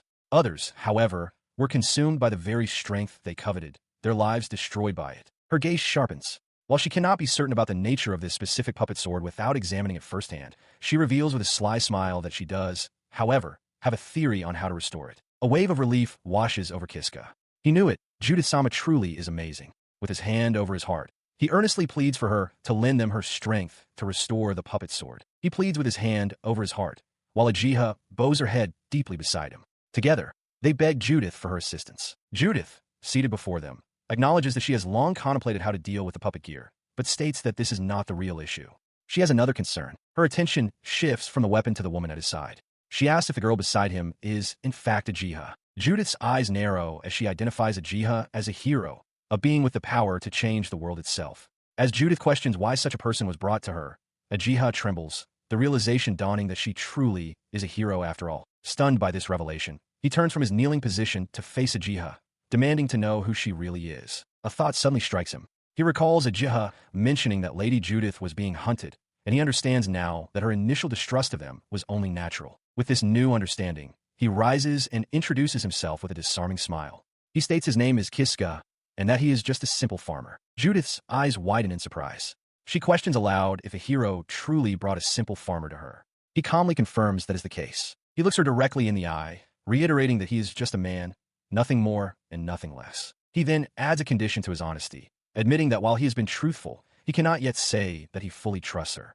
Judith listens, a faint, intrigued smile forming on her lips. She considers his proposal, a faint smile playing on her lips as she concludes that dealing with the puppet sword at this moment might not be a bad idea after all. Overwhelmed with relief, Kiska and Ajiha express their gratitude. Kiska is astounded, having never imagined such an outcome was possible. He marvels at the thought that the three of them, once adversaries or strangers, would ever join forces. But the moment of reprieve is shattered when Ajiha suddenly stops, her body tense. She warns them that something is coming. Kiska and Judith turn towards her, confused by her abrupt change in demeanor. From the shadows above, a figure descends upon them. It is a woman identical to Ajiha, but her face is twisted into a wide, malevolent grin as she lunges forward, a dagger in hand. Kiska and Judith can only stare in utter shock. The doppelganger's eyes are wide with manic glee as she closes the distance. Kiska and the real Ajiha cry out in alarm, while Judith's expression hardens in horrified realization. In a flash, the attacker strikes, her blade aimed directly at Judith. Kiska screams Judith's name as the devastating result of the ambush becomes clear. Judith blocked the blow, but at a terrible cost. Both of her arms have been severed at the elbow, sent flying through the air. The real Ajiha stares, paralyzed with disbelief, stammering out a question of why there is another version of herself. Her double, meanwhile, clicks her tongue in annoyance, her blade still dripping. The imposter turns her smug, cruel gaze upon the original Ajiha, demanding to know who she is. With a vicious strike, the attacker introduces herself as Dark Ajiha and declares the other fake. The real Ajiha cries out, insisting that she is the genuine one, as Kiska watches in helpless terror, shouting her name. The malevolent doppelganger of Ajiha stares down her counterpart with a predatory grin, declaring that they are one and the same. She commands the real Ajiha to merge with her. Sensing resistance, her expression twists into a manic fury. She vows to erase the original and take her place, lunging forward to attack while Kiska watches, paralyzed. Her charge is abruptly halted as Judith, a sly smirk on her face, intercepts the blow with a massive, dark blade that seems to have manifested from her own body. The force of the impact reveals Judith's sharp fangs. The real Uchiha gasps in shock, identifying her defender as a vampire. Now wielding two enormous blades, Judith holds the doppelganger at bay. She mockingly tells her foe that while she is free to run wild in her hideout, such rudeness will come at a steep price. Kiska can only call out her name in astonishment. The vampire presses her advantage, unleashing a furious flurry of slashes that forces the real Uchiha, caught in the crossfire, to desperately parry. As he watches the chaotic scene, Kiska has a sudden, startling realization. He exclaims that the woman who attacked them and the Uchiha he knows are two completely different people. His mind flashes back through all the painful moments and seemingly cruel actions he's experienced with Uchiha. With dawning horror, he wonders if it was all the work of the Dark Imposter. While he processes this, the real Uchiha, now free from the doppelganger, turns her aggression on Judith. She lunges forward, screaming for the vampire to die. Judith kneels, unimpressed, remarking that this is all she can do. Seeing this, he moves without hesitation. Declaring that he understands the situation, Kiska steps between the two women, blocking Uchiha's sword with his own as Judith watches with a surprised, fanged grin. He stands firm between the two women, his weapon held ready. With unwavering resolve, he declares his intention. He will stop Dark Uchiha. His words strike Uchiha with the force of a physical blow, her expression twisting into one of shocked disbelief and simmering rage. Her shock quickly hardens into fury. She brandishes a knife, ordering him to move aside and threatening to cut him down if he continues to defy her. He meets her threat not with fear, but with a chilling, confident grin. He taunts her, asking if she truly understands the consequences that would follow should she kill him. His unnerving calm only fuels her rage. She screams his name, her face contorted as she demands that he stop getting in her way. Ignoring her outburst, he turns his back on her completely. He walks calmly towards Judith and the dark doppelganger, musing aloud that he never intended to be an obstacle. He positions himself protectively before them, a gentle smile on his face as he clarifies his true motive to Uchiha. He simply wants to protect the people he considers close to him. This declaration shatters Uchiha's composure. She points accusingly, her voice cracking with desperation as she insists that she's the true hero who saved the world, and that the woman beside him is an imposter. Her frantic claims do not move him. He looks at her with a steady, unreadable gaze, stating that her status as a hero is irrelevant to him. He explains that there's only one thing he knows for certain. His gaze hardens as he points directly at her. He delivers his final, damning judgment. She is the one who does not belong here. He stood by as the woman he had chosen. The dark-haired doppelganger began to unravel. She lamented that even after saving the world, everyone's affection was still directed solely at Uchiha. Her face twisted in anguish as she cried out that no one, not a single person, had ever truly loved her. Her despair erupted into a piercing, desperate wail that echoed through the chamber. The raw sound of her grief stunned Kiska, Judith, and the true Uchiha into shocked silence. Through her tears, the doppelganger confessed that if she had known this would be the outcome, she never would have saved the world. With a look of utter misery, she wished for this entire world to simply disappear. As she collapsed to the tiled floor, a single, chilling word escaped her lips: reset. Instantly, a torrent of black energy, sharp and jagged, burst from her outstretched hand. The power swelled into a dark star in her palm before erupting outwards, forcing Kiska and the others to recoil in terror as the darkness began to consume everything around them. The darkness, unleashed from the doppelganger's hand, rapidly filled all empty space. It was a tide of nothingness, enveloping the entire world and swallowing all light, leaving only the horrified expressions of those who witnessed its birth. And so, the world came to an end. It was not a grand battle or cataclysm, but the result of what seemed to be a single girl's random whim. Yet, the truth was far more profound than simple jealousy, anger, or hatred. The final, lingering thought echoed in the void. A world without love is a world that is not needed. The Adventurers Guild in Katara Village stands as a prominent, well-constructed building under a clear blue sky, its timber frame and red-tiled roof a beacon for those seeking fortune and glory. Inside, Kiska sits alone at a wooden table, a mug in his hand and a meal before him. He reflects on his current location, the bar of the Adventurers Guild in Katara Village, where he is simply having a drink. He confirms the impossible truth to himself. This isn't just Katara Village. It is the village as it existed 100 years in the past. With a heavy heart, he brings the mug to his lips, the shadows of other patrons moving like ghosts behind him as he contemplates his displacement in time. His mind flashes back to the pivotal moment, recalling the day Dark Uchiha, with tears streaming down her face, screamed the word reset. In the wake of that cry, the entire world was swallowed by an encroaching darkness. He remembers the disorienting sensation of floating helplessly within a black, featureless void, defined only by a glowing white grid stretching into infinity. When he regained his senses, he found himself in a world without a sky or a ground. It was there, in that strange dimension, that he encountered something utterly alien. Before him hovered a collection of silent, crystalline geometric shapes, pyramids and polyhedrons of stark white, drifting through the grid abyss. As he stared, a voice suddenly emanated from the objects, startling him. "Hey there," it said. "You look like you've seen a ghost."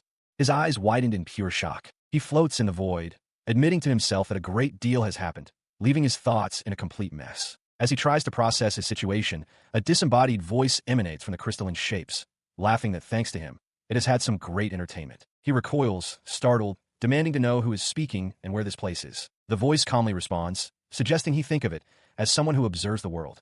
It tells him he can call it the Observer, and reveals that this place is the end of a ruined world. His eyes widen as the truth sinks in. He realizes the world truly was destroyed because Dark Uchiha rewrote causality itself. Confused, he asks why he is still conscious if the world is gone. The Observer explains it is because he exists outside the flow of causality, implying he should have some idea as to why. He reflects that while he doesn't fully understand causality, his ability to save and reset must be what is allowing him to hold on to his consciousness. The Observer then addresses him by name, Kiska, and prepares to ask a question. The entity's question cuts through the void. "Don't you want to save?" Uchiha Tsubaki, it elaborates, stating that she holds the key to the world's survival. If he can save her, there may still be hope for the world's rebirth. He processes this new mission, his mind connecting the dots between saving Uchiha, his own strange fate, and her connection to Dark Uchiha. He comes to a quiet realization.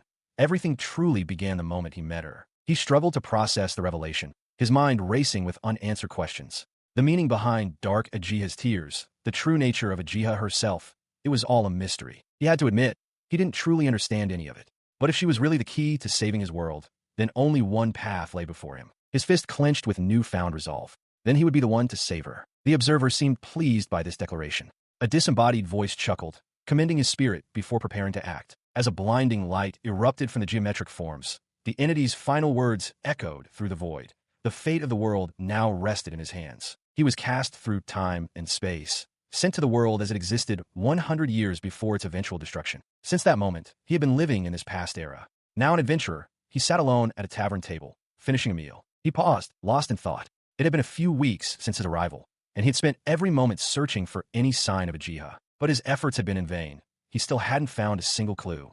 As he mulled over his failure, a heavily armored woman approached his table from behind. The armored adventurer seemed agitated as a guild receptionist made an announcement, calling for a platinum-ranked adventurer who had cleared the Katarov dungeon. Kiska's eyes narrowed slightly as he realized she was looking for him. He stands at the guild counter, listening as the receptionist points out the armored adventurer eating nearby. The receptionist, flustered, realizes he is the very person she was just talking about, stammering in disbelief at his platinum rank. Kiska vaguely recalls someone mentioning this when he first registered to cover his living expenses. Before he can react, the armored adventurer is standing directly before him. With an intense gaze, she confirms his identity and demands to know why he didn't step forward immediately. He offers a nervous smile, sweating as he fumbles for an excuse, explaining that he was in a bit of a hurry. His flimsy excuse is met with a skeptical, flushed expression. The adventurer repeats his words, in a hurry, as if finding them absurd, while he glances down at his half-eaten meal. She seems to relent with a huff, accepting his explanation for the moment. She declares the situation an emergency, stating there is no time to waste. Without another word, she seizes him by the collar of his tunic. He cries out in protest, telling her to wait, but her grip is unyielding. Her strength is undeniable as she begins to drag him bodily across the guild hall floor, his feet scraping against the wooden planks. He struggles in her grasp, his face contorted with effort and disbelief. He can only marvel at how impossibly strong she is for a female knight. She pulls him out of the guild and through the city streets, heading towards a massive stone aqueduct that marks one of the main thoroughfares. After being dragged along, he finally finds his footing as she stops abruptly. "Ah, we're here," she announces. Confused, he looks around and asks where they're going. He is brought before a massive, fortified gate. The armored knight who escorted him, Kinaria, announces to her waiting party that this is the entrance to the Katarov dungeon and that she has brought the man who cleared it. Another knight, this one with her hair in a high ponytail, thanks Kinaria for the help. She sizes up the young man, remarking with a smirk, "So, this is the guy." The ponytail knight turns to him, stating that it's reassuring to have someone who knows the dungeon well before asking for his name. He, in turn, feels a bit underwhelmed, thinking to himself that she doesn't seem as strong as he'd imagined. He introduces himself simply as Kiska. The knight repeats his name thoughtfully, then reveals that they would like to ask a favor of him. This declaration startles Kinaria, who immediately questions the decision.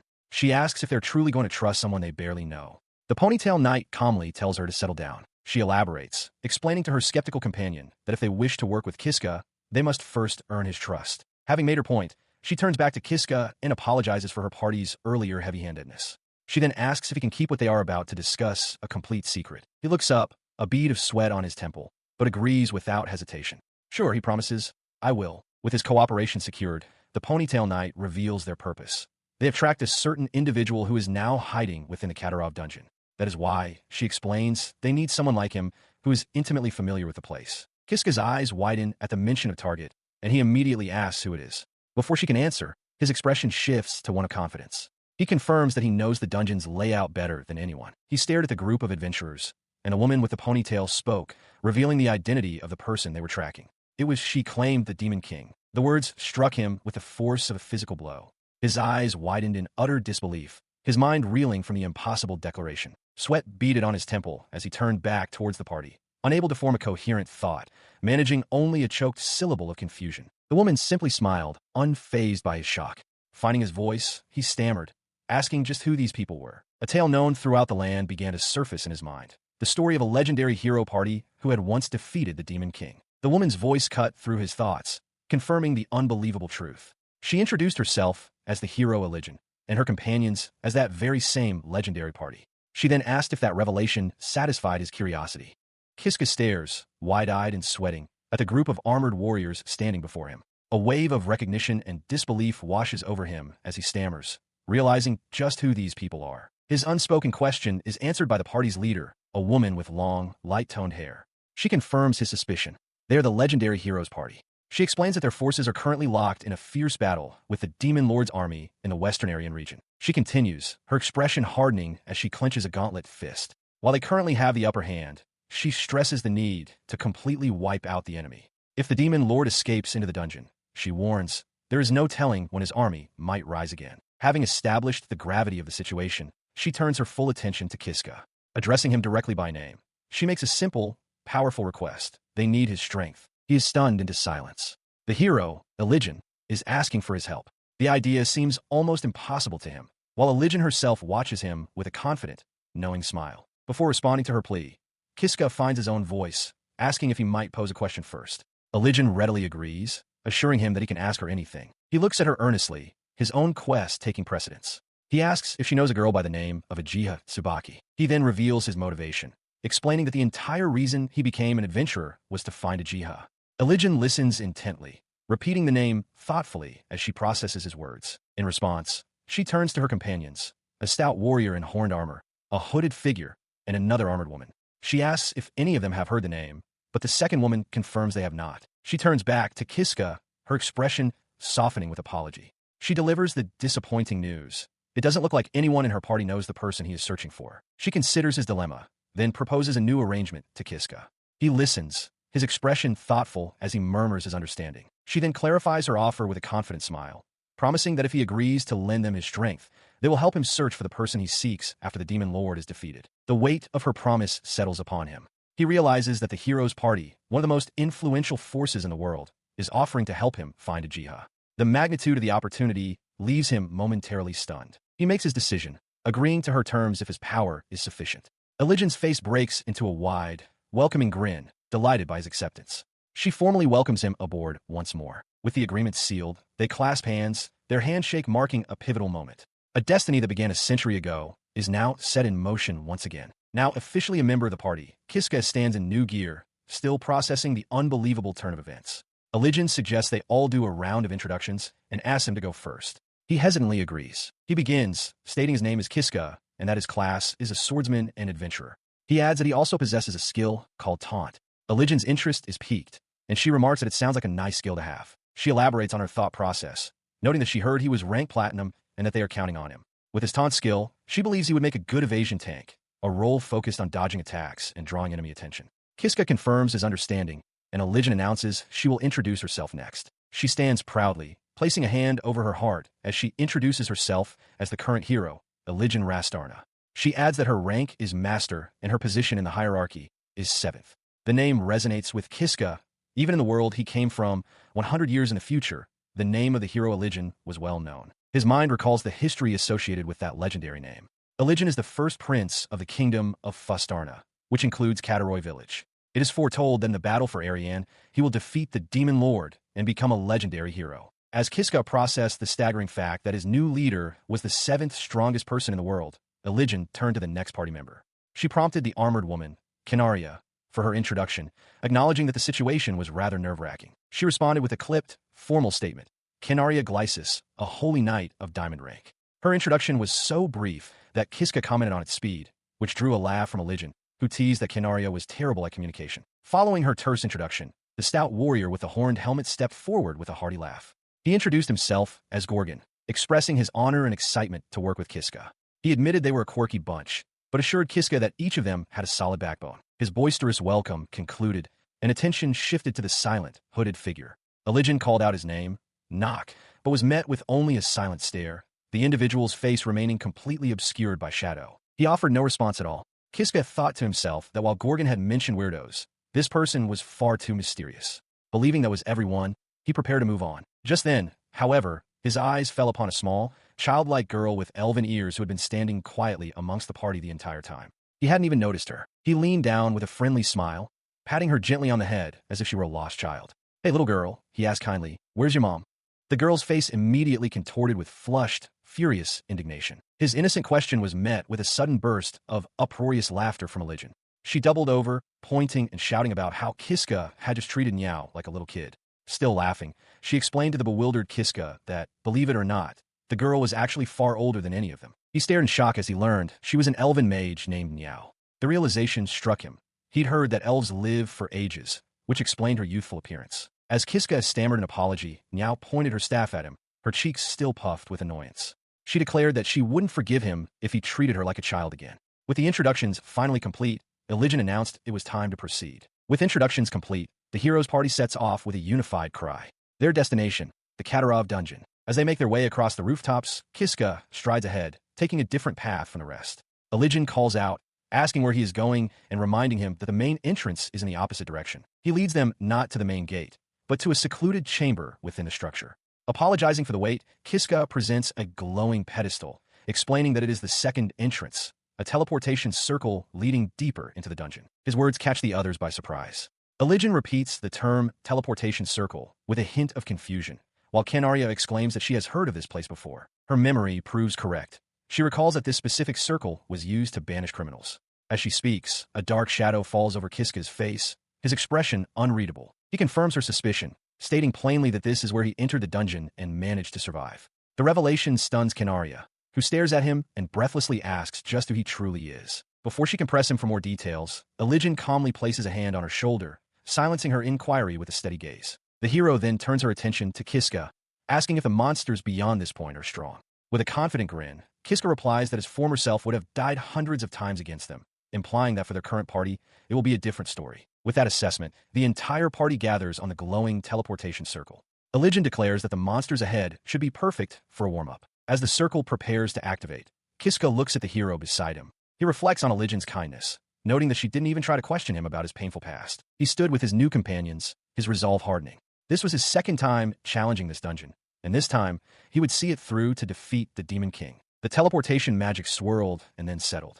He found himself kneeling on a cold stone floor, the transfer seemingly a success. But as he looked up, a flicker of unease crossed his face. Something was wrong. Rising to his feet, he took in his surroundings. He was in a long, torchlit corridor made of rough-hewn stone, and he was completely alone. A quick scan of the empty hallway confirmed his fears. He wondered where he was, realizing with a jolt that the rest of the party was nowhere to be seen. It seemed they had all been separated during the teleportation. He quickly assessed the situation. This wasn't the same place he had been sent to on his first trip. For now, he decided his priority had to be regrouping with the others. With a new objective in mind, he began to walk down the corridor. He recalled that during his first time here, he had been far too weak to explore this floor in any detail. The corridor stretched on, confirming his memory that this level was quite vast. As he walked, a faint sound reached his ears, and a grim smile touched his lips. He knew what was coming. From the shadows ahead, a hulking figure emerged, blocking his path. It was a massive, fur-covered beast with a brutish face tusks, a prominent mohawk, and muscular arms ending in clenched fists. The creature let out a deafening roar that echoed through the stone passage. Kiska, however, remained perfectly calm, a single, dry thought crossing his mind about the enduring popularity of mohawks. Deep within the dungeon, Kiska comes face to face with a hulking, mohawked bugbear. A smirk plays on his lips as he recognizes the beast. It has been a while, but he recalls fighting this very creature over 500 times. His body remembers the patterns, the flow of combat. He knows that the first step is to dodge its opening strike by crouching forward. He executes the maneuver perfectly. As the bugbear's massive fist whistles through the air where his head just was, Alk is already in position, sword drawn and glowing with power, ready to deliver a single, decisive killing blow. With the creature dispatched, he glances back at its fallen form, a bead of sweat on his brow. It was a close call. His muscle memory almost compelled him to fight barehanded, just as he had been forced to in the past. Putting the thought aside, he resolves to deal with the rest of the bugbears quickly. He breaks into a run down the stone corridor, determined to catch up with Elijin and the others as soon as possible. His advance comes to a sudden halt before a deep pit lined with countless sharp spikes. A wave of terror washes over him. He remembers his past self, who would recklessly charge through such deadly traps. The memory is now horrifying. The fear is a stark reminder of his past life. Even with the ability to save and reset, he realizes the trauma of his many deaths still lingers, rushing back to the site of familiar dangers. He cautiously crawls past the edge of the pit, moving deeper into the dungeon. He enters a small chamber and stops. On a pedestal in the center of the room sits an ornate treasure chest. He recognizes it instantly. This was the source of his second skill acquisition 100 years ago. A nervous sweat forms as he wonders if he can obtain a skill from again in this new timeline. He opens the lid. A glowing panel materializes before him, displaying a long list of skills sorted by rank, from S down to C. He breathes a sigh of relief, realizing he can indeed use it. Now, he faces a critical decision. What skill should he choose? As he scans the options, a crucial memory surfaces. The last time he was here, he was unarmed. He had to survive by cleverly provoking monsters into fighting each other. This time, however, is different. A look of understanding dawns on his face as he realizes the new possibilities open to him. He reflects on his new assets, the flaming sword and his recently acquired sword skills. From the list of abilities offered by the treasure chest, his finger decisively taps on the word acceleration. His choice is driven by the memory of the creatures that had killed him most often in this dungeon during his past life. Putting his decision to an immediate test against a group of bugbears, he grins, declaring it's time for a test slash as he invokes the new skill, acceleration. The result is instantaneous and shocking. Surrounded by the dismembered remains of the monsters, he stands in stunned silence, wondering aloud if they were always this weak. He looks down at his enchanted blade, realizing the profound difference the flaming sword and his skills have made compared to when he struggled barehanded. As this realization dawns, a heavy stone passage rumbles open nearby. A confident smirk crosses his face. He is now absolutely certain that the monsters in this dungeon are no longer a threat to him. His confidence secured, his thoughts turn to the larger mission. He reminds himself that his goal isn't just to clear the dungeon, but to defeat the Demon King. Normally, he would hurry to regroup with his party, but he acknowledges there is something else he must do first. He proceeds down a stone corridor, arriving in a chamber distinguished by 3 large, intricate magical circles glowing upon the floor. Staring at the glyphs, his expression hardens with resolve. He knows there is one thing he absolutely must check before moving on. Without hesitation, he steps onto one of the glowing circles, causing it to flare with a brilliant surge of magical energy. He stands within the activated magic circle, a desperate hope forming in his mind. If he could just get there, maybe, just maybe, he'll find what he's looking for. The possibility steals his resolve, though a bead of sweat reveals his underlying apprehension. In a flash of light, he is transported to a vast, dark chamber dotted with what look like stars. Before him stands a massive, glowing cylindrical seal, humming with latent power. He stares at the empty vessel, a memory of a Jiha, Tsubaki bound in chains flashing through his mind. The truth dawns on him with a jolt. In this era, she hasn't been sealed yet. A Jiha isn't here. With this new understanding, he turns away from the seal and scans the unfamiliar architecture, his mind racing with a single question.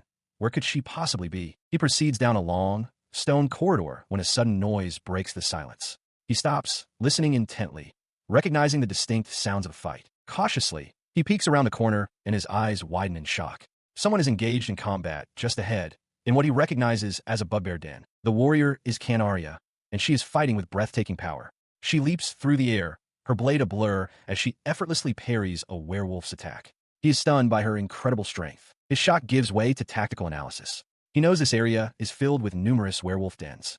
While a single beast isn't a major threat, the true danger of this room lies in venturing too far inside. He realizes the dire consequence. The werewolves will inevitably circle around and surround any intruder.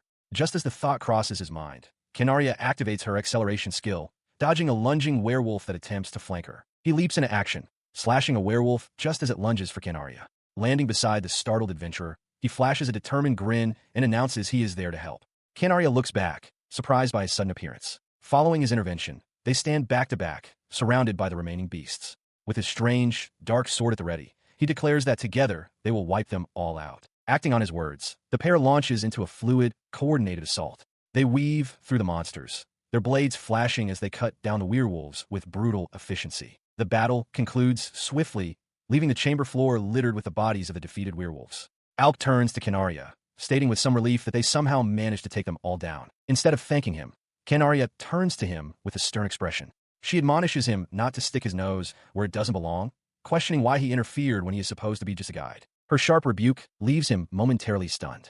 A bead of sweat forms on his temple as he stares back, utterly confused by her reaction. She continues, her voice laced with pride and annoyance. She states plainly that she is a diamond rank adventurer and asserts that she would have defeated the monsters on her own, even without his help. His confusion gives way to a somber understanding. He lowers his gaze, realizing that Canaria does not see him as an equal or an ally, but as something else entirely. The reason for her suspicion suddenly becomes clear. His face darkens as he recalls the nature of his arrival, through a teleportation circle used specifically to exile criminals. He turns back to her with a look of weary resignation. He concedes that it's only natural she wouldn't trust him, as he must look like a criminal. He then clarifies his identity. He is just an alk farmer. He responds to her suspicion with a weary, pained smile, admitting that he is quite used to facing discrimination. His quiet admission is met with an unexpected response as Canaria speaks his name, Kiska, causing him to look up in surprise. She continues, her back still turned to him, stating plainly that his death would be a problem for her. The declaration leaves him momentarily speechless, his eyes wide with disbelief. Turning to face him, Canaria elaborates on her reasoning, explaining that as an adventurer party, it is their duty to protect ordinary citizens. Her expression becomes more intense and slightly flustered as she adds that, beyond her general duty, she personally forced him into this situation. Therefore, she declares, he is now her responsibility and must make it out of the dungeon alive. Overwhelmed by her fierce declaration of responsibility, he calls out her name, his voice filled with emotion as he begins to speak. He lowers his gaze, a shadow of sorrow crossing his features as he confesses that his past was full of misery. Despite this, he continues with a pained smile. He gave everything he had but still failed to protect the one person he loved. Before he can elaborate on the painful memory, Canaria raises a hand, gently cutting him off. She tells him that he doesn't need to say any more. She walks ahead down the stone corridor, a gentle, knowing smile on her face. She muses aloud that everyone has a past they can't forget, or memories they wish they didn't have to remember. Her words reach Alk, who watches her go. A small, genuine smile touches his lips as he calls out her name and apologizes for his earlier behavior. After a moment of silence from him, Canaria simply responds with a soft humph, privately thinking to herself that he is a better person than she had initially believed. As they walk down a long, tiled corridor, Kiska turned to his companion. He asked Canaria if she had any idea where Elysian and the others might have gone. Canaria considered this, replying that His Highness would most likely venture off alone in pursuit of the Demon King. She reasoned that if they simply headed toward the Demon King's likely location, they would probably catch up with him quickly. As she spoke, a look of sudden realization dawned on Kiska's face. His eyes then fell upon a large, jagged hole smashed into the side of the corridor wall. With a spark of excitement, he exclaimed that he recognized this place, leaving Canaria to look on in confusion. He announced that it was Lady Judith's second hideout, one she rarely used. The memory of Judith's sinister, smiling face flashed through his mind. He continued wistfully, remarking on how nostalgic it felt and that he used to frequent the place. He added that it was built a century ago, a fact that seemed to catch Canaria by surprise. She peered into the dark opening and asked where the hole led. Kiska, beginning to sweat, explained that it was a passage for vampires. Her expression instantly hardened at the word vampires. A vein throbbed on her temple as she glared, and Kiska realized with a jolt of panic that he had made a terrible mistake. He panicked internally, realizing Canaria's strong sense of justice would compel her to demand they slay the vampires for the good of the people. He quickly tried to backtrack, frantically insisting that it wasn't for vampires and stammering as he searched for another explanation. He blurted out that it was a break room. Canaria looked at him, unconvinced, stating she had never heard of such a thing. Sweating profusely, Kiska insisted it was true, though he knew he was only telling a half-truth. He pressed the lie, adding with a wink that the room had a kitchen and beds, and that he had used it often himself. Canaria considered his words. She noted that they weren't exhausted, and that time was of the essence, implying they should continue on without delay. He internally grappled with the conflicting truths about Lady Judith, a potential vampire, yet his cherished benefactor. As Canaria urged them to keep moving, he felt a wave of relief, save for the moment from having to explain his lie. As they proceeded down the long, torchlit corridor, he observed the stonework with an unsettling familiarity, noting to himself that the passage remained unchanged, even from a century ago. The heavy, coffered stone slabs of the ceiling passed overhead, cracked with age but still holding firm. Breaking the silence, he turned to Canaria, his mind shifting back to their primary objective. He asked for her thoughts on why the Demon King would have fled into the Katarov dungeon in the first place. She explained her theory. During the battle at Ariane, the Demon King sustained heavy damage from an attack by His Highness. She believes it retreated into the dungeon to heal its wounds, but also suspects another, more sinister purpose. Her suspicion pointed toward a grim strategy. She believes the Demon King plans to devour the powerful bosses lurking within the Katarov dungeon. The goal of this monstrous consumption, she concluded, is to absorb their power and amplify its own strength. This realization visibly startled Kiska. Processing this information, he quickly formed a plan, suggesting they head directly for the boss room, where they might encounter Religion and the others. Canaria agreed, but cautioned him that they might find the Demon King itself waiting for them instead. Despite her warning, he set his jaw with determination, declaring that they must be ready for any outcome. Canaria watched him, seemingly in silent agreement. Their path forward culminated at a massive, reinforced door. Suddenly, a loud clang echoed from the other side, signaling that they were not alone. He hears the distinct sounds of combat coming from behind the massive, reinforced door. Realizing it's the golem's chamber, he shouts that someone is fighting the boss inside, and that they must open it immediately. He and Canaria immediately throw their weight against the heavy doors, straining to force them open. As he pushes, his mind races with possibilities. Is it Religion and her party fighting in there? Or have they arrived too late and found the Demon King? Their combined strength is useless. With a grunt of frustration, he realizes the chamber must be sealed until the battle is over. Canaria confirms his suspicion, stating that the door won't budge at all. Then, as suddenly as it began, the noise of fighting stops. The abrupt silence hangs in the air. Canaria, ever practical, urges him to try opening the door again now that the conflict has seemingly ended. This time, the heavy doors swing inward with a low groan, the magical seal having been released. The sight within is one of utter destruction. The chamber is filled with the shattered remains of a massive stone golem. Seated calmly upon a large piece of rubble, sword resting across her lap, is Religion, looking entirely unscathed. Overcome with shock and relief, both he and Canaria cry out her name in unison. She looks up, greeting them with a casual smile, as if nothing is out of the ordinary. Canaria rushes to her side, asking if she's hurt, but Religion simply laughs, boasting that she doesn't have a single scratch on her. Leaning back, Religion expresses her relief that the Demon King was prevented from consuming the golem.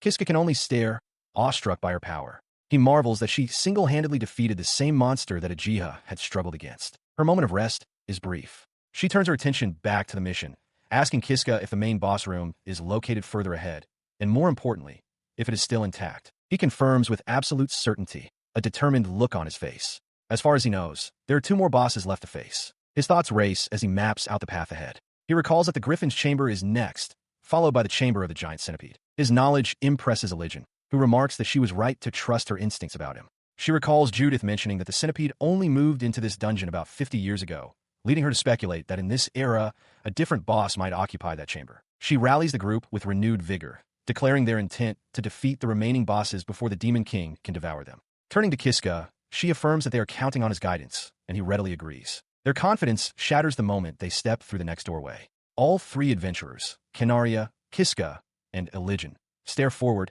their faces masks of stunned silence. Before them lies a vast, empty chamber. The floor is stained with dark pools of fluid and littered with stray feathers. Kiska voices the grim reality. The Griffin isn't here. Religion quickly realizes the truth. She admits to underestimating the Demon King, not expecting him to find the bosses so easily in such a large dungeon. It's not that the Griffin is missing, she concludes, but that it has already been devoured. She immediately turns her attention back to Kiska, demanding to know the location of the next boss.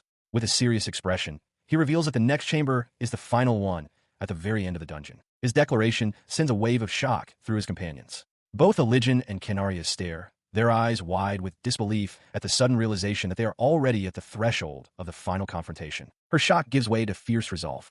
Religion commands Kiska to lead them to the final boss chamber. Clenching his fist, he acknowledges the order, ready to proceed. He hurried down the stone corridor, calling out to the hero ahead of him. He questioned the decision to press on, asking about their other companions, Kalgano, Niao, and Nok, and insisting they should regroup with him first. She turned back, dismissing his concerns with a confident smile. She declared that time was of the essence, and, more importantly, that they did not need to regroup. Her statement left him stunned. He asked if she was serious, unable to believe she would leave even Canaria behind. Elijin's expression hardened as she confirmed it, stating that she alone would be the one to fight the Demon King. She then proclaimed her status as the hero, asserting that only she possessed the right to face the Demon King. Canaria added a practical reason, explaining that Elijin's powerful attacks might inadvertently strike them all during the battle. With the matter settled, the reduced party of three, Kiska, Elijin, and Canaria, proceeded deeper into the dungeon, their footsteps echoing in the empty hall. They passed by a pedestal where an ornate chest lay open and empty. Kiska noted with concern that the crystal of wisdom had already been used. Moving past the empty chest, their focus shifted to the massive, imposing doors that stood at the very end of the corridor, sealing the final chamber. As they stood before the entrance, Kiska nervously announced their arrival. Beside him, Canaria was visibly sweating with anxiety, while Elijin remained resolute and stern. The three adventurers gazed up at the colossal doors, intricately carved with crescent symbols. Kiska breathed out the realization. This was the final boss chamber. His expression tightened with apprehension. He knew that what lay beyond that threshold was either the final boss he remembered from his past life, or the Demon King himself. He stands with his companions, ready for the final confrontation. Elijin gives a quiet affirmation. All right, and Kiska, filled with resolve, urges them forward. Let's go. With their decision made, the heavy doors to the chamber creak open, revealing the throne room beyond. As they step inside, they are met with a shocking sight. Before them sits the Demon King, a being of immense size and power, casually chewing on the remains of what appears to be the dungeon's final boss. The adventurers freeze, stunned by the unexpected scene. His eyes widen in disbelief. Kiska stammers, his mind struggling to process the grotesque display. He realizes with dawning horror that the Demon King is consuming the very creature they came to defeat. In stark contrast to her companion's shock, Elijin wears a confident, almost mocking smirk. She addresses the colossal figure directly, asking how the final boss tasted. The Demon King pauses his meal, looks towards her, and replies with utter nonchalance that the flavor was merely average. Inside a grand throne room, the hero Elijin confronts the seated Demon King, Zorga. With a confident smile, she gathers light in her palm, preparing her glowing sword and declaring her intent to settle their conflict. Beside her, Kiska and Canaria stand ready. The Demon King rises to his full, colossal height, towering over the adventurers. He flexes his clawed hand, remarking that his recent meal wasn't particularly tasty, but he can feel an immense power surging through his body. He turns his gaze to Kiska, a low chuckle rumbling in his chest as he acknowledges the boy's arrival. Kiska stares back, aghast at the Demon King's sheer size, and silently questions if even Elijin has the strength to defeat such a monster. The Demon King continues, stating that Kiska's presence saves him the trouble of having to hunt him down. With that, he begins to raise his massive, dark-bladed weapon. With a menacing grin, he lunges forward, expressing his gratitude for the convenience. As the colossal figure charges, Elijin shouts a warning to Kiska, and Canaria urgently tells him to stay sharp. In response to the charge, Elijin unleashes a powerful technique from her holy sword style, the cruciform slash. The Demon King meets her attack with his own profane slash, noting with a smirk that she's going all out from the very beginning. The two opposing sword arts, one of holy light, the other of dark energy, speed across the chamber and collide with tremendous force, erupting in a blinding flash of power. Watching from a safe distance, Kiska realizes with shock that the two immense attacks have completely neutralized one another, leaving both combatants unharmed. The combatants clash again. The Demon King snarls, calling Elijin a little pest, but she meets his ferocity with a determined grin, retorting that she is just getting started. Their blades meet in another shower of sparks. As they trade blows, one of the Demon King's powerful slashes goes wide, hurtling directly toward Kiska. Canaria sees the danger and screams for him to watch out. He throws himself aside just as the force of the attack explodes where he stood. Canaria cries out his name, asking if he is okay. Catching his breath, Kiska confirms that he managed to dodge in time. As the two combatants re-engage, she warns Kiska that if either of their attacks were to hit them, they would be killed instantly. Their only course of action, she insists, is to focus entirely on avoiding the crossfire. He quickly agrees. Watching the battle rage, Canaria provides crucial intelligence. She identifies their foe as the Demon King, Zorga, a mutated species of man-eating giant. She explains that in a recent battle at Ariane, he suffered a critical blow from his highness and fled into this dungeon. Elijin, parrying a heavy blow, adds to the grim assessment. She reveals that while his highness is ranked 7th among the master class, the Demon King Zorga is ranked even higher, at 5th. The terrible implication of this information dawns on Kiska. He realizes that since Zorga has now devoured the dungeon bosses, his power must have increased. Canaria confirms his fear, stating that the Demon King is now most likely stronger than Elijin. His conclusion is proven true on the battlefield. The sheer force of Zorga's assault drives Elijin back, her face a mask of strain as she struggles to hold her ground. Kiska and Canaria watch in horror. Sensing his overwhelming advantage, The demon king sneers. He gives the human credit for pushing him this far, but declares that this is the end. He raises his massive weapon, roaring the word annihilation.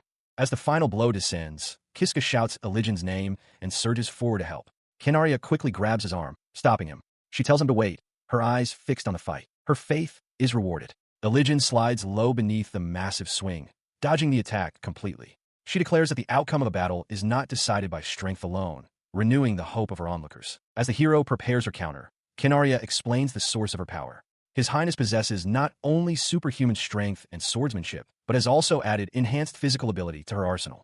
This combination, she reveals, is the ultimate technique of the Holy Sword style. She unleashes her ultimate technique, the Celestial Grace Slash, a blinding arc of holy energy aimed directly at the Demon King. The force of the blow sends her soaring past him, the attack powerful enough to knock his helmet from his head and his sword from his grasp.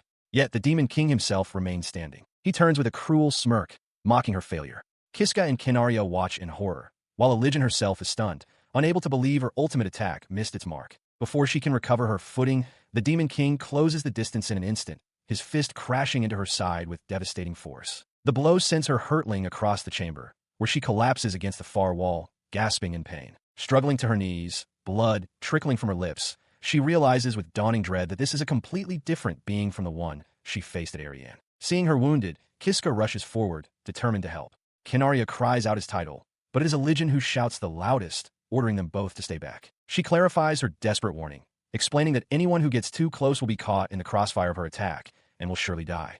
Kiska freezes, stunned by the revelation. As the hero holds her allies at bay, the Demon King retrieves his weapon. He calmly states that while he had planned to slowly torture her to death, his plans have now changed, leaving Kiska to wonder what he means. He reveals his new intention with a terrifying declaration, channeling immense dark power into his blade. He announces he will use the unorthodox sword style to burn her to ash, leaving the onlookers frozen in shock. The Demon King brought his blade down, unleashing the full force of his phantom holy annihilation. Watching from the sidelines, Kinaria knew this was it. One mistake and Elijin would be finished. With no other choice, the hero steeled herself for the blow. But just as the devastating energy was about to strike the downed hero, a single word cut through the chaos: save.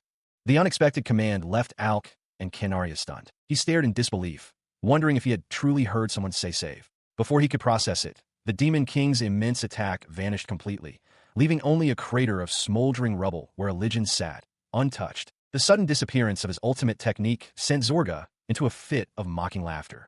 He scanned the area, sneering at the foolish hero, questioning if she had simply been turned to ash and vanished. His taunts were cut short as, impossibly, dozens of spectral copies of Elijin materialized around him, striking from every direction at once.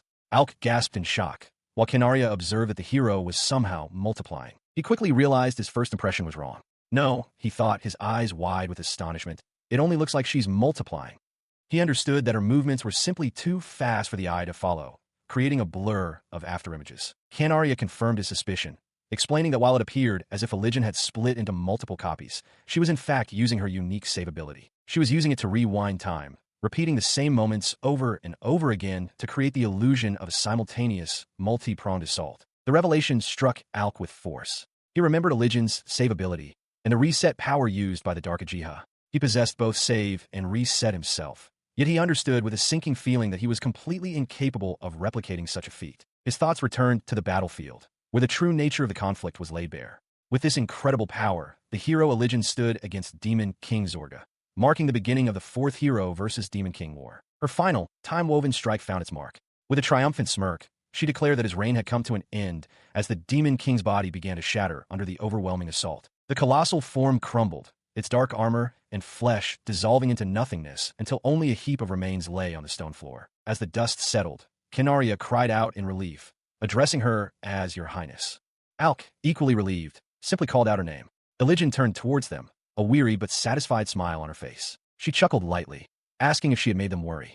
Just then, a massive set of doors behind them began to creak open with a deafening groan. The rest of her party, Gorgon and Niao, rushed past her towards the newly opened passage. The dwarf warrior boomed, asking where the Demon King was, while the small elf girl called out to Elijin in excitement. Watching the victorious group prepare to head home, Alk's mind raced. He had just witnessed Elijin defeat the Demon King using save, a feat that cemented her status as the hero. Yet, this only raised a more pressing question. Who, then, was Uchiha? He wondered if they had truly saved the world, as the mystery had only deepened. Unseen, Judith watched from the shadows. Beneath a vast, clear blue sky, a peaceful town rests, its stone church steeple reaching towards the heavens. It is a day of triumphant return. In a flash of brilliant light, a group of adventurers materializes on a high balcony overlooking that very town, their long journey finally at an end. The hero Elijah takes a deep, satisfying breath, a wide grin spreading across her face as she declares that the air on the surface is simply the best. Her sentiment is shared, though for different reasons. The dwarf Gorgon bellows with laughter, urging Elijah to find food, reminding her they haven't had a decent meal in days. The young elf Niao agrees, clutching her stomach and admitting that it's grumbling loudly. As the party shares a light-hearted moment, an elderly man in a butler's uniform rushes towards them, his voice choked with emotion as he cries out that his highness has returned. He reaches the group, his face a mask of overwhelming relief. This is Frat, Elijah's butler. He thanks the heavens that she is safe. Elijah winks, casually greeting him and confirming she's back. She apologizes for making him worry, but Frat, wiping tears from his eyes, explains that he was sick with worry after hearing she had entered the dungeon with only a small group for a top-secret mission. Elijah smiles reassuringly, informing him that they managed to defeat the Demon King safely. His eyes widen in amazement. As Frat expresses his awe, Elijah quickly deflects the credit, placing a hand on Kiska's shoulder and declaring it was all thanks to him. Kiska, caught completely off guard, stammers that he didn't really do anything. He tries to downplay his role, but Elijah insists, explaining to her butler that without Kiska, they wouldn't have even known the way through the dungeon. She adds that the Demon King had devoured every other monster, and if left unchecked, could have become a threat beyond anyone's control. He bashfully tries to deflect the praise, insisting he didn't do much, but Elijah is firm. She declares that there is no doubt Kiska was the true MVP of the battle, and the rest of the party voices their sincere gratitude for his help. She continues, admitting that while she was the one who defeated the Demon King, she was panicking when the party was scattered during the teleportation. Kiska looks startled by her candid confession. His surprise gives way to an apologetic smile as he admits that, to be honest, he didn't know about that particular detail either. Elijah confesses she was also in the dark. Meanwhile, Gorgon and Nock discuss the dungeon's mechanics.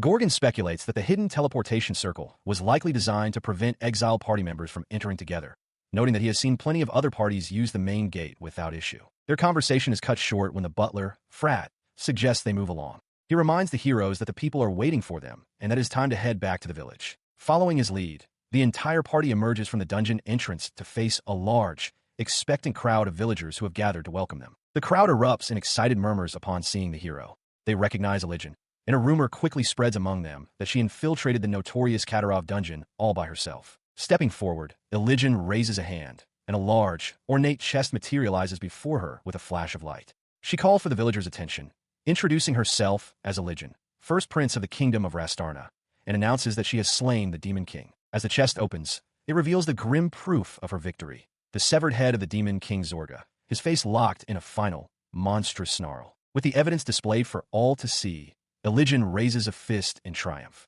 She declares that peace in their world is at last assured and calls for everyone to celebrate together. The crowd, with Kiska smiling among them, roars its approval. Amidst the joyous crowd, Kiska looks on with a faint, relieved smile, a bead of sweat on his temple. He quietly expresses his gladness at how things have turned out. His relief is shared by the others. Elijah laughs heartily, telling Niao that ever since she came to this era, she felt as though she'd been caught up in something unbelievable. He walks through the village, his earlier apprehension giving way to a genuine smile. He decides that this turn of events isn't so bad after all, turning his attention to Canaria walking beside him. She notices his gaze and explains their next move. She informs him that a grand victory parade will be held in the royal capital, Larna, to celebrate the Demon King's defeat, and that they will be heading there tomorrow. Her expression softens slightly as she gives him a piece of advice for the evening's festivities. She warns him not to drink too much tonight, reminding him to be well-rested and ready to move in the morning. The implication of her words suddenly dawns on him. His eyes widen in shock as he points to himself, stammering as he asks if her instructions mean he is also part of the parade. She looks at him, her expression firm and unwavering. She confirms his inclusion without hesitation, stating plainly that of course he is. He is a member of the hero's party. After all, her words, and the way she said them, resonate deeply with him. A warm smile spreads across his face as he realizes she addressed him with a small but significant change. That evening, under a starry sky, the party gathers at a large local inn to celebrate their victory and their final night in the village. Inside, the mood is festive. Gorgon laughs boisterously while a green-faced Niao looks ill from drinking. Kiska, Elijah, Canaria, Nock, and even Ajiha Tsubaki share a meal, enjoying the hard-won peace. He recalled Elijah's promise, delivered with a confident smile. She had assured him that once all the post-battle duties were concluded, she would begin the search for a jiha, just as she had pledged. This filled him with a renewed sense of hope. He knew Elijin was a prince of the kingdom of Rastarna. With a network that vast, the search would surely be more effective. As night fell over the town, he felt a quiet optimism settle over him. For the first time in a long while, it seemed he was finally one step closer to finding a jiha. The next morning, the entire party gathered by two ornate carriages, preparing for their journey to the capital. Elijin took charge of the arrangements, deciding that she, Canaria, Frat, and Nock would occupy the first carriage, anticipating a relaxing trip. This meant Kiska was grouped with the others. The boisterous dwarf, Gorgon, immediately clapped him on the back, declaring him a big bro, much to the quiet annoyance of the elf, Niao. Niao reflected on her own awkward introduction, feeling a distance had formed between them. Shaking off, she called out for everyone to head for Larna. Inside their carriage, a tense silence hung in the air. Gorgon, ever the extrovert, broke the quiet by once again addressing Kiska as Big Bro. He leaned in, his expression friendly, and asked about Kiska's past accomplishments. He mentioned hearing that Kiska had cleared the Katarov dungeon and questioned how many people had been in his party. Kiska hesitated for a moment before quietly stating that he had cleared it alone. The admission struck Gorgon dumb. He stared, wide-eyed, and exclaimed that such a feat was completely insane. He confirmed that Gorgon had figured it out, explaining that he was exiled through a hidden teleportation circle. The dwarf, a diamond-rank adventurer himself, admitted that the mere thought of soloing a dungeon sent chills down his spine. He continued, clarifying that using the hidden circle meant he couldn't leave until the dungeon was cleared, so he had no choice but to push through to the end. At this, Niao interjected with a confident smile, boasting that if she were around, a return teleportation circle wouldn't even be necessary. She explained that she possesses a return spell, a revelation that caught Kiska completely by surprise. She smugly added that she could have gotten them out just fine, even with the hidden circle's restriction. Kiska then clarified his own escape. After defeating the Demon King, who had devoured the original final boss, a new teleportation circle appeared, allowing him to return to his village. Gorgon laughed heartily, turning to Niao and teasingly accusing her of just wanting a bit of credit for the dungeon clear. Kiska chuckled, reassuring a flustered Niao that he understood. Gorgon then lamented that he himself had lost time in the dungeon after being chased by a headless horse. Gorgon continued, noting that despite the delay, he still made it to the final boss room, even showing up late to Elijin's fight with the Demon King. Kiska quietly affirmed this. He then recounted how his own party formed, explaining that he and Niao met early on and traveled together for a while before they ran into the hooded adventurer, Nock. He concluded that they simply followed Nock's lead, and before they even realized it, they had arrived at the final boss's chamber. Hearing this, Kiska remarked that he had never actually spoken with Nock himself. He glances over at the hooded figure, Nock, who seems to be observing him intently. Within the shadows of their hood, Nock muses that Kiska is a strange one, wondering if he possesses some kind of special skill. Suddenly, the carriage lurches to a violent stop, throwing everyone off balance. Kiska cries out in surprise as Gorgon shouts for them to check outside. Without a moment's hesitation, Kiska throws open the carriage door and leaps out. He lands on the dirt road, his companions emerging behind him, and his eyes widen in disbelief at the scene ahead. In a clearing, two figures stand in opposition. He cannot comprehend what he is seeing. The figures come into focus. It is the Demon King, Zorga, massive and imposing with a greatsword resting on his shoulder. Facing him is the hero, Elijin, her own blades drawn and ready for battle. Kiska stares, his mind reeling with confusion. He questions aloud why the Demon King is here. The Demon King's face twists into a malevolent grin. He confirms his identity, mocking them by stating he is the very same Demon King they believe they had already defeated. A bead of sweat traces a path down Elijin's temple. Her confident facade has shattered, replaced by sheer terror as she glances back at Kiska, her voice trembling as she warns him to stay back. Her warning is punctuated by a horrifying sight, a massive, gaping wound torn through the center of her breastplate. She calls out Kiska's name, her strength clearly failing. He screams her name in horror. In that same instant, a blade of pure darkness slices through the air with impossible speed. The blade finds its mark not in Elijin, but in Kiska. It erupts from his chest in a spray of blood, his face frozen in a silent scream of agony and shock. His eyes widened in disbelief, tears welling as a choked gasp escaped his lips. The world around him seemed to fade, consumed by the searing agony in his chest. He forced his gaze downward, his mind struggling to comprehend the sight. A blade of pure darkness, pulsing with malevolent energy, was buried deep within him. He could only wonder what this horrifying thing was. As his strength failed, a single, frantic thought consumed him. Who was it? Who was the one who had killed him? The question echoed in the fading light of his consciousness, but the answer wouldn't come. His final moments fractured into fleeting images, a wicked, dark scythe, a silent treeline, and his own hand falling lifelessly to the earth. He was unable to see his killer's face as everything went dark.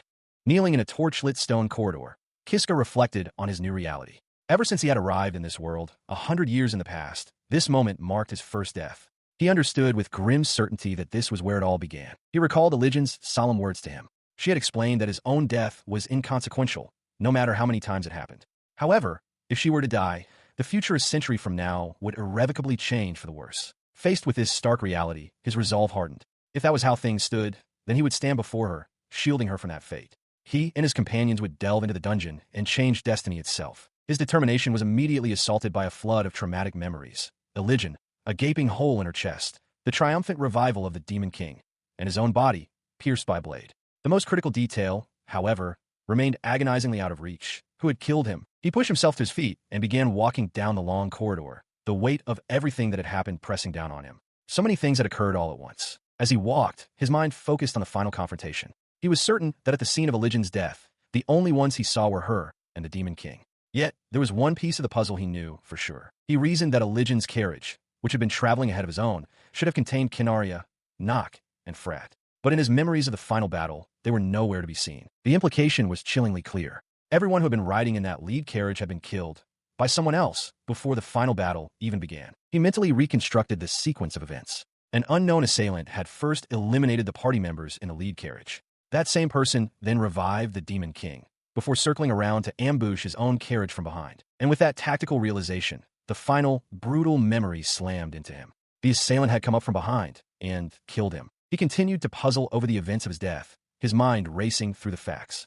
Elijin was a master rank adventurer, and Kinaria was diamond rank. It seemed utterly impossible that anyone could have taken them both down in an instant. Furthermore, he recalled that Gorgon and Niao were positioned behind him.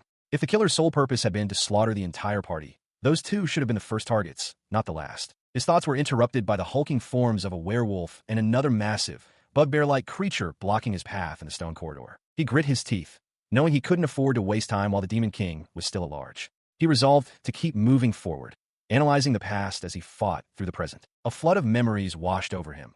His party fighting together, the list of his own hard-won skills, and the sight of a spike-filled pit below. All of it felt distant, yet critically important. As he walked, his focus narrowed, pushing aside the immediate threats to pinpoint the most crucial memory of all, the moment he was killed. The memory struck with the force of a physical blow, a dark, jagged blade erupting from his chest in a spray of black. He recalled the final moments, his gaze fixed on the weapon that ended his life. Just before he died, he caught a glimpse of the blade and saw veins like the ones he had seen on the puppet sword. A new thought crystallized. The shape was slightly different from his own sword, but could it have been one of the Parasite series weapons that Judith had mentioned? He understood then. If the person who killed them was a wielder of a Parasite series weapon, they were facing a truly dangerous opponent. He needed to come up with a plan. He moves deeper into the dungeon, the sounds of combat echoing from the corridor ahead. He recognizes the telltale signs of a battle with werewolves and recalls that last time, Kinaria was fighting in this very den. To clear the dungeon as he had before, he decides his first step must be to rendezvous with her. But as he enters the chamber, his plan is immediately upended. It is not Kinaria fighting the werewolves, but the heavily armored dwarf, Gorgon, who swings a massive axe with brutal force. Kiska stops in his tracks, stunned by the unexpected sight. His mind reels with confusion. He remembers clearly that it was Kinaria here before. He wonders aloud why Gorgon has appeared in her place. The only possibility that comes to mind is that his act of rewinding death has somehow changed the route of events. He watches as Gorgon continues his relentless assault, felling werewolves with ease. The dwarf warrior pauses his slaughter, noticing Kiska's arrival. A confident grin spreads across his face as he greets him, calling him Big Bro Kiska. He strides over, his presence formidable. Kiska is taken aback, remarking internally on how impressive it is for one person to wipe out an entire werewolf den alone. Suddenly, Gorgon's expression twists into a ferocious snarl as he swings his axe directly at Kiska's head, shouting his name. Kiska ducks just in time. The axe blade slices through the air where his head was and strikes a werewolf that had been sneaking up behind him.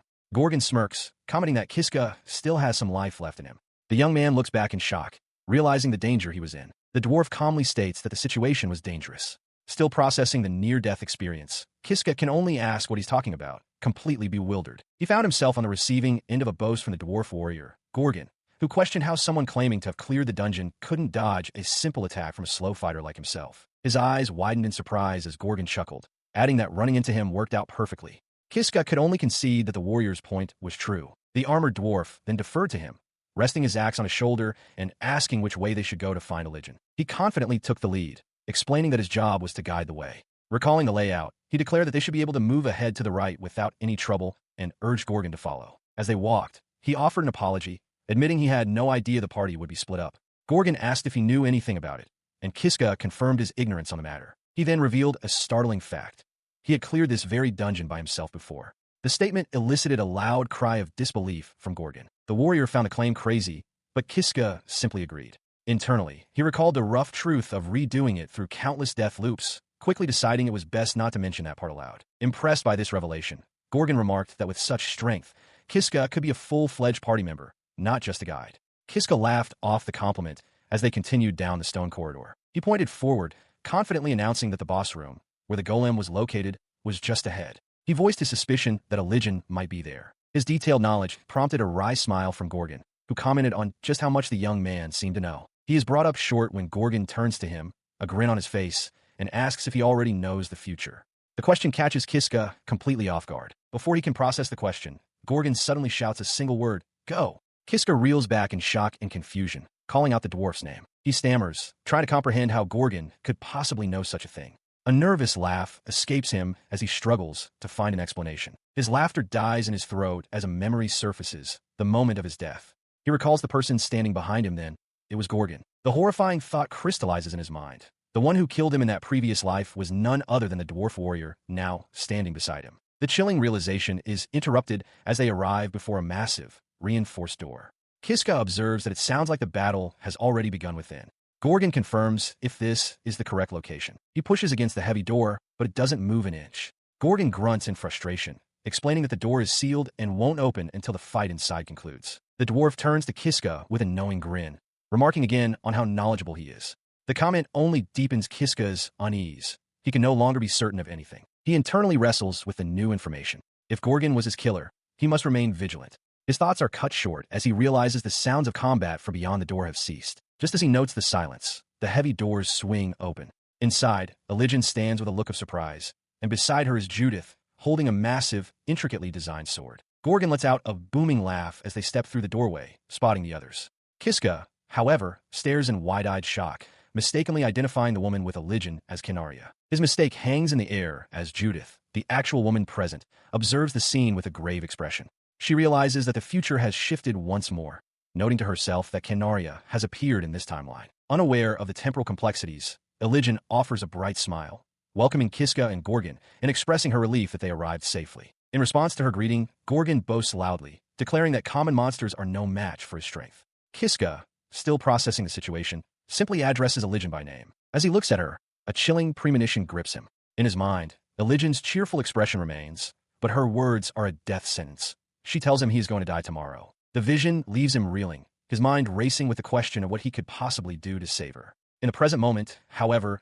Elygian simply asks him to guide their party forward. Lost in his dark thoughts, Kiska can only manage a weak agreement. Despite his internal turmoil, the group's progression through the rest of the dungeon proceeds without incident. Their journey is marked by fierce battles, with visions of the Demon King Zorga and other powerful foes flashing by as they press onward. The memory of Elygian's desperate struggle against Zorga in the previous timeline serves as a constant, grim reminder of the stakes. Eventually, their travels lead them to a town, where they find lodging for the night under a cloudy sky. Morning arrives, and with it, the day of their departure for the city of Larna. On a dirt road leading out of the city, two elegant, dark carriages stand ready for departure. Each is drawn by a pair of white horses and attended by drivers, prepared for the journey to Larna. As the party gathers, Elygian takes charge of the travel arrangements. She notes that with two carriages, they should have a comfortable trip, and begins assigning passengers to the first vehicle. She turns her attention to Kiska, explaining with a smile that both carriages were arranged specifically to save him. He looks up at her, a mix of gratitude and uncertainty on his face,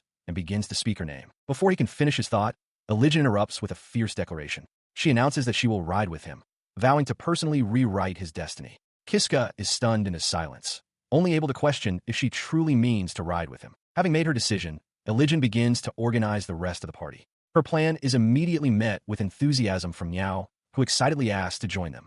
Elygian smiles and agrees, suggesting they all ride together. Two ornate carriages, drawn by pairs of white horses, make their way along a dusty country road. The rhythmic clatter of wheels and hooves echoes through the tranquil landscape. Inside one of the carriages, Kiska sits with a tense expression, sweat beading on his brow. He reflects grimly that this time, he is traveling with a different group of companions than before. He sits across from Elygian and Niao, his gaze distant. He notes that so far, Nothing unusual has occurred, but a deep-seated anxiety prevents him from letting his guard down. His mind is consumed by a horrific memory, the image of Elijin with a fatal, gaping wound in her chest. He hardens his resolve, determined to discover what truly happened in the carriage that day and change the outcome. His intense preoccupation does not go unnoticed. Elijin leans forward slightly, her expression kind, and asks if something has happened, pointing out that he has looked quite serious ever since they boarded. He flinches, startled that his anxiety was so obvious. Flustered, he quickly concocts an excuse, stammering that he's just nervous because he has never been to a large city like Larna before. She smiles, accepting his explanation. She tells him she can understand the feeling, but that he has no need to worry. Trying to appear casual, Kiska forces a laugh and rubs the back of his neck, agreeing that he's just nervous. Elijin continues, her tone reassuring. She reveals that the ruler of Tarna is her father, King Varian Rastarna, whom she describes as a kind and gentle man. She assures Kiska that someone who contributed so much to defeating the Demon King will be warmly welcomed by everyone. Her words seem to soothe his frayed nerves. A genuine smile touches his lips as he says that hearing her say so puts him at ease. Elijin's expression softens, but she adds, "But I'm the only one." He reflects that, of course, Elijin has no way of knowing what truly happened on the last journey. Observing the cheerful atmosphere now that the Demon King is defeated, he resolves to simply play along to avoid suspicion. His thoughts are interrupted when Elijin calls his name. She turns to him, asking if he has ever been to Larna before, and if he has truly lived in Katara village his entire life. Kiska confirms that he has for the most part. He elaborates, explaining that although he was born a farmer, he would sometimes travel to nearby towns like Graal or Fiat as a peddler. The term seems to catch Elijin's attention. With a hint of self-deprecation, he adds that he felt he wasn't someone who should be speaking on equal footing with heroes such as them. His comment is met with a thoughtful gaze from Elijin, who remarks that a farmer clearing the Katarov dungeon is an unbelievable achievement in its own right. She continues, reminding him that Canaria is from a commoner background and Gorgon was once a rogue mercenary. More importantly, she says she saw what he was capable of during the fight to subjugate the Demon King. With a warm, reassuring smile, she tells him that he is loyal, dependable, and someone who could be truly trusted, asking if that isn't more than enough. Her sentiment is clearly shared by Frat and Niao, who smile in agreement. Elijin herself thinks that he is an incredible person, a man with a big heart. He thinks her genuinely moved. As he turns to look out the carriage window, his resolve hardens with the knowledge that someday she will be the one leading the kingdom, and that is precisely why he must change his fate. He gazes out at the passing trees, his mind fixed on their destination. They're drawing near the forest area, the very place where the incident occurred before. Sensing his tension, Elijin tells him that if they pass through this area without incident, he should feel free to rely on her and the rest of the party from now on, should he ever find himself in trouble. Her offer catches him off guard, and he stammers out his thanks. With a confident wink, Elijin promises to do everything in her power to help him find his girlfriend as quickly as possible. The assumption leaves him speechless, his mind blanking on the word girlfriend. Beside him, Niao stares with wide, curious eyes. As their carriage continues through the woods, he hastily tries to clarify, stammering that Ajiha is not his girlfriend. From within the carriage, Elijin's voice expresses surprise, questioning why he would search so desperately for someone who isn't his romantic partner. He struggles to find the right words, admitting that when it comes to him and Ajiha, too much has happened. He confesses that there isn't a perfect word for it. He doesn't even know how to describe their relationship, as images of both her gentle and her terrifying forms flash through his mind. He elaborates with a strained smile, explaining that they aren't family, nor are they lovers. It's a connection that's hard to put into words, but he knows with certainty that if he had never met Ajiha, he would never have made it to where he is now. Listening intently, Elijin grasps the depth of his feelings. She understands now. Ajiha is someone incredibly precious to him.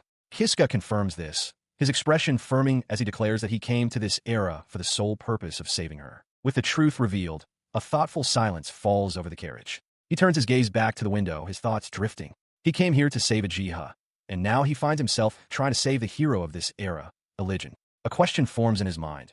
Is it his fate to save heroes? The carriage rumbles onward, leaving the forest behind as it crosses a sturdy stone bridge, steadily approaching the town visible in the distance. He looked up from his thoughts as the carriage came to a stop.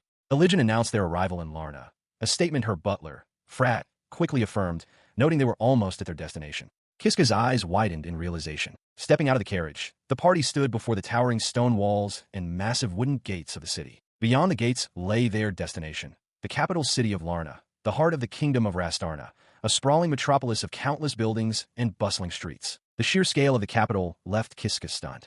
He could only stare, wide-eyed and sweating slightly, muttering to himself about its immense size. His awe was interrupted when Elijin pointed out that the rest of their companions had also arrived. Gorgon and the others approached, looking relieved to have finally reached the city. The dwarf warrior, Gorgon, stretched his stout frame, loudly complaining that traveling by carriage was murder on his backside. Beside him, Canaria and the hooded Nock remained composed. The three adventurers, Gorgon, Canaria, and Nock, stood together, a formidable part of Elijin's retinue. As the full party assembled, Frat watched them all with a discerning eye. For Elijin's sake, he knew he couldn't lower his guard. He reasoned, however, that the small, childlike Niao and the similarly built Ajiha were likely innocent. His private assessment was drowned out as they entered the city proper.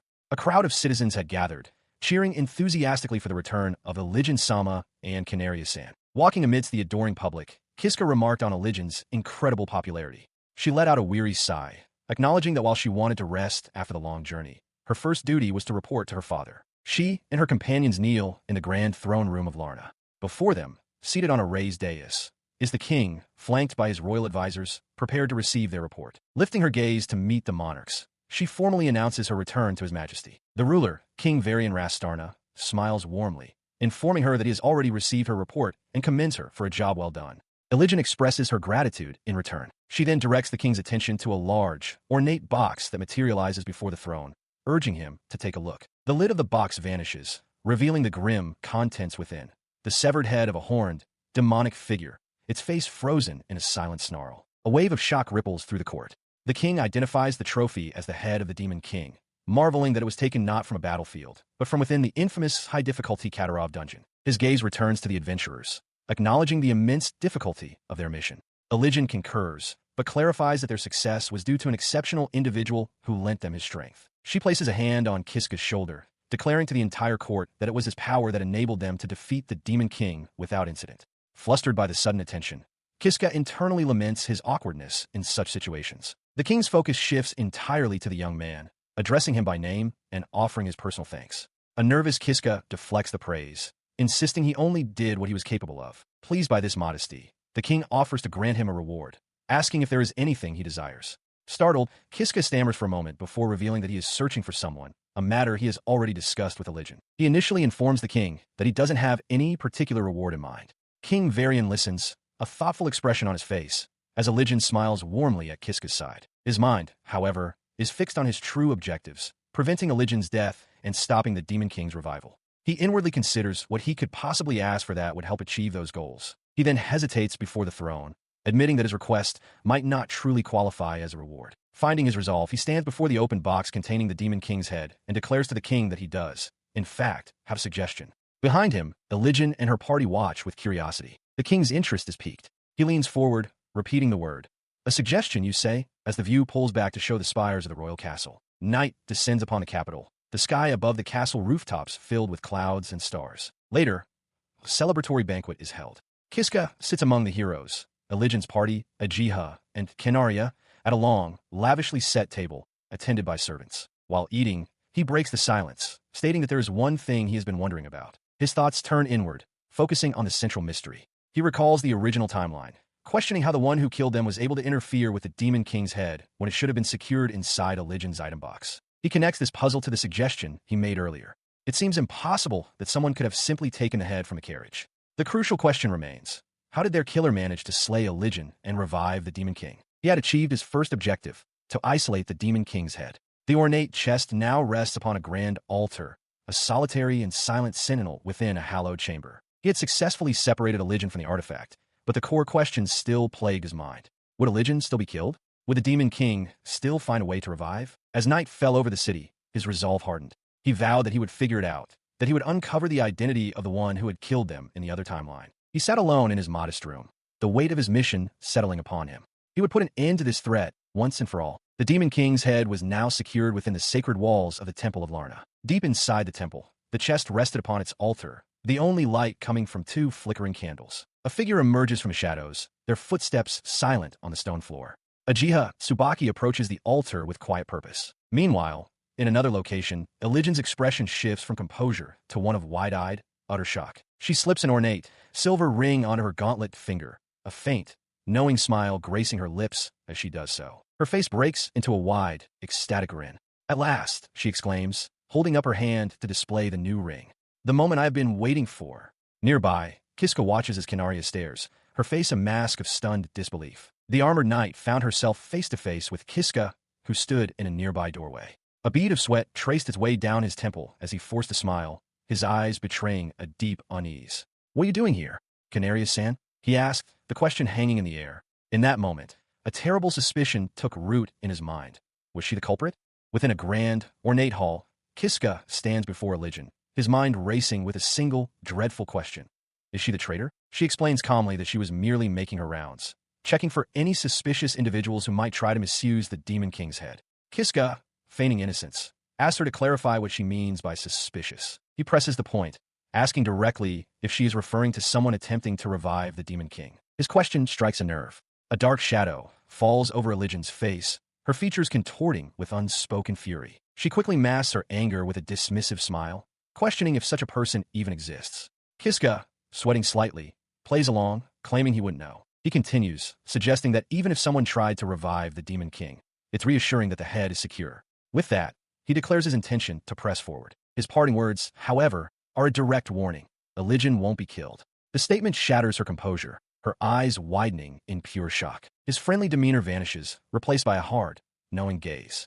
He points out that she is present, implying she understands the situation better than anyone. Flustered and enraged, Religion demands to know what he is planning. He drops all pretense. "So it was you," he says, admitting he never expected her to be the traitor.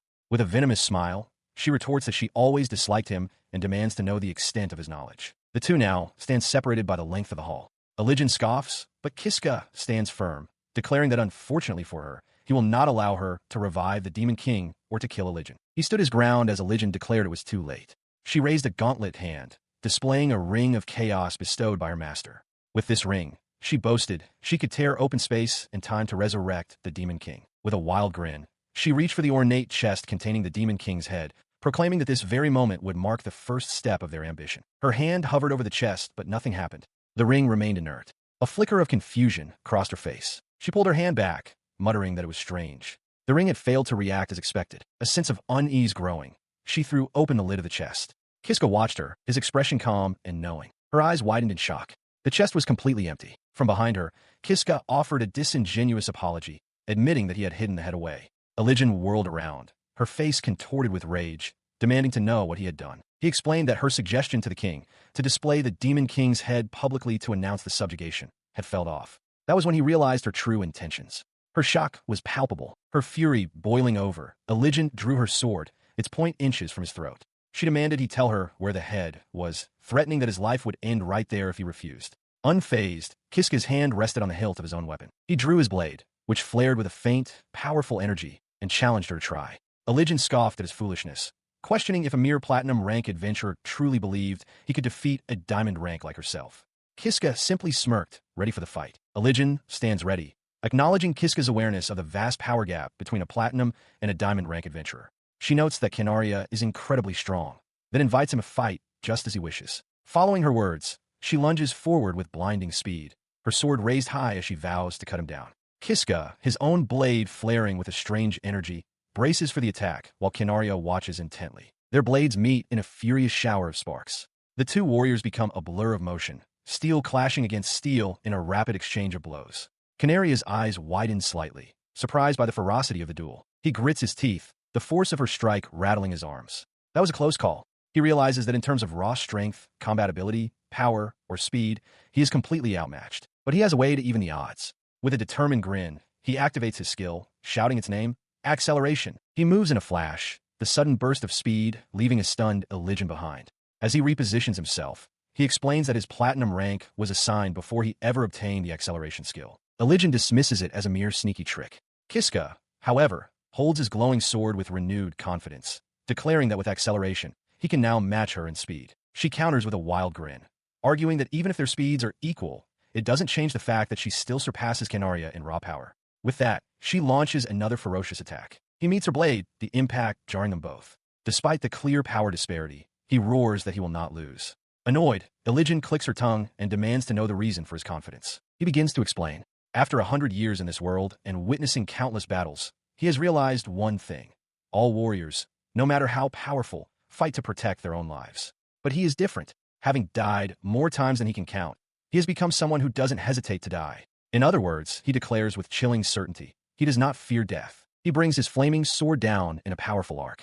His opponent, the Knight Canaria, raises her own blade to parry, but the force of the impact shatters her weapon, sending shards flying as she cries out in surprise. Her defense shattered. Kanaria stares up from the floor in utter disbelief. She can only stammer in confusion at the sudden, overwhelming display of power. Ignoring her shock, he levels the tip of his burning blade at her face. With a snarl, he demands that Kanaria answer him. He presses his interrogation, his voice tight with accusation. He reminds her of her oath of loyalty to Eligen, questioning why she would betray that trust and attempt to resurrect the Demon King. Her initial surprise fades, replaced by a cool, knowing smile. She concedes that she doesn't know how he uncovered her plan, but since he has come this far, she agrees to tell him everything. Kiska watches her, his expression grim, warning that her fate hangs on her next words. She begins her confession, confirming that she did indeed swear loyalty to His Highness. With a blush dusting her cheeks, she reveals that her feelings ran much deeper than mere loyalty. She loved him. Her declaration stuns him.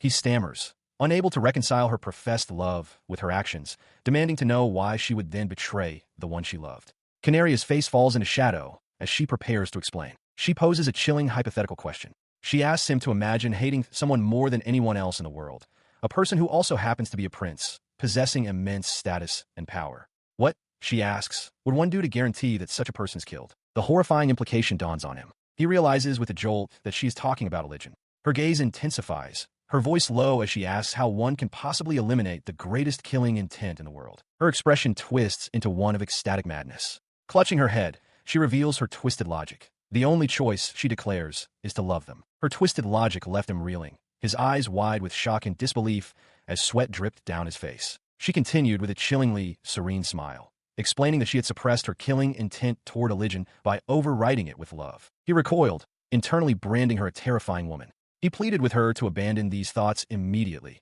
his voice filled with a desperate resolve to protect Eligen. His resolve hardened into a direct threat. If she still intended to revive the Demon King to kill Eligen, he declared, then he would have no choice but to kill her. She met his threat with a burst of manic laughter, her eyes wide with amusement. You'll kill me, she mocked, daring him to try if he thought he could. Her amusement vanished instantly, replaced by a cold, shadowed expression. I'm sorry, she stated, claiming it was for the sake of the world as she lunged forward, her hand clamping down on his wrist. A burst of dark energy erupted from her grip. He cried out, stunned by the sudden assault and questioning why she was attacking him. As the energy coalesced, a sinister black sword materialized in her hand. Its crossguard was fashioned into a malevolent, unblinking eye. It was the puppet sword. She confirmed his unspoken horror with a triumphant smirk. She was the one who possessed the puppet sword in this era. The revelation struck Kiska with the force of a physical blow. He couldn't believe it. Her smirk widened as she explained her strategy. She had let him run loose for a while, but he had gotten carried away, forcing her to act so she could finally figure out who he truly was. She presses her attack, a manic grin spreading across her face as the puppet's sword clashes against Kiska's blade with overwhelming force. He stumbles back, gritting his teeth as he realizes the dire situation. Against the puppet's sword, his own blazing sword puts him at a significant disadvantage. He knows all too well that even in its initial state, the weapon supports its user's movements and provides statistical bonuses to both their attack and defense, raising their overall combat ability. Parrying another blow, he understands it's a hopeless struggle. At this rate, he will lose. Kanaria confirms his fears, declaring that as a former user, she understands the puppet's sword better than anyone. Seeing no other option, he decides to retreat for now, turning to flee towards a large set of doors.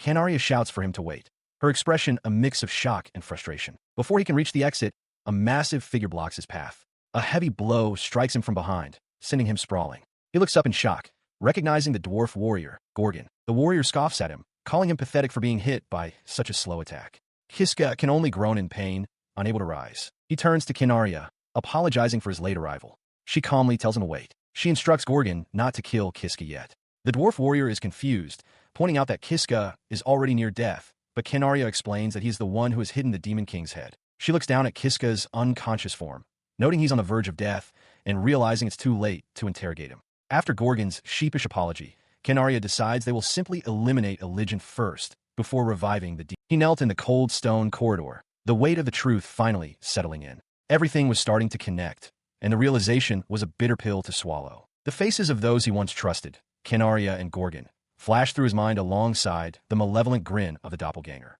The sting of their betrayal was sharp. They had been working against him all along. He focused on the memory of Kanaria, understanding now that she wasn't just a skilled warrior, but a puppet controlled by a parasitic weapon.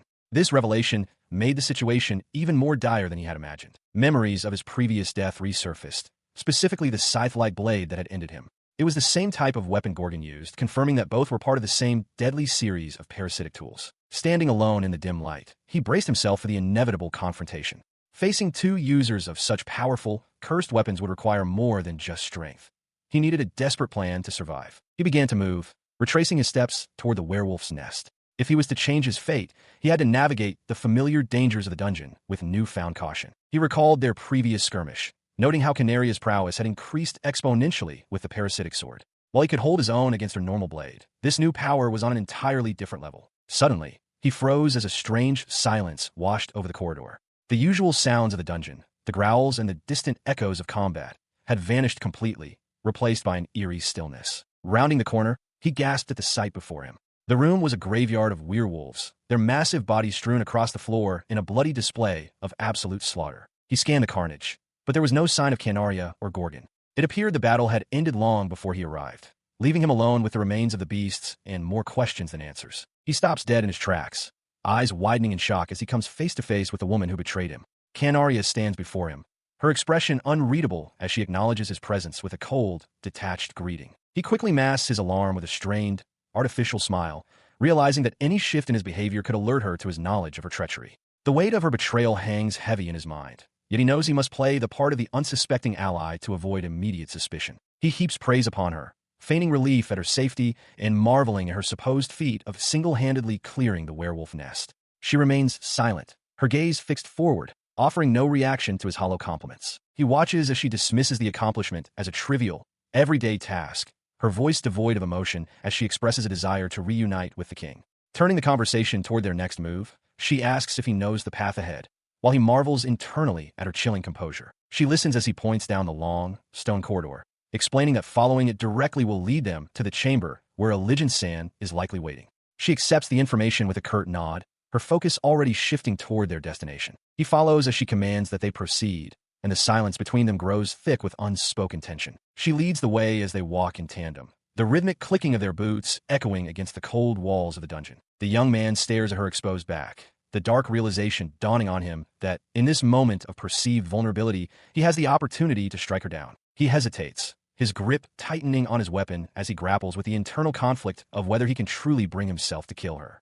The fear of her retaliation and the potential consequences from the hero, who might view him as the true traitor, stay his hand. He knows he must find the truth, yet the doubt gnaws at him, leaving him to wonder if he possesses the strength or the resolve to actually put an end to her schemes. He steeled his resolve, his hand tightening on the hilt of his blade. In his mind, the necessity of the act was clear. It was for religion, and for the sake of the entire world, that he had to follow through with his grim task. His internal monologue was shattered by a booming voice echoing through the stone corridor. Someone was calling out to them from the darkness ahead, their shout filled with a boisterous energy that felt out of place in the oppressive atmosphere. The dwarf warrior, Gorgon, came charging into view with a wide, toothy grin. He laughed heartily, expressing his immense relief at having finally regrouped with his companions after their chaotic separation. He stood frozen, his eyes wide with disbelief at the unexpected arrival. While Canaria calmly observed that their comrade appeared unharmed, Kiska struggled to process how his carefully laid plans were being derailed. They exchanged brief words as the initial shock wore off. Gorgon remarked on how unlikely it was for the party to have been scattered so thoroughly,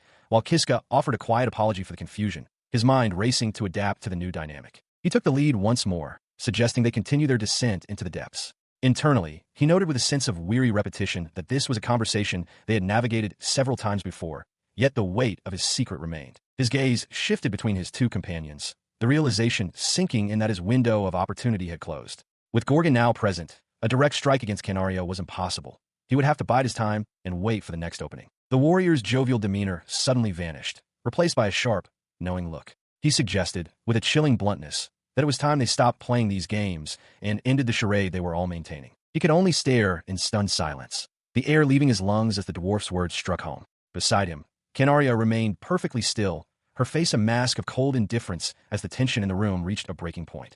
Alk stares at the dwarf warrior, his voice trembling as he asked what the man could possibly mean. Gorgon simply offers a knowing, unsettling grin in return, his eyes glinting with a hidden knowledge. He continues, explaining that he can feel a distinct tingle, dismissing the boy's previous words as mere delusions. The dwarf's expression hardens, his predatory focus making it clear that the conversation has taken a dark turn. Suddenly, the warrior heaves his massive, ornate polearm from his back, the heavy metal clanking against the stone floor. The sudden movement catches the others off guard, their eyes widening in realization as he speaks of records and parasites that shouldn't exist. He stands firm, his grip tightening on the shaft of his weapon as he declares that the boy is far too dangerous to be left unchecked. The air in the corridor grows heavy with his murderous intent, leaving no room for negotiation. This declaration sends a jolt of fear through the young man, who wonders if his very thoughts have been laid bare. He grits his teeth, realizing that his hidden intentions might have been sensed by the veteran warrior's uncanny intuition. Seeing the tension escalate, the knight in the high ponytail draws her own blade with a fluid, practiced motion. She admits that she had a feeling something was off, mentioning the influence of a parasitic sword and the records that bind them to this fate. Now caught between two formidable opponents, the silver-haired youth finds himself at the center of a deadly standoff. The sound of steel sliding against scabbards echoes through the hall as the two adventurers prepare to strike simultaneously. As the pressure mounts, the dark, amorphous spirit of the sword manifests behind him, its jagged mouth twisting into a cruel sneer. It whispers of destiny and the lies of masters, its presence a cold, suffocating weight on the boy's soul. The two warriors remain focused, their expressions grim as they discuss the nature of the parasitic entities. They recognize that the boy exists outside the normal cycle of life and death, a variable that must be eliminated to maintain the order of their world. He realizes then that a surprise attack is no longer an option against such perceptive foes. Even if he were to fall and return, these warriors possess an uncanny ability to read the hearts of others, making them his most dangerous adversaries yet. He stares in disbelief as the armored dwarf looms over him, demanding to know his true identity and what he is truly after. In response, he attempts to maintain his facade, claiming to be nothing more than a simple villager named Kiska, but the warrior scoffs at the obvious deception. The dwarf tightens his grip on his massive, iron-crusted mace, growling a question about whether he stands against the chaosists. As the weight of the term chaosism sinks in, he realizes the true nature of the threat standing before him and the gravity of his situation. The female knight steps forward to join her companion, revealing that they and Canaria are members of this cult, and their goal is to sacrifice a legend to resurrect the Demon King. Despite the chilling revelation, he continues to feign ignorance, though the dwarf notes that his calm demeanor in the face of such danger is a clear sign of his hidden power. Suddenly, the dwarf lunges, his heavy weapon whistling through the air as the young man barely manages to leap out of the way of the crushing blow. He grunts in pain as the relentless assault continues, with the armored giant now aiming a low sweep at his legs to pin him down. The force of the confrontation sends him reeling back, his breath hitching as he struggles to find an opening against two superior opponents. Collapsed on the ground and cornered, he grits his teeth in frustration, realizing that escaping both Gorgon and Canaria is impossible and that his only path forward might be through the cold embrace of death once more. He stares up in horror as Elysian prepares to deliver a final blow, her face twisted in a sadistic grin while she muses about starting their plan anew. However, Gorgon suddenly halts the execution, his gaze narrowing as he considers the possibility that their captive might actually be an apostle of the hero. The massive warrior leans in close, his grin widening as he explains that if their prisoner truly is an apostle, simply killing him could lead to unforeseen complications. Because of this risk, he decides on a different fate, raising his hand to reveal a sinister ring and declaring his intent to seal the boy away instead. As the ring begins to pulse with a malevolent light, the dwarf notes that its magical reserves are perfectly charged for the task at hand. With a sudden, forceful gesture, he unleashes the artifact's power, a blinding flash of energy erupting as the word seal echoes through the chamber. The young man can only scream in pure, unadulterated terror, his voice cracking as he pleads for them to stop the encroaching darkness. Moments later, his vision begins to blur and his body feels weightless, leaving him to wonder in a daze what is becoming of him while his captors look on with cold satisfaction. Ultimately, the process is completed, leaving the silver-haired youth suspended in a crystalline pillar, bound by heavy chains and lost to the world in a forced, magical slumber. All that exists is an endless, simple darkness. A single thought pierces the void. Where am I? A young man's face materializes from the black. A slow, dawning horror spreads across his features as he understands. Ah, I see, he murmurs. The darkness is not around him. It is everything. It is a void that expands in all directions. He floats in the abyss, a world with no sky, no earth, not even a horizon.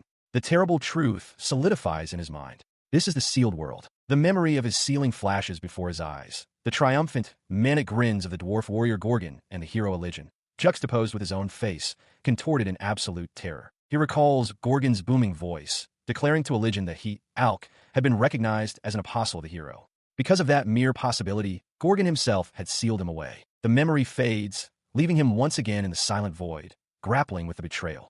Right now, he tries to move his legs, but he remains fixed in space. He raises a hand, only to find it lacks any true substance. The final, horrifying piece of his new reality clicks into place. he is nothing but a consciousness. That is all that remains. He drifts, a powerless specter in the infinite black. This is the seal. Utterly helpless, he wonders, what am I supposed to do? Time loses all meaning. He sits, hunched over in the void, contemplating his fate. Weeks may have passed since he was sealed. In a world without clocks, without morning, noon, or night, he has no way of knowing how many days have truly gone by. He was adrift in an endless expanse of solitude. The boredom was a palpable force, stretching into an eternity that promised no end. In this void, he felt no hunger nor the pull of sleep. The basic needs of the body were gone, leaving only his consciousness to face the crushing tedium. To keep his mind from fracturing, he sought refuge in thought. He recited the stories of the gods his mother had told him as a child and forced himself through difficult mathematical calculations, endlessly doubling numbers into oblivion. Thinking was his only remaining pleasure, the sole activity to occupy the endless, silent expanse. As the numbers spiraled into the millions, he sat hunched in the darkness, wondering how many more he would have to count before he could finally escape this prison. He had lost all sense of how much time had passed since he was sealed. Was it a year? A decade? He no longer knew. He only knew the profound agony of this existence. The most horrifying realization dawned on him. He could not even die. The solitude and boredom would continue eternally. In that moment of absolute despair, a memory surfaced, the determined face of Uchiha Tsubaki. The thought of her sparked a question. Uchiha, had she also managed to overcome such a cruel seal? His mind flashed back to a battle from their past. A monstrous, sentient tree lunged, its wooden limbs twisting, as he and Uchiha stood together, ready to face the threat. His memory continues, focusing on the fight. He strains against the thick, woody tendrils of the treant, pulling with all his might until one of the vines snaps under the immense pressure. Seizing the momentary slack, he lunges forward and drives his hatchet deep into the creature's trunk-like body. The powerful strike fells the monster. Watching him, Uchiha Tsubaki gasps in admiration, remarking on how strong Kiska is. As they look at the defeated creature, Uchiha admits she's never seen a monster like it before. Kiska, with a hint of pride, identifies it as a dryad, calling it a somewhat rare find. She laughs, observing that it looks so much like a tree that they likely won't be able to harvest any meat from it. Kiska agrees, but then adds with a knowing smile that there's more to this creature than meets the eye. He reveals that this monster actually produces fruit, presenting two small, striped, melon-like orbs. Uchiha is astonished. He offers one to her, and she enthusiastically accepts. He takes a bite, explaining it's a small reward the dungeon provides. As Uchiha tastes hers, her expression lights up with surprise and pleasure. It's incredibly sweet and delicious. She turns to him with a radiant smile, confessing that even in a dangerous dungeon, being with him makes everything fun. Taken aback by her sincere joy, he can only stammer her name, Uchiha. As they walk on, Uchiha, still enjoying the fruit, looks at him thoughtfully. She muses aloud about his true self, wondering which of the faces he shows is the real him. He doesn't answer directly. Instead, his gaze fixes on the path ahead. He declares that a treasure chest of brilliance lies ahead and suggests they go open it. Uchiha readily agrees, ready for the next challenge. Within a stone corridor, Kiska and Uchiha Tsubaki stand before an ornate chest. He identifies it for her, stating that this is a hero's treasure chest. He explains that the chest grants a random skill to whoever opens it. Uchiha and her young companion listen, their faces alight with excitement. Uchiha murmurs with anticipation, wondering what might be inside. However, Kiska tempers their expectations, admitting that he's only ever received useless skills from these chests before. Resigned, he tells himself not to get his hopes up as he lifts the lid, releasing a brilliant flash of light. As the light subsides, a formal notification materializes in the air before them. Both Kiska and Uchiha stare, stunned, at the words, "Skill, pledge acquired." Uchiha turns to him, asking if he received a good skill. Kiska, a bead of sweat on his temple, can only stare at the notification and mutter the word to himself, "Pledge? What in the world is this?" He internally dismisses it, thinking it sounds like another useless skill. Uchiha, however, offers a different perspective, noting that a pledge is an important promise. Her face breaks into a radiant, joyful smile as she continues her thought. She declares that it must surely mean that she and Kiska will be together forever. Her earnest interpretation catches him completely off guard. A blush spreads across Kiska's face as he stammers, wondering if that could possibly be what the skill implies. The scene shifts, revealing a memory. Kiska, now clad in armor, recalls that moment. At the time, faced with Uchiha's words, he could only offer a bitter smile. He remembers his confusion. He had suffered terribly at the hands of a cruel, malevolent Uchiha so many times, yet he also knew the pure, bright Uchiha. He simply couldn't understand which of them was the real one. He stood alone, his back to the world, lost in thought. He wondered why Uchiha had been so fixated on someone like him. But now, after so much time had passed, he felt a sliver of understanding finally dawning. The realization brought no comfort, only a fresh wave of sorrow as tears began to stream down his face. That sorrow quickly curdled into raw, overwhelming anguish, his face twisting into a silent scream. A single, desperate thought echoed through the pain. He missed people. He was lonely. The yearning was so powerful it brought him to his knees, collapsed on the cold ground. He just wanted to see someone. In this desolate place, time had lost all meaning. He no longer knew how many years had passed. He knew nothing at all anymore. The endless void threatened to consume his sanity. He felt himself going mad as his mind filled with an unrelenting tide of negative emotions. Gripping his head as if to hold his fracturing mind together, a single, desperate wish took hold. He wanted to die. This overwhelming desire was born from a single, all-consuming feeling: despair. He stares at his own trembling hand, a horrifying realization dawning on him. Is this what despair feels like? He quickly dismisses the thought, tears streaming down his face. The word despair, he realizes, is a luxury, a term created by humans who have the option to die. For him, there is no such escape. The thought echoes in his mind, a single, terrifying truth: he cannot die. This realization brings a new level of horror, twisting his features into a mask of pure agony. This isn't despair. It's something far worse. He will never see another person, never speak to another soul. His suffering is eternal. Crushed by this absolute certainty, he curls into himself, a tiny, insignificant figure lost in an endless, chaotic void. He is so far beyond hope that even the concept of despair has become an unattainable state. The only thought left is a desperate, primal plea, repeated over and over as tears and anguish rack his body. He begs for an end, for the release of death. His silent scream echoes into the void, a final, desperate cry for oblivion. Someone, kill me. In the wake of his plea, there is only silence and an oppressive, absolute darkness. But then, the void is pierced. A sudden, brilliant flash of light shatters the unending blackness. He watched as the flash of light shattered the void around him with a deafening crack, the darkness breaking apart like shards of glass. The sudden brilliance stunned him, tears still tracing paths down his cheeks as he stared in disbelief. He could only manage a single, whispered thought: light. As his vision cleared, he found himself not in the endless void, but on his hands and knees on a solid floor. A figure stood before him, and he looked up, his expression a mixture of shock and confusion. The woman, with her long twin tails and elaborate dark dress, gazed down at him. A confident, almost predatory smile played on her lips as she held his gaze. He remained frozen, looking up at the imposing figure who had seemingly pulled him from his despair. The ornate ceiling of the room was a stark contrast to the featureless abyss he had just escaped. A single tear welled in his eye as recognition dawned. He whispered her name, a question filled with disbelief and awe. On the tiled floor of a dungeon, Kiska remains on his hands and knees before a large, circular seal. Before him stands a young woman with long, pink hair styled in twin tails, looking down at him from behind. Tears stream down Kiska's face as he stares in disbelief, wondering if this is all just a hallucination. He is stunned, unable to comprehend how he could have possibly broken her seal. The woman, meanwhile, observes him with a subtle, smug smile. Leaning closer with a sharp, inquisitive grin, she poses a question directly to him. She asks why of all things he was sealed away in this place. Kiska is overcome with a rush of emotion, rendering him speechless. He can only stammer, unable to form a coherent response as he looks at the woman he has just freed. She looks at him, her expression unreadable, and asks for his name.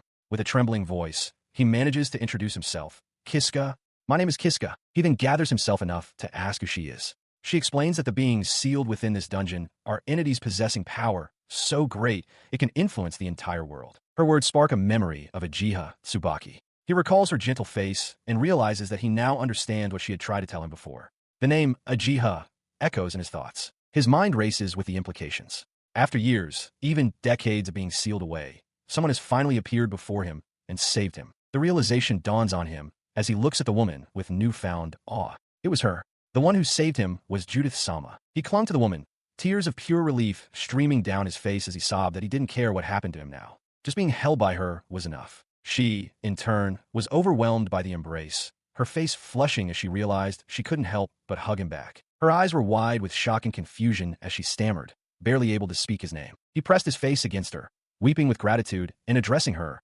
as Lady Judith. She averted her gaze, murmuring that his actions were impertinent. Suddenly, his expression of joy contorted into one of agony. Dark, sharp tendrils erupted from Judith's body, piercing straight through his chest. As he stared down in disbelief, her face twisted into a wide, manic grin as she declared she would not forgive his rudeness. The tendrils plunged deeper. With a sadistic smile, Judith listened as Kiska, in his final moments, thanked her for killing him, professing that he loved her. His body went limp, collapsing onto the cold stone floor of the dungeon.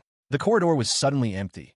Judith had vanished, leaving only the light of a flickering torch. He lay there, tears still marking his cheeks, but a look of serene contentment settled on his face. He was smiling. Moments later, he stirred and pushed himself to his feet. A look of utter confusion crossed his face as he realized he was completely unharmed. He couldn't believe it, to be saved by Lady Judith in this era of all times. A new resolve hardened his expression. He knew now what he wanted. Even if for just a moment, he had to see Lady Judith again. He rationalizes his decision to the dark-haired woman beside him, concluding that if he goes to see Judith, he likely won't be killed by this version of a jiha. And even if she were to appear while he was with Judith, it would be acceptable. He continues, explaining that for him, who is currently searching for a jiha. Meeting her there would actually be quite convenient. The woman simply offers a faint, knowing smile in response. With his mind made up, a look of pure determination crosses his face. He resolves to go see Lady Judith and sets off down a long, stone corridor with renewed purpose. As he walks, he reflects on his situation. Although he has now taken on the objective of helping the hero Eligen, for him, in this moment, he feels that surely he won't be punished for acting on his own feelings just this one time. A hopeful, almost nervous smile touches his lips. His hopeful expression vanishes in an instant. His eyes widen as he stares down the corridor, seeing something unexpected at his destination. He reaches the room he was heading for, only to find it empty. A small, round table and a single, unoccupied chair are all that greet him. His heart thumps in his chest as he looks around the vacant space, a wave of shock and confusion washing over him. He realizes with a start that Lady Judith is gone. To earn her trust, Kiska confronts the hero Eligen, pressing the flat of his blade against her armored neck. He stands silently, his expression one of grim determination. The armored woman stares back, sweat beading on her temple, her eyes wide with a mixture of shock and anger. He meets her gaze, his own face contorted with the strain of his decision. Steels his resolve, realizing he has no choice but to tell her. Eligen demands to know why he is going to such lengths. His blade still held against her, he makes a startling declaration, addressing Eligen directly. He proclaims that he is a person who knows the future. The revelation hangs in the air, stunning the hero into silence. She repeats his words, questioning the very idea of a human who knows the future. Kiska clarifies that while he doesn't know everything, he has seen events that are destined to happen in the near future. He continues, laying out the path ahead. He explains that Eligen will struggle greatly, but with his guidance, she will reach the Demon King. He warns her, however, that both the mid-boss Griffin and the final boss Demon King will be formidable foes. Prophecy reaches its first climax as he reveals the outcome. Using her save skill, Eligen successfully defeats the Demon King Zorga. Eligen's eyes widen in utter shock at the mention of her ability and the fated victory. Mind reels. She knows her save skill is a secret held by only a few. How could Kiska, a brand new companion, possibly know? As she considers that he might have acquired the information somehow, Kiska interrupts her thoughts, asking if she wants to know what happens next. Presses on, not giving her time to process, detailing the aftermath of the great battle. He foretells that their party will return to Katarov village to celebrate their victory. The following day, they will depart for the capital, Rana, with 2 carriages arranged for the journey. He delivers the final, devastating detail of his vision. During that carriage ride, Eligen will be killed by the hands of the revived Demon King. The hero's face twists in horror, her composure utterly shattered by the grim prophecy. Her eyes widened in horror, the single, chilling realization echoing in her mind. She was going to be killed. Beside her, Kiska watched, his own expression grim and resolute. Her shock gave way to skepticism. She turned to Kiska, stating that while she trusted her companions, Canaria and Gorgon, the story he was telling was simply unbelievable. Kiska could only acknowledge her doubt. She conceded, however, that she did not believe he was lying. A wave of relief washed over Kiska, and with tears welling in his eyes, he swore on his life that every word was true, relieved that she had finally started to believe him. His desperate plea left her conflicted and uncertain. She looked at Kiska, her voice trembling as she asked what then she was supposed to do. He leaned forward, his voice low and urgent. He implored Eligen that, from this moment on, she must never, under any circumstances, let her guard down. He continued, explaining that if she remained vigilant, he believed the future could be changed. He also warned her to be prepared to act should Canaria or Gorgon make any suspicious moves. His urgent instructions gave Eligen pause. After a moment of consideration, she looked up with grim acceptance. She agreed, deciding to trust the boy who had risked his life to deliver this warning. Their pact sealed,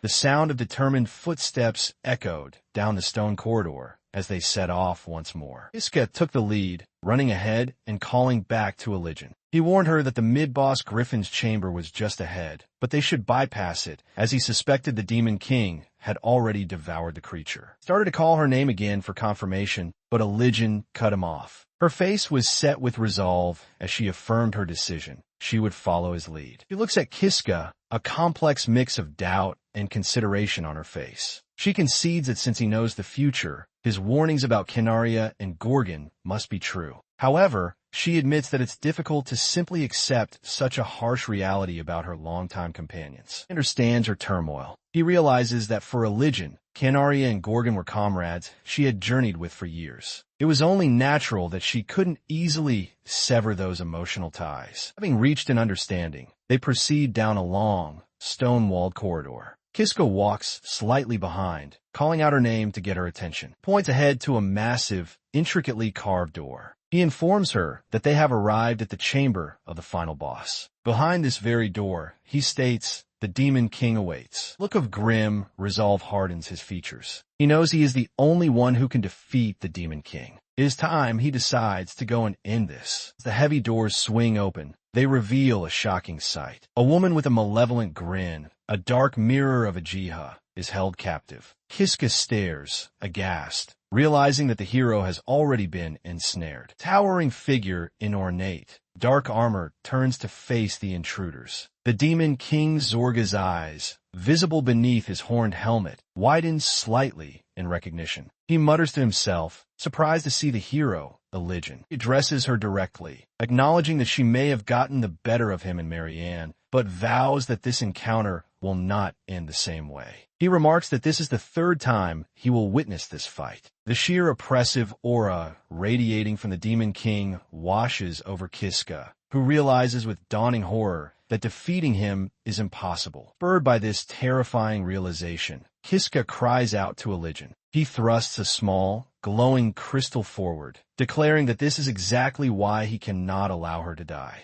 With urgency, he shouts for them to begin. Her gaze shifts from Kiska to the object in his hand. With a newfound resolve, she agrees, stating she will follow his instructions. A wave of relief washes over Kiska's face. He watched, his mind racing with the strategy he had imparted. He had told Eligen to fight with all her strength from the very beginning. With that power, he was certain there was no way she could lose to the Demon King. The throne room. Eligen stood firm before the towering Demon King Zorga. The massive antagonist grinned, his weapon held ready, as the hero prepared for the confrontation. The ferocious cry, she lunged forward, not with her sword, but with her hand outstretched. Save, she yelled. The Demon King's confident smirk vanished, replaced by a look of pure shock as he cried out, "What?" In that instant, dark, sharp energy erupted from the Demon King, piercing straight through Eligen's outstretched hand. Moment resets. Eligen, breathing heavily but unharmed, turned to Kiska with a relieved smile. She admitted his advice had been spot on.